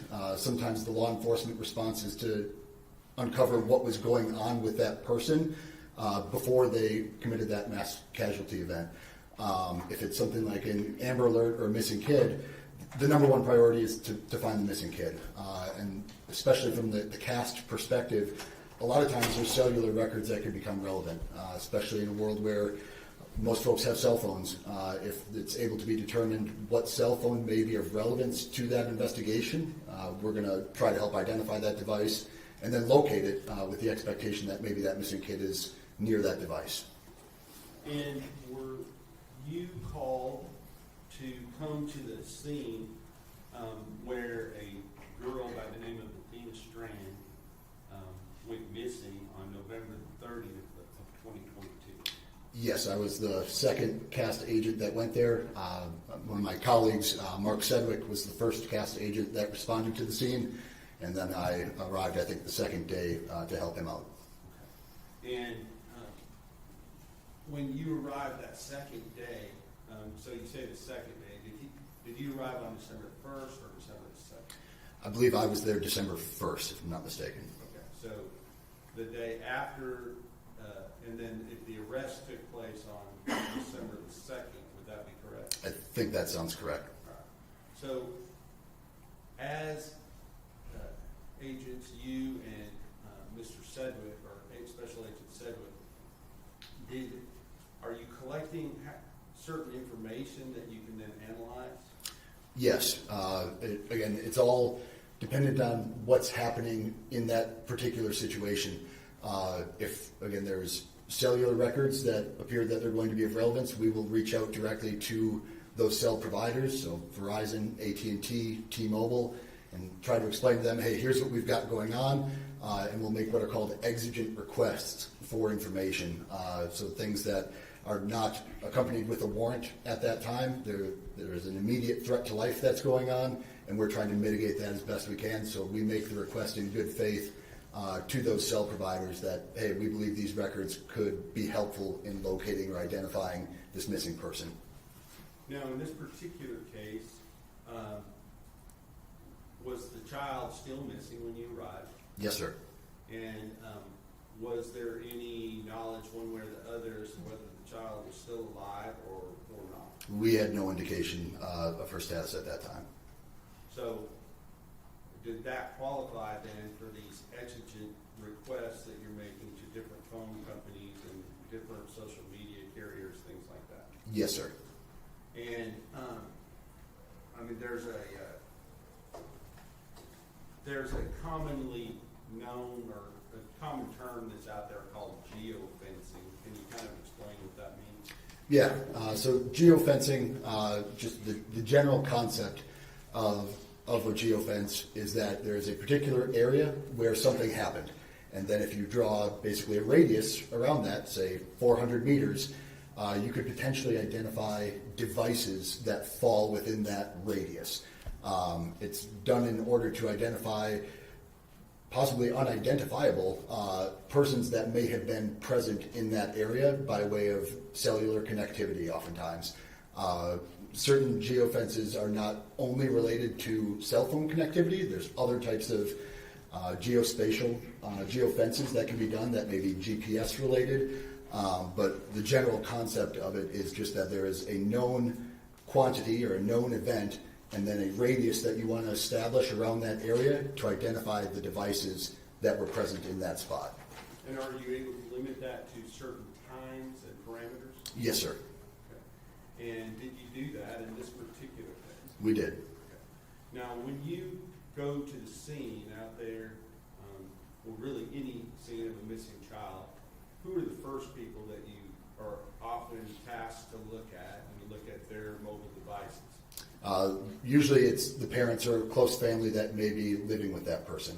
So a lot of times it's not even necessarily that that person is a suspect per se, but you also want to get corroboration for statements that those folks may be making to law enforcement. So if a parent says, I was at work all day, if you get the phone records for that person, you could pretty easily identify, depending on how far away they live from their work, you could potentially identify that, yes, they were at work that day and their statements are consistent, as opposed to someone whose phone was not near their office that day, then maybe the statements that they made that they were at work could be more concerning.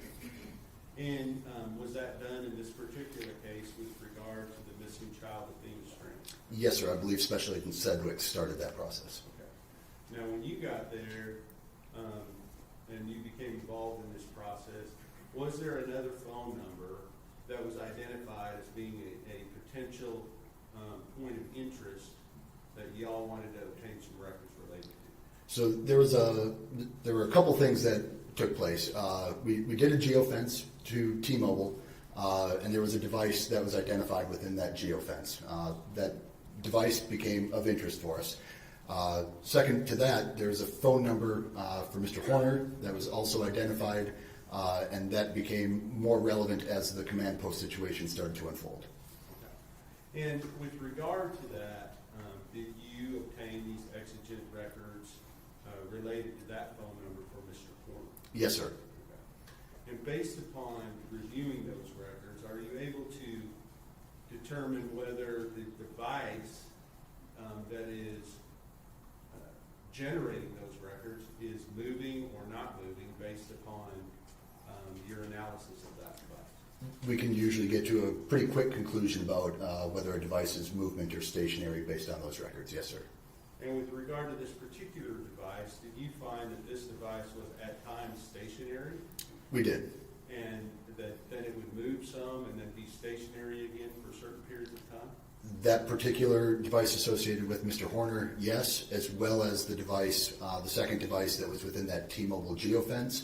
We saw consistent movement and stops for both of those devices. And are those two devices moving at to the same places and stopping at the same place? Generally, yes. That would be my overarching conclusion, that they were generally moving together. There are subsets of information within there where there would be gaps of information for the phone number associated to Mr. Horner that the other device in that T-Mobile geofence could kind of fill in the gap of what those movement times might have been. But generally, for the time period that we were looking at, both devices appeared to be moving together. Now let me ask you this. If the person turns off their... Your Honor, can we approach? Yes.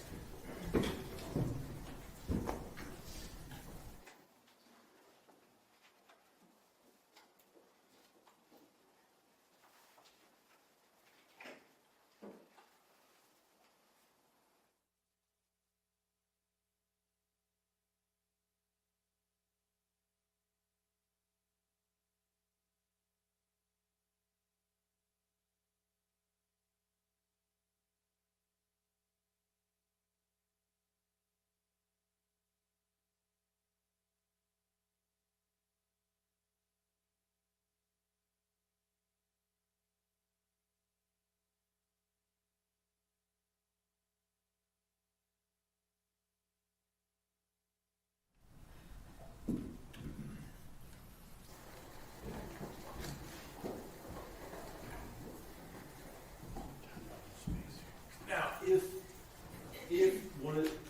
one of the types of devices that you may be looking at, cell phones. Yes, sir. Okay. There are also sometimes GPS or cell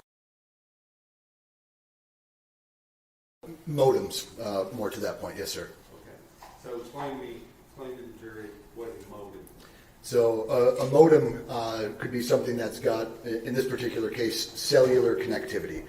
So it's a mobile modem to provide internet access, but that internet access is provided via the cellular network. So it's not a hardwire internet connection like you might have at your house on your home router. It's transportable. It's usually a battery-powered thing, but it connects to the cellular network in the same way your phone does in order to provide internet service to a particular device. So it's not a phone, but it provides internet to another mobile device.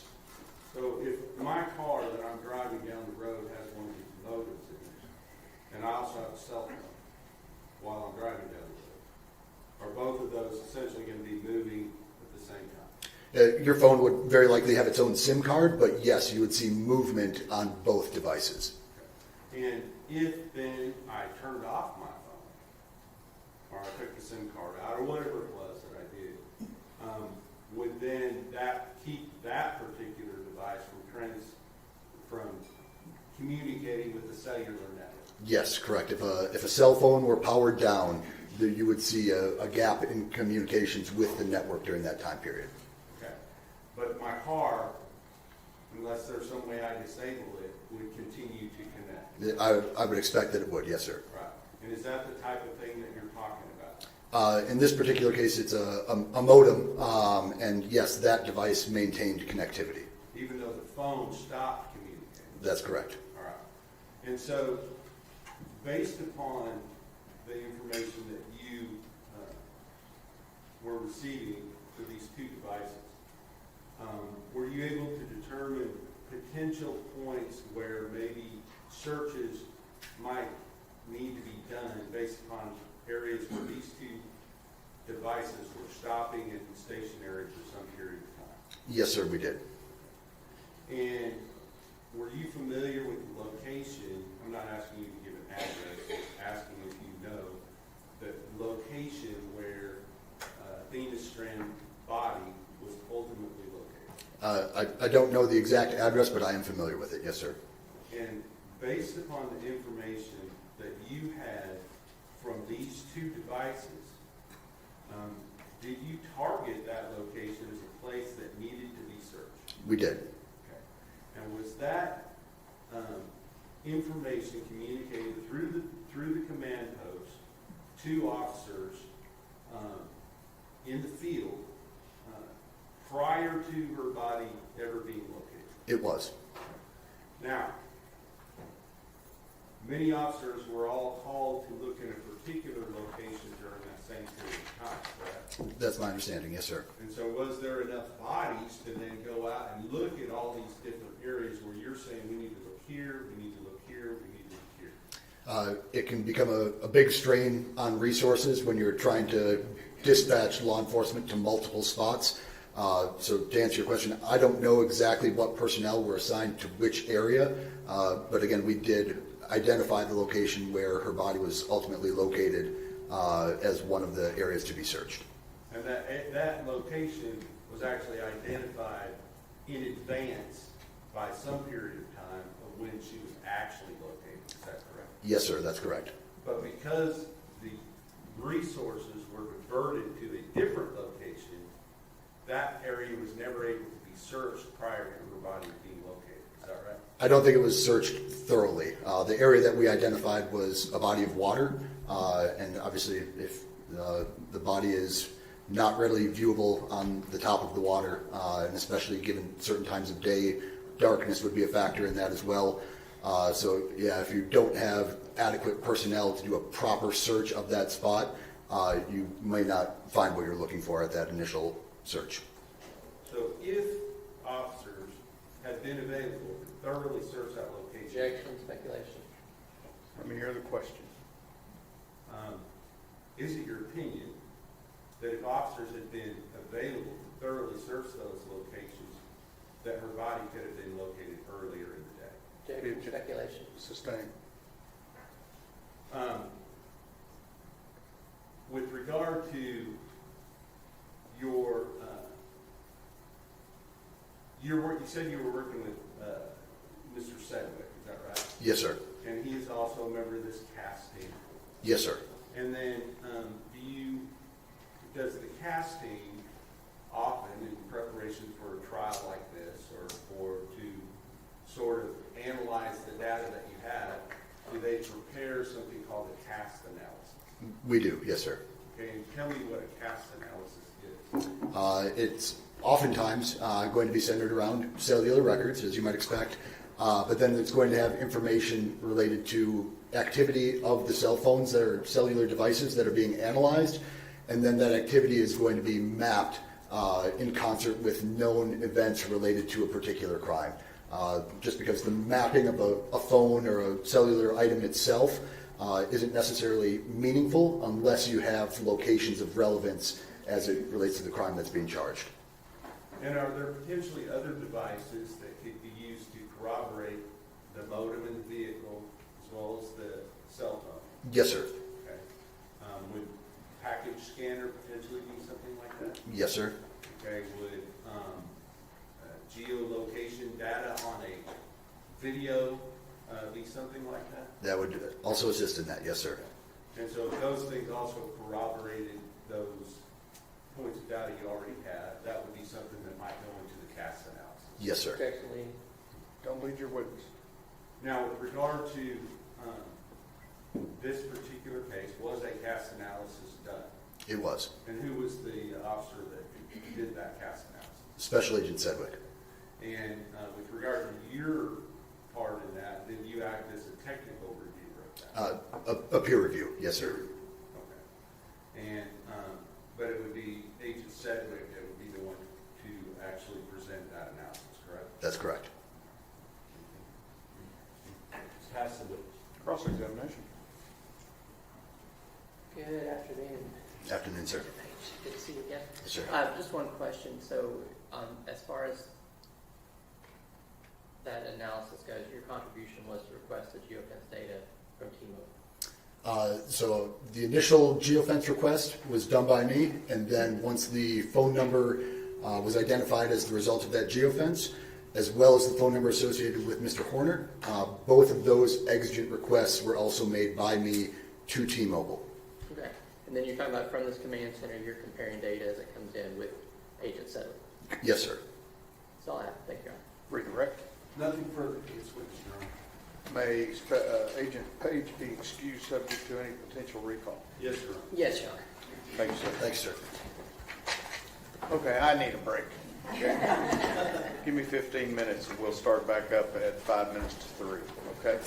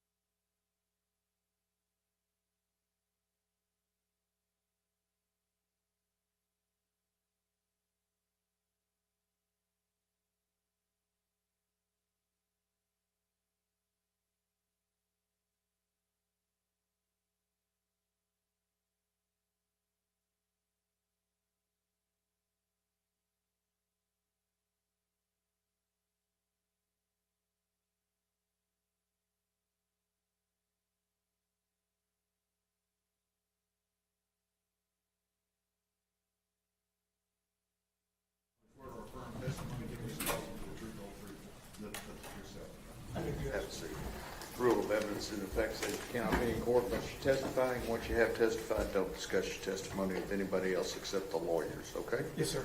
First and last name for the court reporter and spell it for us, please. Bruce Sherman, BruceSherman. Ms. Dooley. Thank you, Judge. Good afternoon. How are you, ma'am? Do me a favor, push that mic back just a little towards the way. Yeah, there, okay. Yes, sir. Can you go ahead and tell the jury how you are presently employed?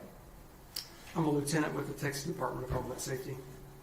And what do you do for that? I'm in our Internal Affairs Division. We call it the Office of Inspector General. Okay.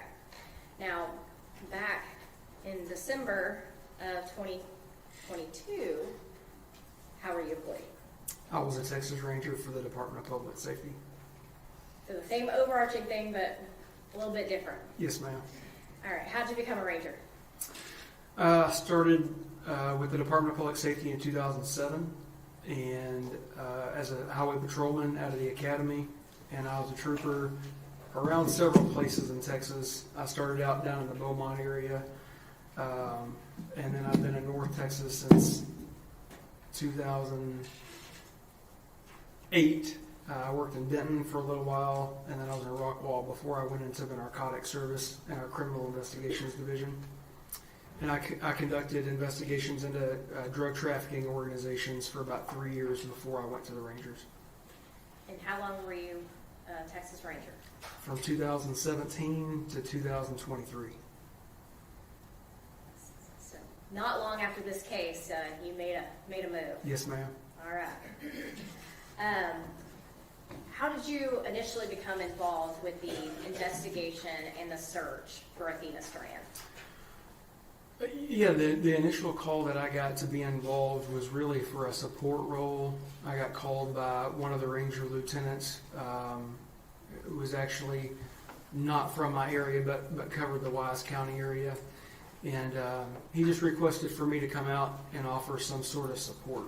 And so I responded to kind of the command post, if you will. I don't remember the exact location, but I remember there were a lot of people doing a lot of different things. Is that normal for, I guess, a large scene to have multiple rangers involved? Yes, ma'am. Do you recall about how many other rangers were out there? You know, when I got there, just a handful. I would say, you know, somewhere between 4 and 6. But I know that there were others out in the field that were tracking down, you know, potential leads, following up on things. Some of them had gone home to take a little break because they'd been out there for countless hours. And so just the ones that I saw, there was a handful of us out there. Was this an all-hands-on-deck situation? Yes, ma'am. And you mentioned a lot of people.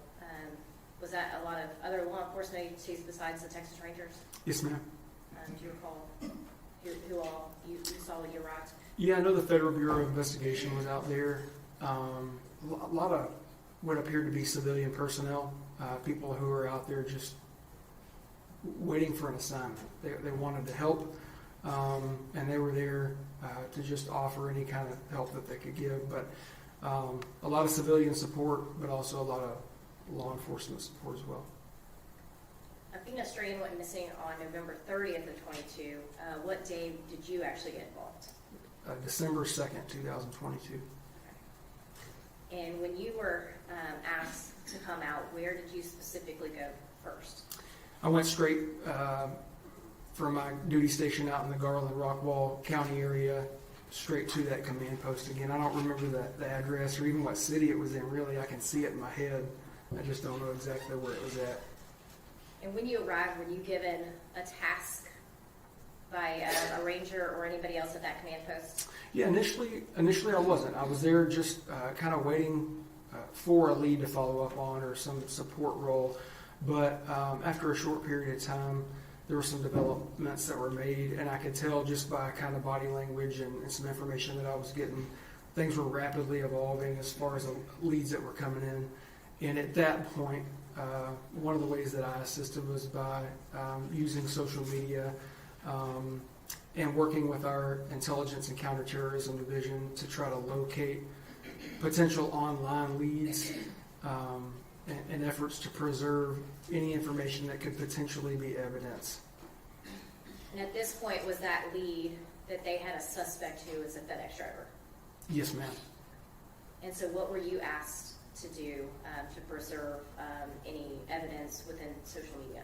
Yeah, one of the things that we did, certainly it involved online leads, social media leads, but it was involved parties that were associated with the person of interest, which I think at that time, that's what we would probably call them, was the best lead, and based on the evidence that had come in with that lead, we were just trying to find out common associates with him, you know, any of their online accounts, if there were any abnormalities, things like that. And then, of course, our analysts with the Intelligence and Counterterrorism Division were helping me with that. They actually have a lot of better resources than I do. So we were collaboratively working to locate and preserve some of those things. And you said with him, so at this point, you were looking for persons of interest associated with Tanner Horner. Yes, ma'am. And you were taking anybody that you found associated with Objection, Tanner. Your Honor, leading. Don't lead your witness. What were you actually doing with the persons of interest of Tanner Horner that you were speaking about?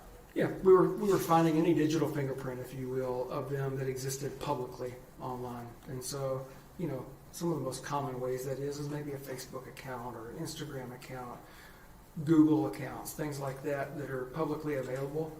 And then obviously, if we found something of interest or more interest, then we would use our Intelligence and Counterterrorism Division to look into those things further. And did you start your search with Tanner Horner or with someone else? With Tanner Horner. And what did you do to preserve any accounts? Yeah, so the way that works with most of our social media and digital evidence, if you will, those don't require a formal legal process, if you will, through the court system. We're simply asking those digital online platforms, if you will, Meta, Facebook, Instagram, Google, places like that. All we're asking them to do is say we've identified an account of a person that we believe is the owner or user of that account. And based on our criminal investigation, there could be evidence there. And we're just asking you to hold that or preserve it so that it can't be deleted or tampered with. And so as we would identify those counts for Mr. Horner, we would just ask those platforms to preserve it so it couldn't be deleted or tampered with. I want to dumb this down, but is this essentially a form that you fill out somewhere? Digitally, yes, ma'am. So what we would do is there's what's called a law enforcement portal. And so once these platforms have confirmed and vetted us as law enforcement investigators, we have a portal we can go into, and we can use that portal to tell them what kind of crimes we may be investigating, but the accounts that could be associated with it at our request to preserve it. This puts a hold on the account to where it preserves the information. Is that what you're trying to tell us? It's the same recreation question.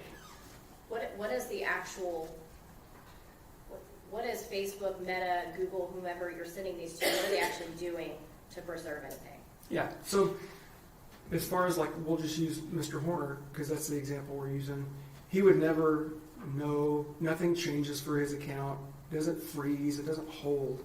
It just means that if he goes in and tries to delete or tamper with some sort of potential evidence that's there, it can't disappear. It's there.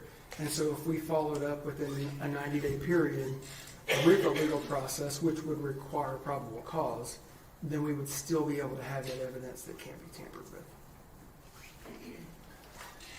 So with the preservation request, does that allow you to receive any information? No, ma'am. And what would you need to receive any information? A search warrant or an order from a judge, a district court.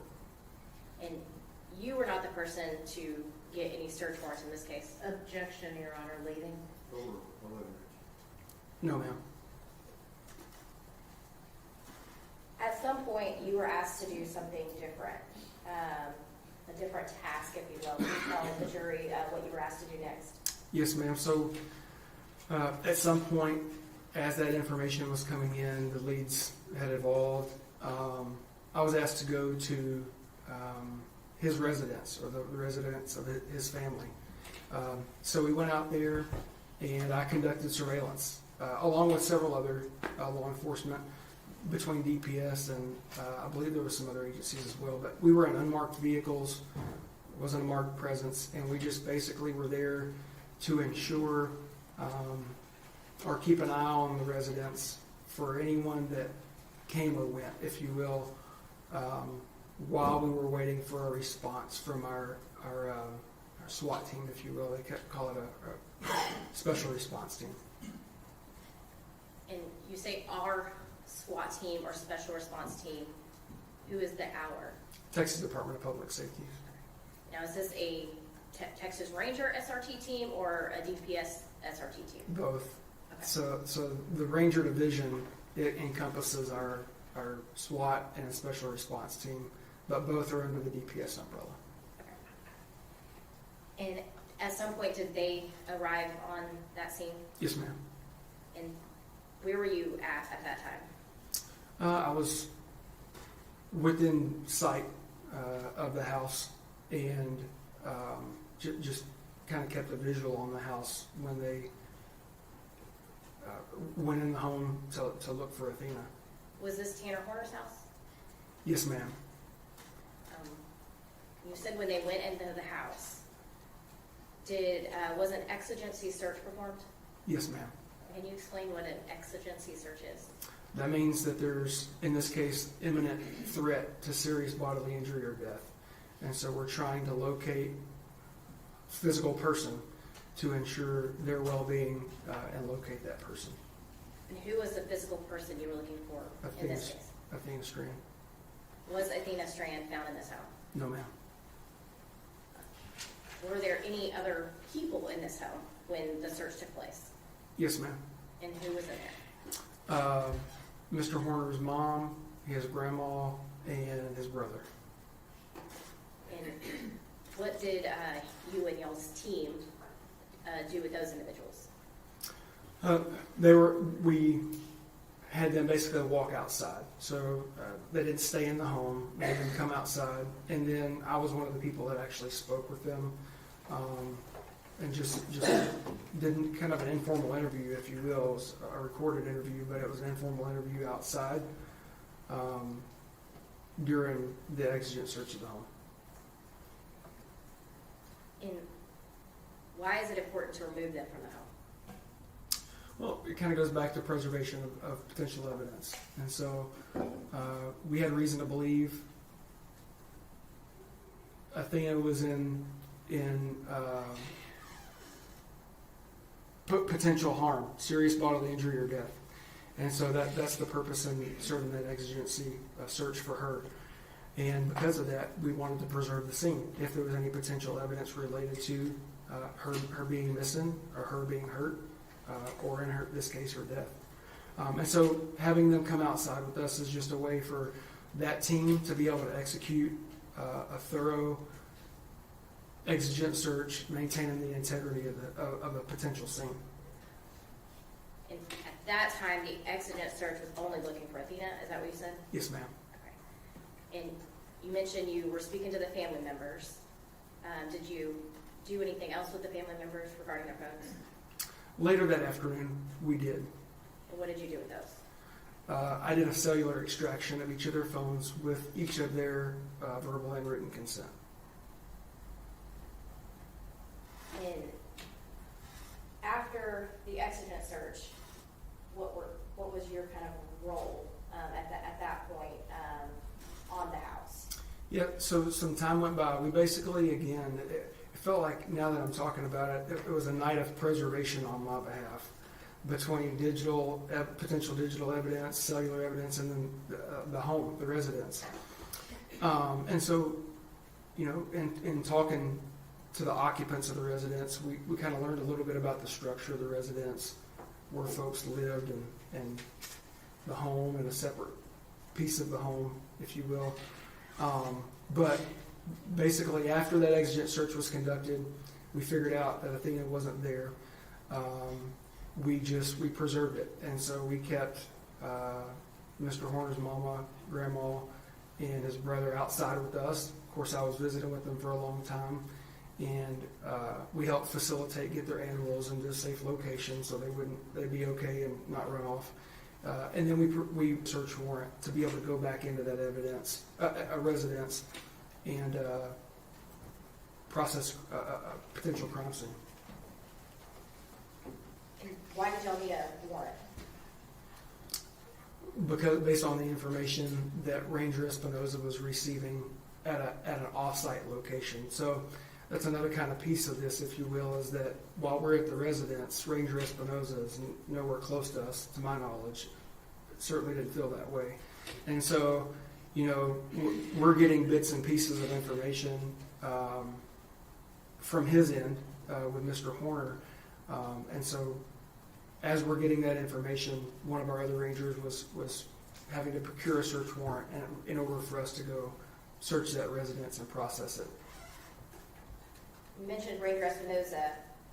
At this time, so we kind of understand the timeline, Ranger Espinoza is with the then suspect, now defendant in this case, interviewing him.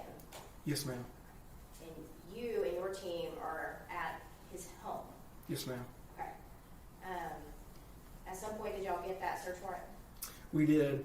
And so that kind of what we're talking about, this encompasses several hours. So this didn't happen fast. The surveillance that we did lasted for a good while. The search team was able to get together, respond, execute the search. These interviews were conducted. There's a lot of things that are transpiring at a pretty rapid pace, but it happens over several hours. And Your Honor, may I first witness?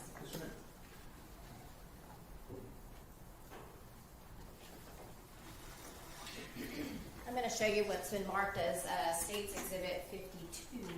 Do you recognize this? Yes, ma'am. And was this photo taken by you? I think this picture was sent to me, but that. Do you recognize what's in that photo night that you were there? Yes, ma'am. And so is it a very accurate depiction of what's in this photo? Yes, ma'am. As you saw it? Yes, ma'am. And Your Honor, at this time, the state offers into evidence State's Exhibit.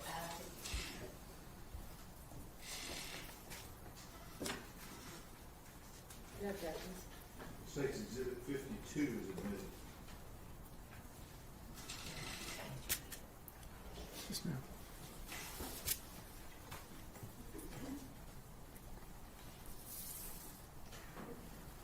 Can you tell the jury what we're looking at here?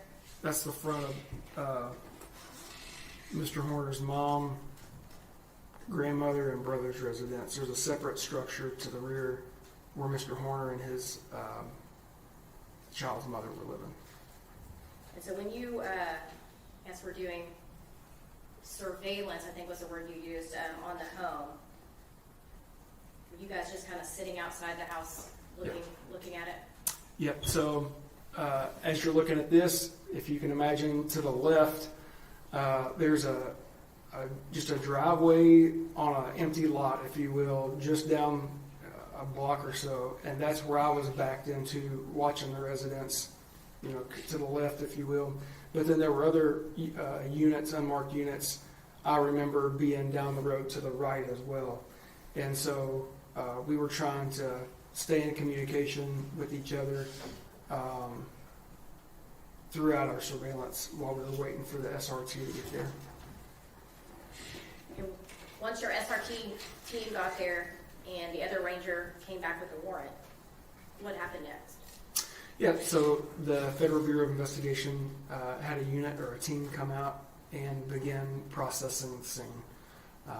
We're canvassed again. They're in communication directly with Ranger Espinoza or the folks that are with him, relaying information, which I'm not privy to.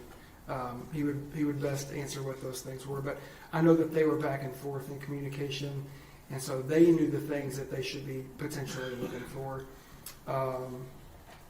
while they're searching and processing this residence. So they're canvassing for potential residents based on the information that Ranger Espinoza has and knows.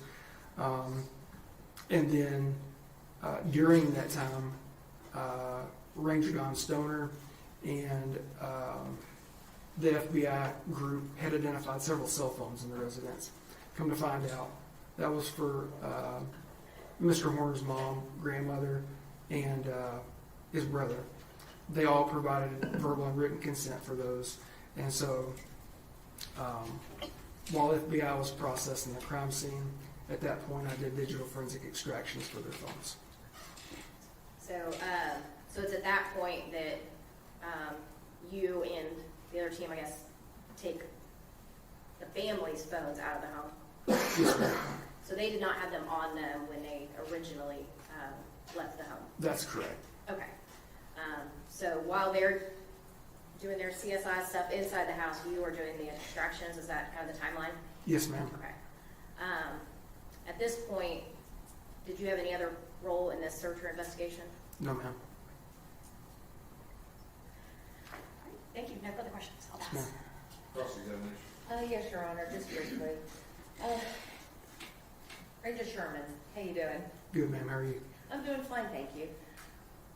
The way that you described this search and the way that you described the approach of the SWAT seems like it was just another day at the office. But wouldn't you agree with me that it was just a little bit more than that? Oh, it was a lot more than that. Well, let's back up to the search. All right, you said that you were working on the street, that you were down the street surveilling the house. Yes, ma'am. And that you were waiting for the, what did you call them? The SRT, Special Response Team. And describe for the jury the SRT arrival at the house. What did they arrive in? As you would expect, almost it's a tactical unit, right? And so they're going in there prepared to encounter any threat, if you will. So this tactical team arrives in basically an armored vehicle. Yes, ma'am. And they're rolling up the street in this armored vehicle. Yes, ma'am. How many are there? A team. It's So, not, okay. like you said, it's not a normal day at the office. So you have more than one armored vehicle riding up this residential street Yes, ma'am.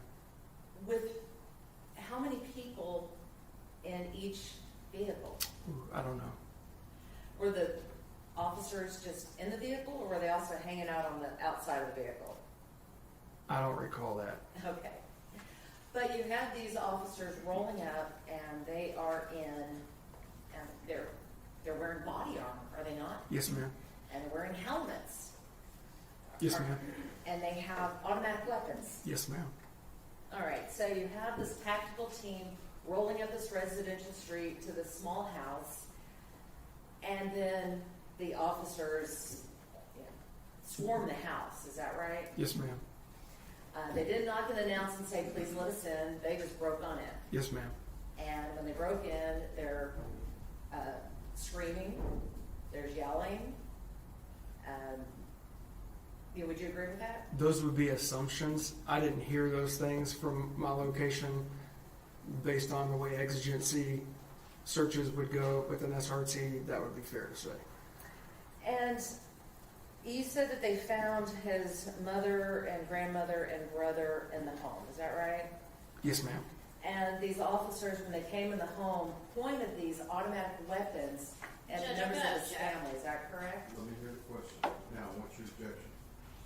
Yeah, I mean, it would be speculation. He's already said he was not there with the team, so he doesn't know if they pointed guns at anyone. Sustained. So do you know if they pointed guns at them? No, ma'am. And you said that they were escorted out. Are you the one that did the escort outside? No, ma'am. Or were you aware that the grandmother was in a wheelchair? Yes, ma'am.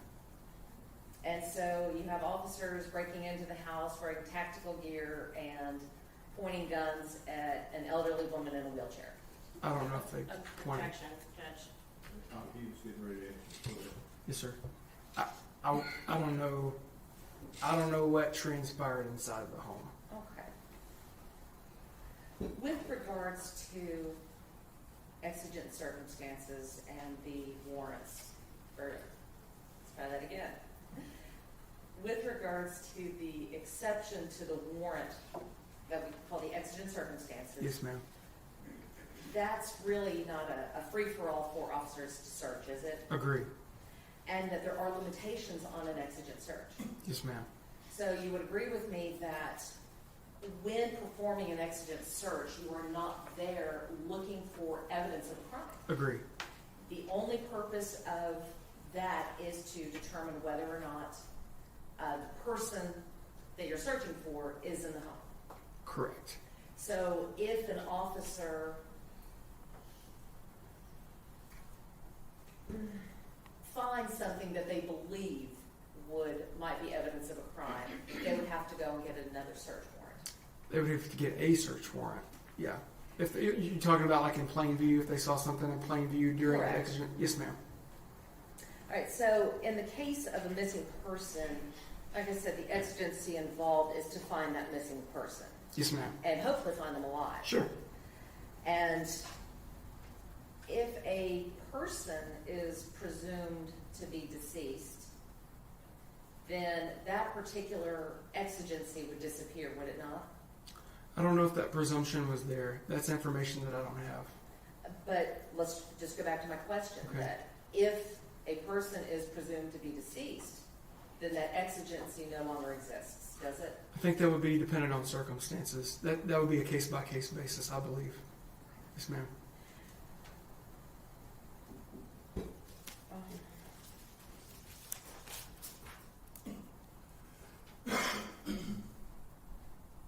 When you had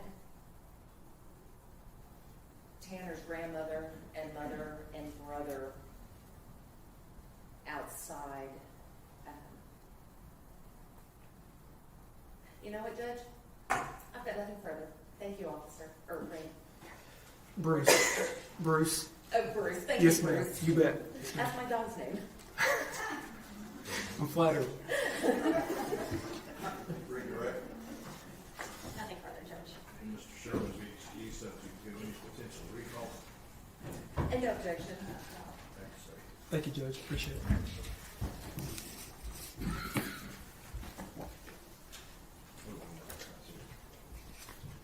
Thank you. Who do you have next? FBI's Kurt DeRoss. I'm sorry? FBI Kurt DeRoss. Kurt DeRoss. Your Honor, may we approach? Yes.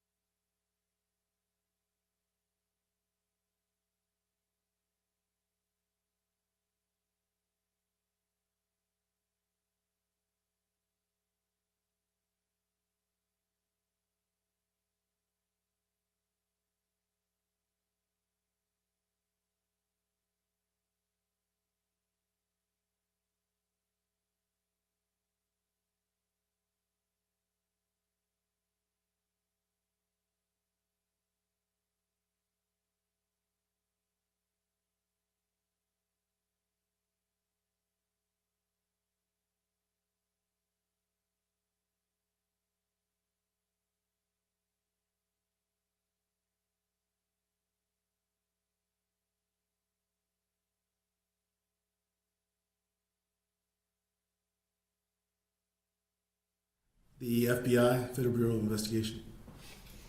And do you go by any special title with the FBI?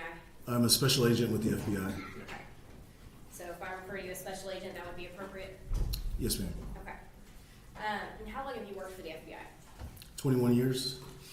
And what's your educational background before or during the FBI? So before the FBI, I graduated from Texas A&M, class of '99. I was an environmental science major and did environmental consulting for 4 years before joining the FBI in 2004. And when I joined the FBI as a special agent, stationed in Washington, D.C. for 7 years and moved back to Texas in San Antonio. I was then back to our headquarters and then back here to Dallas in 2019. The whole time I was as part of our evidence response team, our hazardous evidence response team. So I've been doing evidence response for at least 18 of those 21 years. And to be a part of the evidence response team, do you have any specific training? We do. So as special agents, we have some basic crime scene training in our new agents class, but we then can volunteer to be a part of the evidence response team, which is an ancillary duty that we can take on with our normal day-to-day jobs. But in order to be a part of that team, you do have to go through a 2-week basic class that teaches you evidence collection, fingerprinting, DNA, photography, alternate light source, and some other techniques that we use, a little bit of computer forensics, not much, we have specialists for that. And then we can go to advanced crime scene courses as well, so advanced fingerprinting, we go to the body farm, which is to recover bodies, and we can go to some outside of the FBI classes as well. Have you been to the body farm? I have not, no. Have you done any of these other special or advanced trainings? So I have done, like I said, I'm the team leader for our hazardous evidence response team, so I focus a lot on collection of evidence in hazardous environments. So I've done some extra latent fingerprint lifting and some DNA training as well. Now, how did the FBI get involved in the, search and investigation for Athena Strand? Sure. So, case, we're invited by whoever the executive authority is for whatever agency, whether it's a sheriff's office, like in this case, or a police chief of a police department. We're asked to assist, and we have a method for doing that from executive to executive level. And then one thing that the FBI provides, the ERT at the FBI in Dallas, we have 3 teams of 8 to 10 people. So that's 30 personnel. Some of them are still in the process of training, but I would say probably at least at the time of this, especially over half of them were fully certified with advanced training. And so we would be kind of a force multiplier. So anytime there's a scene or a crime that spreads across multiple crime scenes, lots of police departments don't have the crime scene capability to handle 3 or 4 crime scenes at a time, and so we can provide that supplemental crime scene processing. So the FBI in this case was an assisting agency because there were multiple crime scenes? Correct, yes. Yeah, it was a state warrant that we were assisting on, so they provided that warrant, and then we provided the trained personnel to conduct the search. And I think you mentioned you were a team leader. How does a team leader work in these teams? Correct. So with a team leader, it's my job to assign roles within the search. So we have various roles on each search. We have obviously a team leader. We'll have an assistant team leader. We'll have a photographer. We'll have a person who does sketching. We'll have an evidence custodian that is in charge of making sure the evidence stays clear and is labeled properly and is packaged properly. And then we have usually several searchers that will then go out into the scene and do various searches just depending on what we're doing. If it's a forensic search, then we have certain techniques that we utilize there. If it's just a document search, it might not be quite the same as a forensic search. So it's my job as the team leader to decide what steps protective equipment needs to be used to both protect the agents or the professional staff, the ERT team, and then what personal protective equipment needs to be worn to protect the crime scene as well. So we have our suits, Tyvek suits that we wear. You've probably seen them, on TV or something, but they have hoodies, we have booties, we always wear gloves, so that keeps our forensic fingerprint, our DNA, our fingerprints, our hairs, our fibers out of the scene for a forensic scene. So it's my job to not only assign those tasks, but to decide how people are going to enter that crime scene. You mentioned the Tyvek suits. Are those a certain color? Typically they're white, yes. And in general, are there certain standard policies and procedures that the FBI ERT team follows when going into a crime scene? There are. So we have a set order of how we process a crime scene, and first step is to conduct a kind of a one-on-one turnover with whoever initially had that scene. The FBI ERT is never, I feel confident in saying never the first one on scene. Typically, the local police department was there, or maybe our FBI SWAT team, or, in this case, the Texas Rangers, SRT. So if there's another agency that's there, it's my job as the team leader to liaison with them, figure out what kind of situation, see if there's any evidence that is obvious and possibly transient that might disappear. We may need to collect quicker. Sometimes electronic evidence such as phones or computers can be perishable, so we need to react to those quicker. So all that would be discussed in the turnover. And then once I have that turnover from whatever agency was holding the scene until we got there, I would then go ahead and walk the scene with that person. And while the rest of the team is kind of setting up a little base of operations area, just simple table, chairs, places that we can bring out the evidence to, getting sign-in logs started and getting some of the other admin logs started about like what time we got there, who was there, other things. So we would then walk through the scene as carefully as possible with the proper PPE on to preserve the scene itself. Like I said, as we're walking through, I'm noting, I'll have a sheet from time to time of noting certain evidence as we walk through, just depending on how big the scene is and how much I can and can't remember. So we'll walk through the scene completely, and usually we're with the photographer too, who is also one of the first steps we do in that walkthrough is we take initial photographs of the scene before we do any searching. So they're called entry photos. It's to show how we found the scene. It's not necessarily how the scene was before anybody got there. It's the scene as we found it when we showed up. And it starts with the front door, hopefully getting the address numbers in the picture, and it's usually walking through into the house, if it's a residence, around the house, and any other outbuildings that may be on the property itself. So those would be the entry photos that get taken as we're doing the initial walkthrough.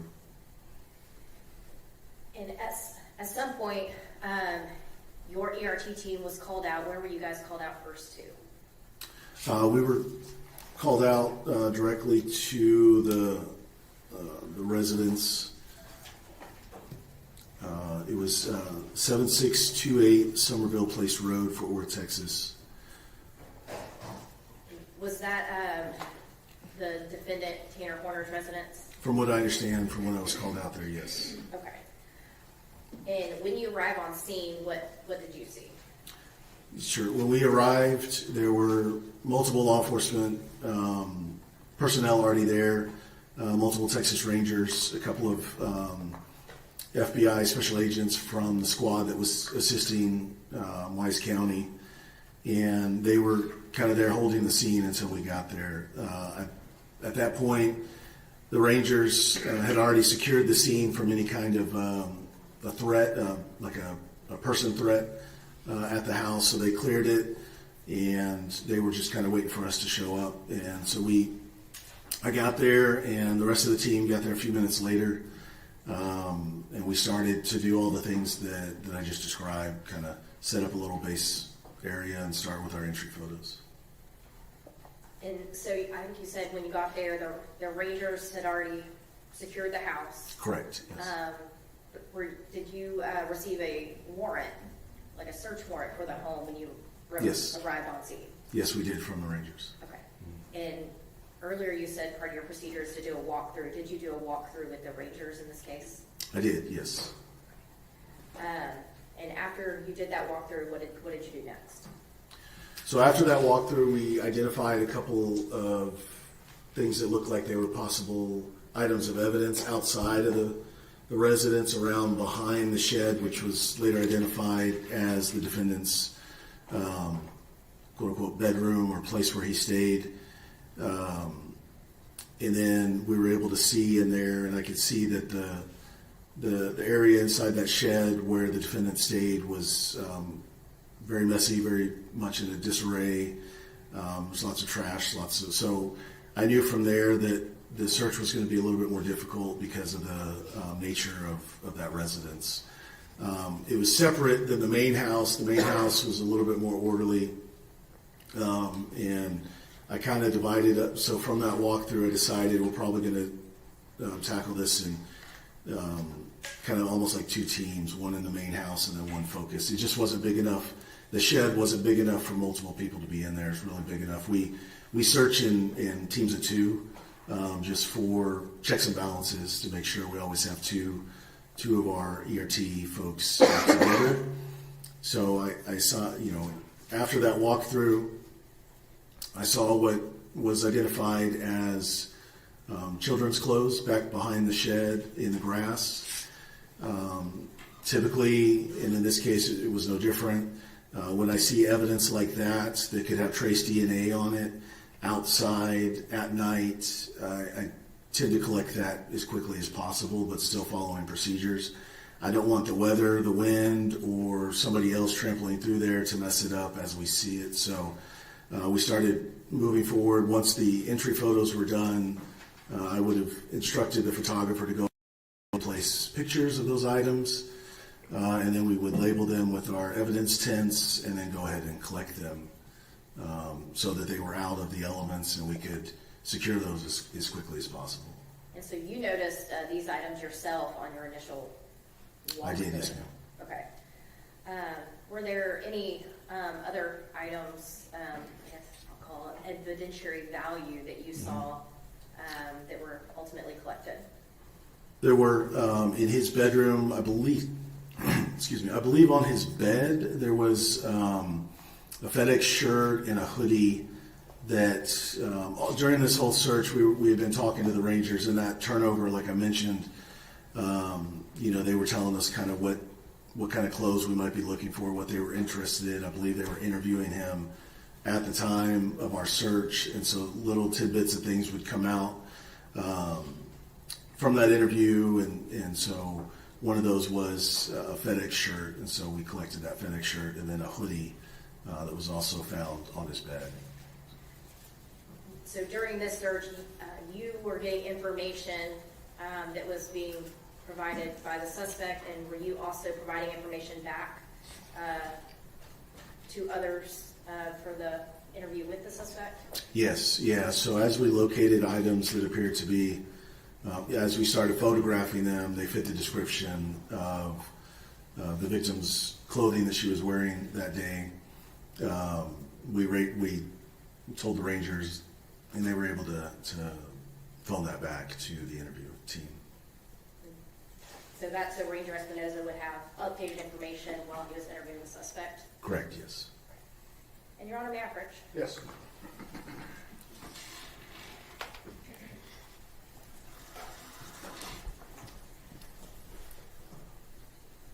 I'm going to show you what are marked as States Exhibits 53 through 82. And prior to you sitting here, have you gone through all of these photos? I have, yes. And can you tell me what those are? So these are crime scene photos from the residence that night, starting with our entry photos, and then there are some photos of the actual evidence taken both in place and when we process forensic items of evidence, we usually have to stretch them out to get a good idea of what they are. We don't want to leave them balled up. We do that on a clean sheet of brown kind of butcher paper that we had just unrolled and cut. And we do 2 sheets, one on the ground, and we do another sheet, and we place the items on top of that sheet. We take photos of both sides of the item, and then from there, we wrap that sheet, that brown sheet, over the items and package that so that if anything had fallen off while we were moving the items, it still gets collected within the bag and can be processed by the lab. You can take a look if you don't recall what are tall in those pictures, but if you do they all fairly and accurately depict the actual residence and all the evidence collected as you personally saw it that night? They do. Your Honor, at this time, the state offers into evidence State's Exhibit 52, 53 through 82. Any objections other than in addition to those previously given to the court?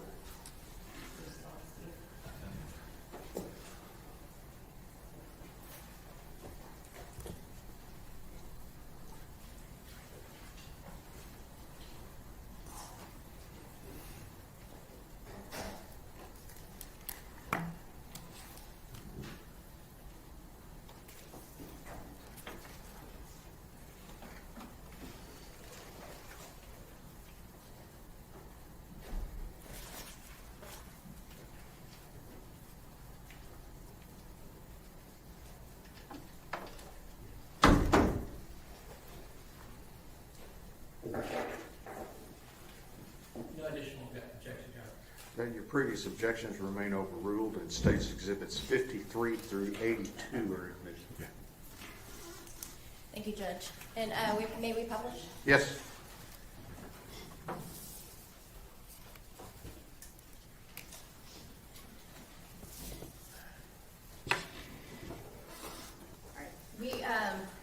We're talking about how one of the first things you do is do a walkthrough, and then you do, I guess, what we'd call initial photos. We call them entry photos. Entry photos? Okay. Is that what these photos that we're going to be looking at are? Correct. Yeah, this would have been probably the first photo that was taken because our first photo tries to incorporate a house number as well as the front door of the house, which this photo does. And so in this photo, does it have, I guess, the address in the photo? It does here on the mailbox post, 7628.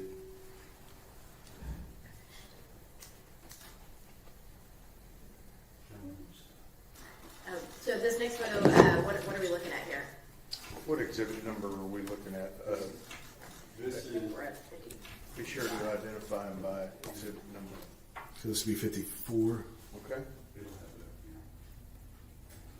I'm showing you what is marked as State's Exhibit 54. So that's the front of the residence. Now I'm showing you what is marked as State's Exhibit 55. Is that just kind of a slightly different angle of the residence? Yes. Yeah, we try to take all sides of the residence before we enter. Okay. This is State's Exhibit 56. What am I looking at now? So this is, if you were looking at the house, the right side of the house, and then the shed over to the right side of the photograph is the shed where the defendant was, I assume, living. There's a bed in there, and that's where his clothes were. Okay. And State's Exhibit 57, what are we seeing in this? So now on the left side of that photograph is the same shed where the defendant was living. And then the building on the right was just kind of like a storage building. And then if you walk in between those buildings and around the back of that shed on the left is where we noted the child's clothing. So State's Exhibit 58, it looks like this is a closer-up view to that shed. Are we seeing anything else in here? I mean, there's items, trash, looks like recent trash outside the item. There's a guitar that may or may not have worked, but yeah, it's just kind of the front-on view of that shed. And State's Exhibit 59? Similar, just a closer up version of that. And is it standard to kind of take kind of further out and then kind of go closer in photos, or how do y'all normally do that? Yeah, for evidence, absolutely, but even for our entry photos, if we decide sometimes when there's a lot going on, meaning there's a lot of items in there, then we'll kind of approach that scene. It's the photographer's training to make their photography look as if you're walking up to a door that you're going to then go in and search. And so, yeah, different angles is pretty common. This is State's Exhibit 60. This is just a slightly different angle. Yeah. Yeah, I think noting, so lots of times we want to use even our entry photos can also show evidence in place. So with the bed being there, our photographer would have tried to get as much as she could have on that bed without actually walking in. I'm showing State's Exhibit 61. Same thing. So she just approached the door a little bit closer, took another photograph. And State's Exhibit 62. Similar. So she probably stepped, just a little bit into the shed, and So she's kind of right at the door right now. yeah. Okay. All right, now State's Exhibit 63. What are we looking at here? So this just would have been another angle within the shed. It's still the shed where that bed is that you saw before. Is this kind of more of the left side of the shed compared Correct. to the Yeah, as you this walk on in the right? door to the left. And as I said, these are entry photos, so this is the condition of it as we found it. And just by looking at it, it was already in that kind of disarray when we found it. So this disarray was not done by your search. No, this is before we've done any searching. And State's Exhibit 64. Same, just getting our training for entry photos typically teaches us to take a photo from each corner of the room. Because of the amount of stuff that was in here, we couldn't do that without completely moving everything, which we weren't prepared to do at that time. We needed to get our in-place photos.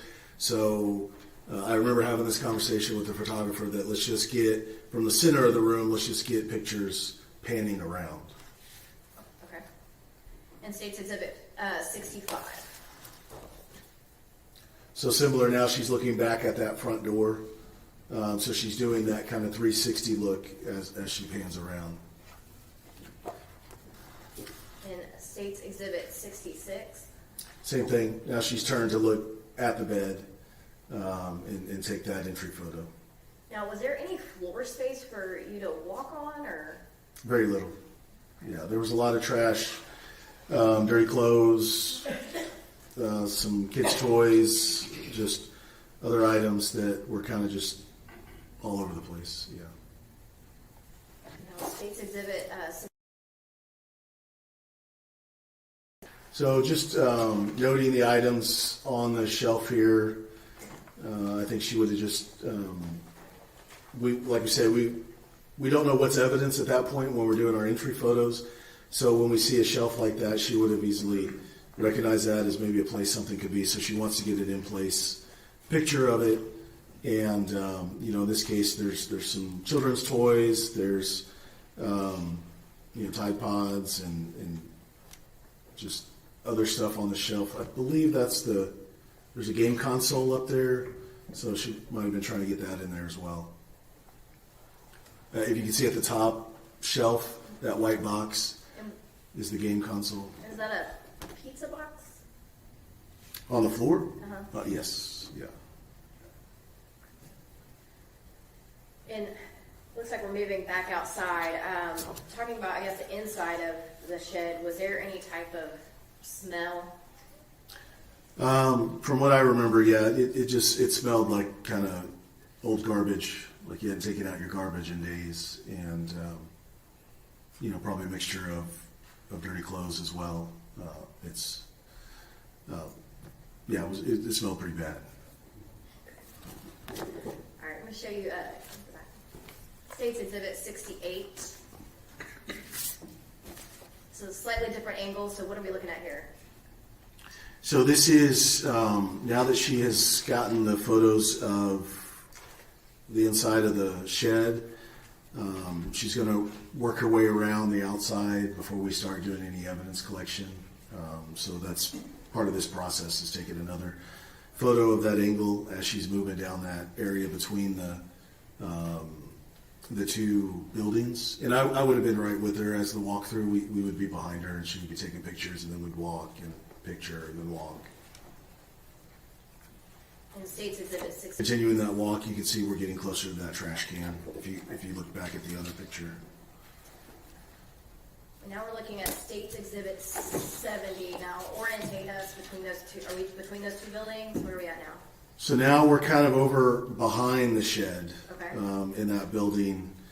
And this is the area where the ranger said they thought they saw some children's clothes, specifically a little girl's clothes. So we kind of keyed on that and wanted to get a picture of it before we walked back there and started messing with anything. But it's really hard on the screen, but you can almost see dead center, a little bit bottom of center. There is what looks to be like a little sock. Yeah. So that's the first thing that we noted, that from what we knew of the victim seemed to match. And is there also, it looks like maybe a cigarette package there to the left? Yeah, it could be. There was a lot of garbage just buried in there too.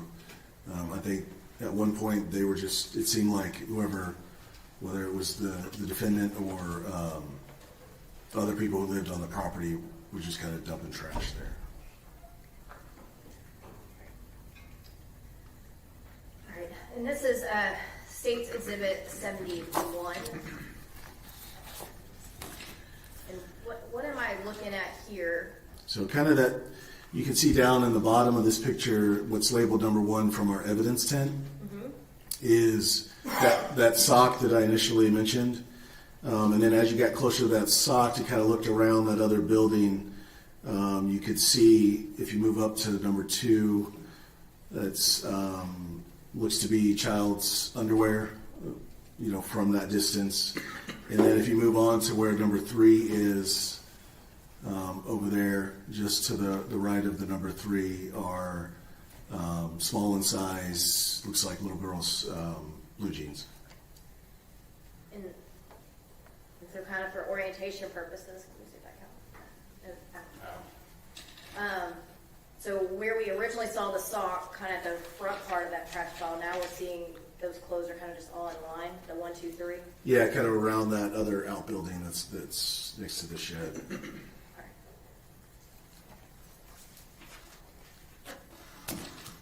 And it looks like there's a little tent there. Can you explain what that is and why y'all do that? So This is State's Exhibit. State's Exhibit 72. Okay. Sorry, Judge. So our procedures when we collect evidence is we take an in-place photograph. So that would have been that first one you saw that didn't have any label on it. And then we take a medium shot of it. So that would have been the one where you saw all 3 evidence tents. And then we do a close-up in place as well. And so since this will be item number 1, the tent suggested it's item number 1. And it's the close-up of the item in place where we found it.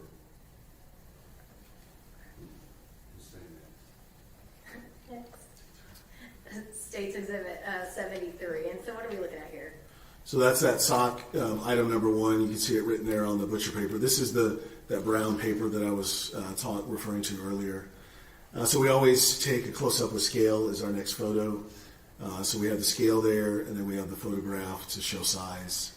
And then this item after this picture would have been packaged up with that brown paper into a paper evidence bag. Okay. And so what is the sock is laying on that butcher paper you spoke about earlier? Correct. Okay. And you can go next. Yeah, once we identify it and take our pictures close up, we can then move it from that location.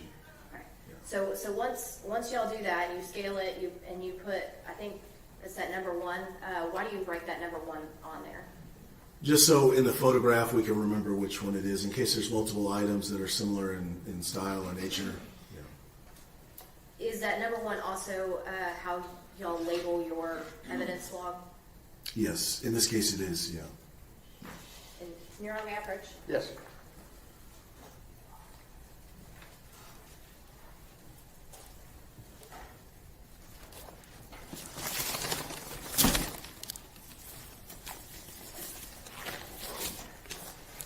I'm going to show you what's been marked as State's Exhibit 83.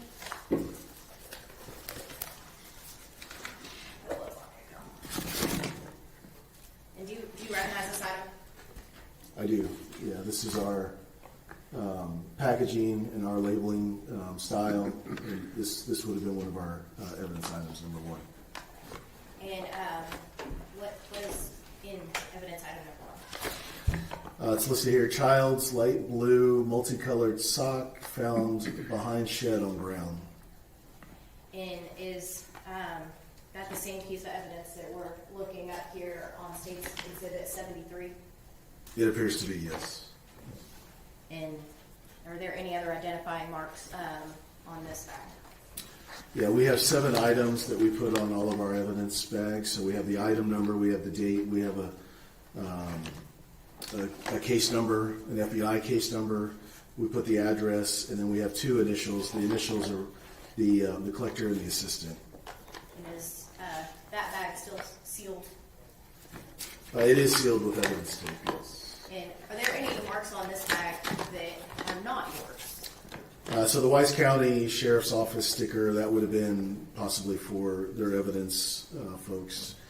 And then these 2 labels might be, lots of times, the lab that it's taken to will put their own markings on it, so it could be from that. We don't, with the FBI ERT, we don't process any evidence. We're collectors, and it goes to the official either FBI lab or state crime lab for processing. So you collected this item, but then it will go off to a lab to be processed for Examined, yep. DNA or anything else that Sure. needs to be looked at. Yeah, in this case, it would most likely be DNA. Sometimes it's fingerprints. Sometimes it's computer forensics.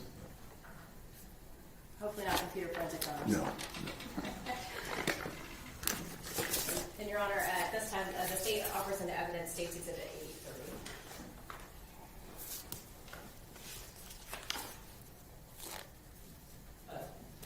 No additional objection.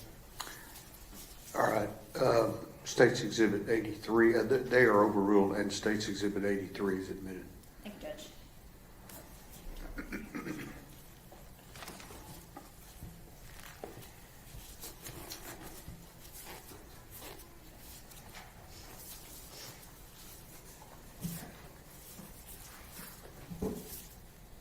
Now I'm showing you what has been admitted as State's Exhibit 74 here on the screen. And what are we looking at here? So in the previous picture where you saw all 3, 1, 2, 3 items, this would be the second item in that row, which appears to be a child's underwear. Looks to be female underwear. Now I'm showing you what has been admitted as State's Exhibit 75. And what are we looking at here? So this would have been a picture close up with scale of those underwear after they were removed from the location that they were originally found, as per our standard procedures to take those scale photographs on that same butcher paper like I was talking about. And is there a number listed on that butcher paper? There is number 2. And did that correspond with the yellow tint that y'all had next to the item? It does. Your Honor, may I approach? Yes.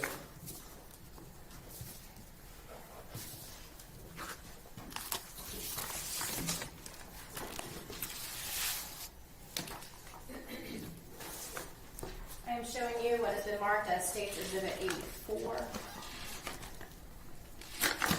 And do you recognize this item? I do.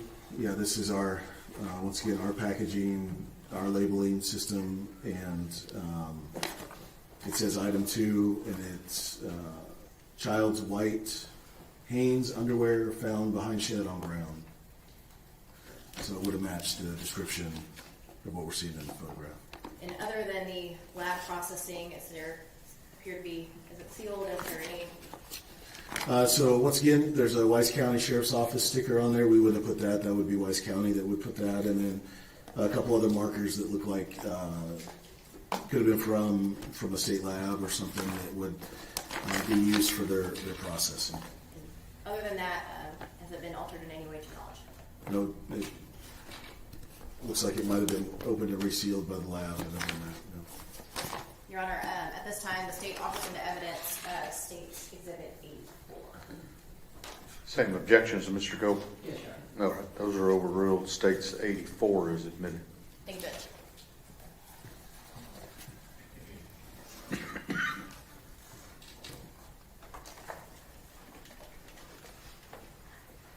Now I'm showing you what has been marked as State's Exhibit 76. What are we looking at here? So in those 3 items out behind the shed, this would have been the third one in that order. It appears to be a pair of small blue jeans. At the angle we're at, everything, it kind of fits the description, but we're not sure. But we went ahead and labeled it item number 3, took photos of it in place so that we can then remove it and better examine it. And you said fits the description. At this point, was there a did you have a description of what the Athena Strand was wearing when she was kidnapped? I believe we did. It was a pair of jeans with some flowers on it. We didn't have a picture or an exact knowledge, but it was blue jeans with a flower pattern on it. And what are we looking at here? So as with the other photographs, we would have removed it from that area to better examine it, get it out somewhere where we can spread it out on the brown paper, the clean brown paper. And I just want to reiterate, the brown paper gets wrapped up with each item, so it's a new piece of brown paper each time we take this photograph. And just to be clear for the record, this is State's Exhibit 77 that we're looking at right now. And it's labeled item number 3 on the paper. It has scale, so we can add size to it. And this would have been obviously the back side of the blue jeans. And I'm showing you now what has been marked as State's Exhibit 78. So this would be the other side, the front side of the blue jeans. And from this, I told the rangers that were out there, I can't remember exactly which ranger, and they were able to see it and relay that back to the other investigative teams that were either talking to the family or talking with the defendant to see if that's an accurate description of what she was wearing at the time of the abduction. So, and we also note when we saw this, you can see there's something in that leg, the pant leg, so looks like a sock, which it turns out to be a sock. Now I'm showing you what's been admitted as State's Exhibit 79. And so what are we looking at here? So these are the blue jeans with the sock removed. We would have packaged these together since they were found inside, since that sock was found in there. So we removed it, photographed it with scale, and then we'll wrap it up into that brown paper. So one sock was found separately out Just in by the itself, car, right. but one sock was still inside her pants. Inside the pants, yes. And Your Honor, may I approach? Yeah.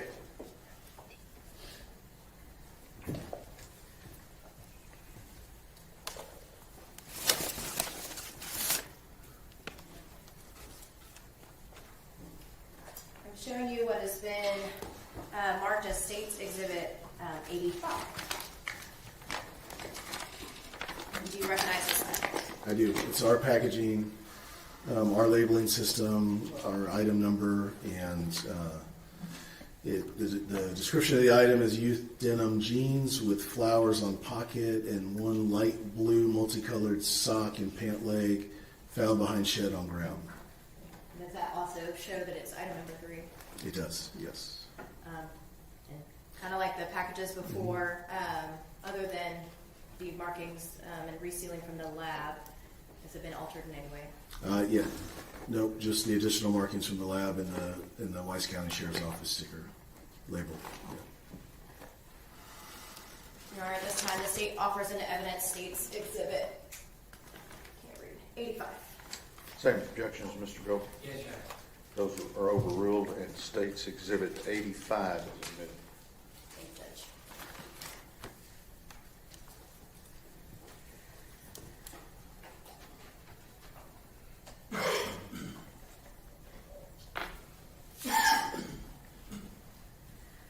We're now showing on the screen what's been admitted as State's Exhibit 80. And what are we looking at here? So this was a FedEx shirt that was found in the shed on the bed. That we did our same procedures of collecting it with scale and identifying the number. So it'll be item number 4. And it looks like State's Exhibit 81. Is this just the front side of the shirt? Correct, yes. And were you given information of why to take this specific item, or? We were, because at that point we had determined that she was taken in the FedEx van from the defendant wearing his FedEx uniform or clothing. Your Honor, may I approach? Yes, ma'am.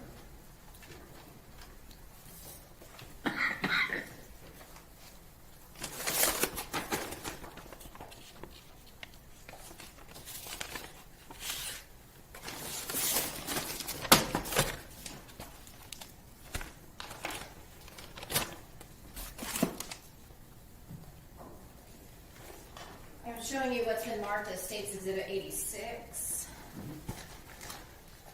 And do you recognize this item? Yeah, it's labeled item number 4.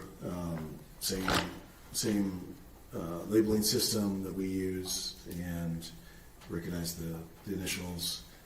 Extra large black and purple shirt with FedEx found on bed in shed.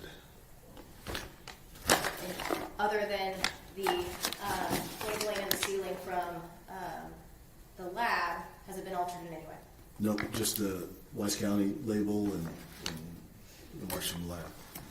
Your Honor, at this time, the state offers into evidence State's Exhibit 86. Same objections, Mr. Gold? Yes. Those are overruled, and State's Exhibit 86 is admitted. Judge.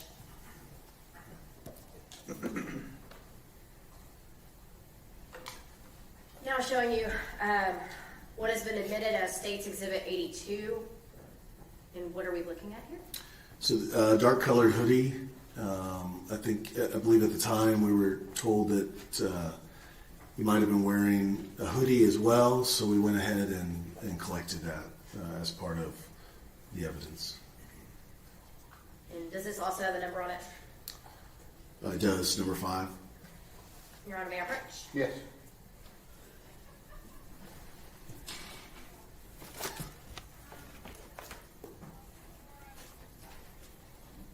I'm now showing you what's been marked as State's Exhibit 87. Do you recognize this item? I do.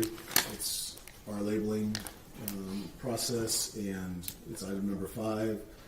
Large tech gear, gray and navy hoodie found on bed in shed with those additional Weiss County labeling and lab. I'm going to have Mr. Berry here. Can you zoom in on what's been admitted as State's Exhibit 82? And does that read large tech gear sweatshirt? Yes, So does that match the item that's listed in that bag? it does. And other than the any type of resealing or labels from the lab, is it been altered in any way? No. Your Honor, at this time, the state offers into evidence State's Exhibit 87. Same objections, Mr. Gold? Yes, sir. Okay, those are overruled. State's Exhibit 87 is admitted. Thank you, Judge.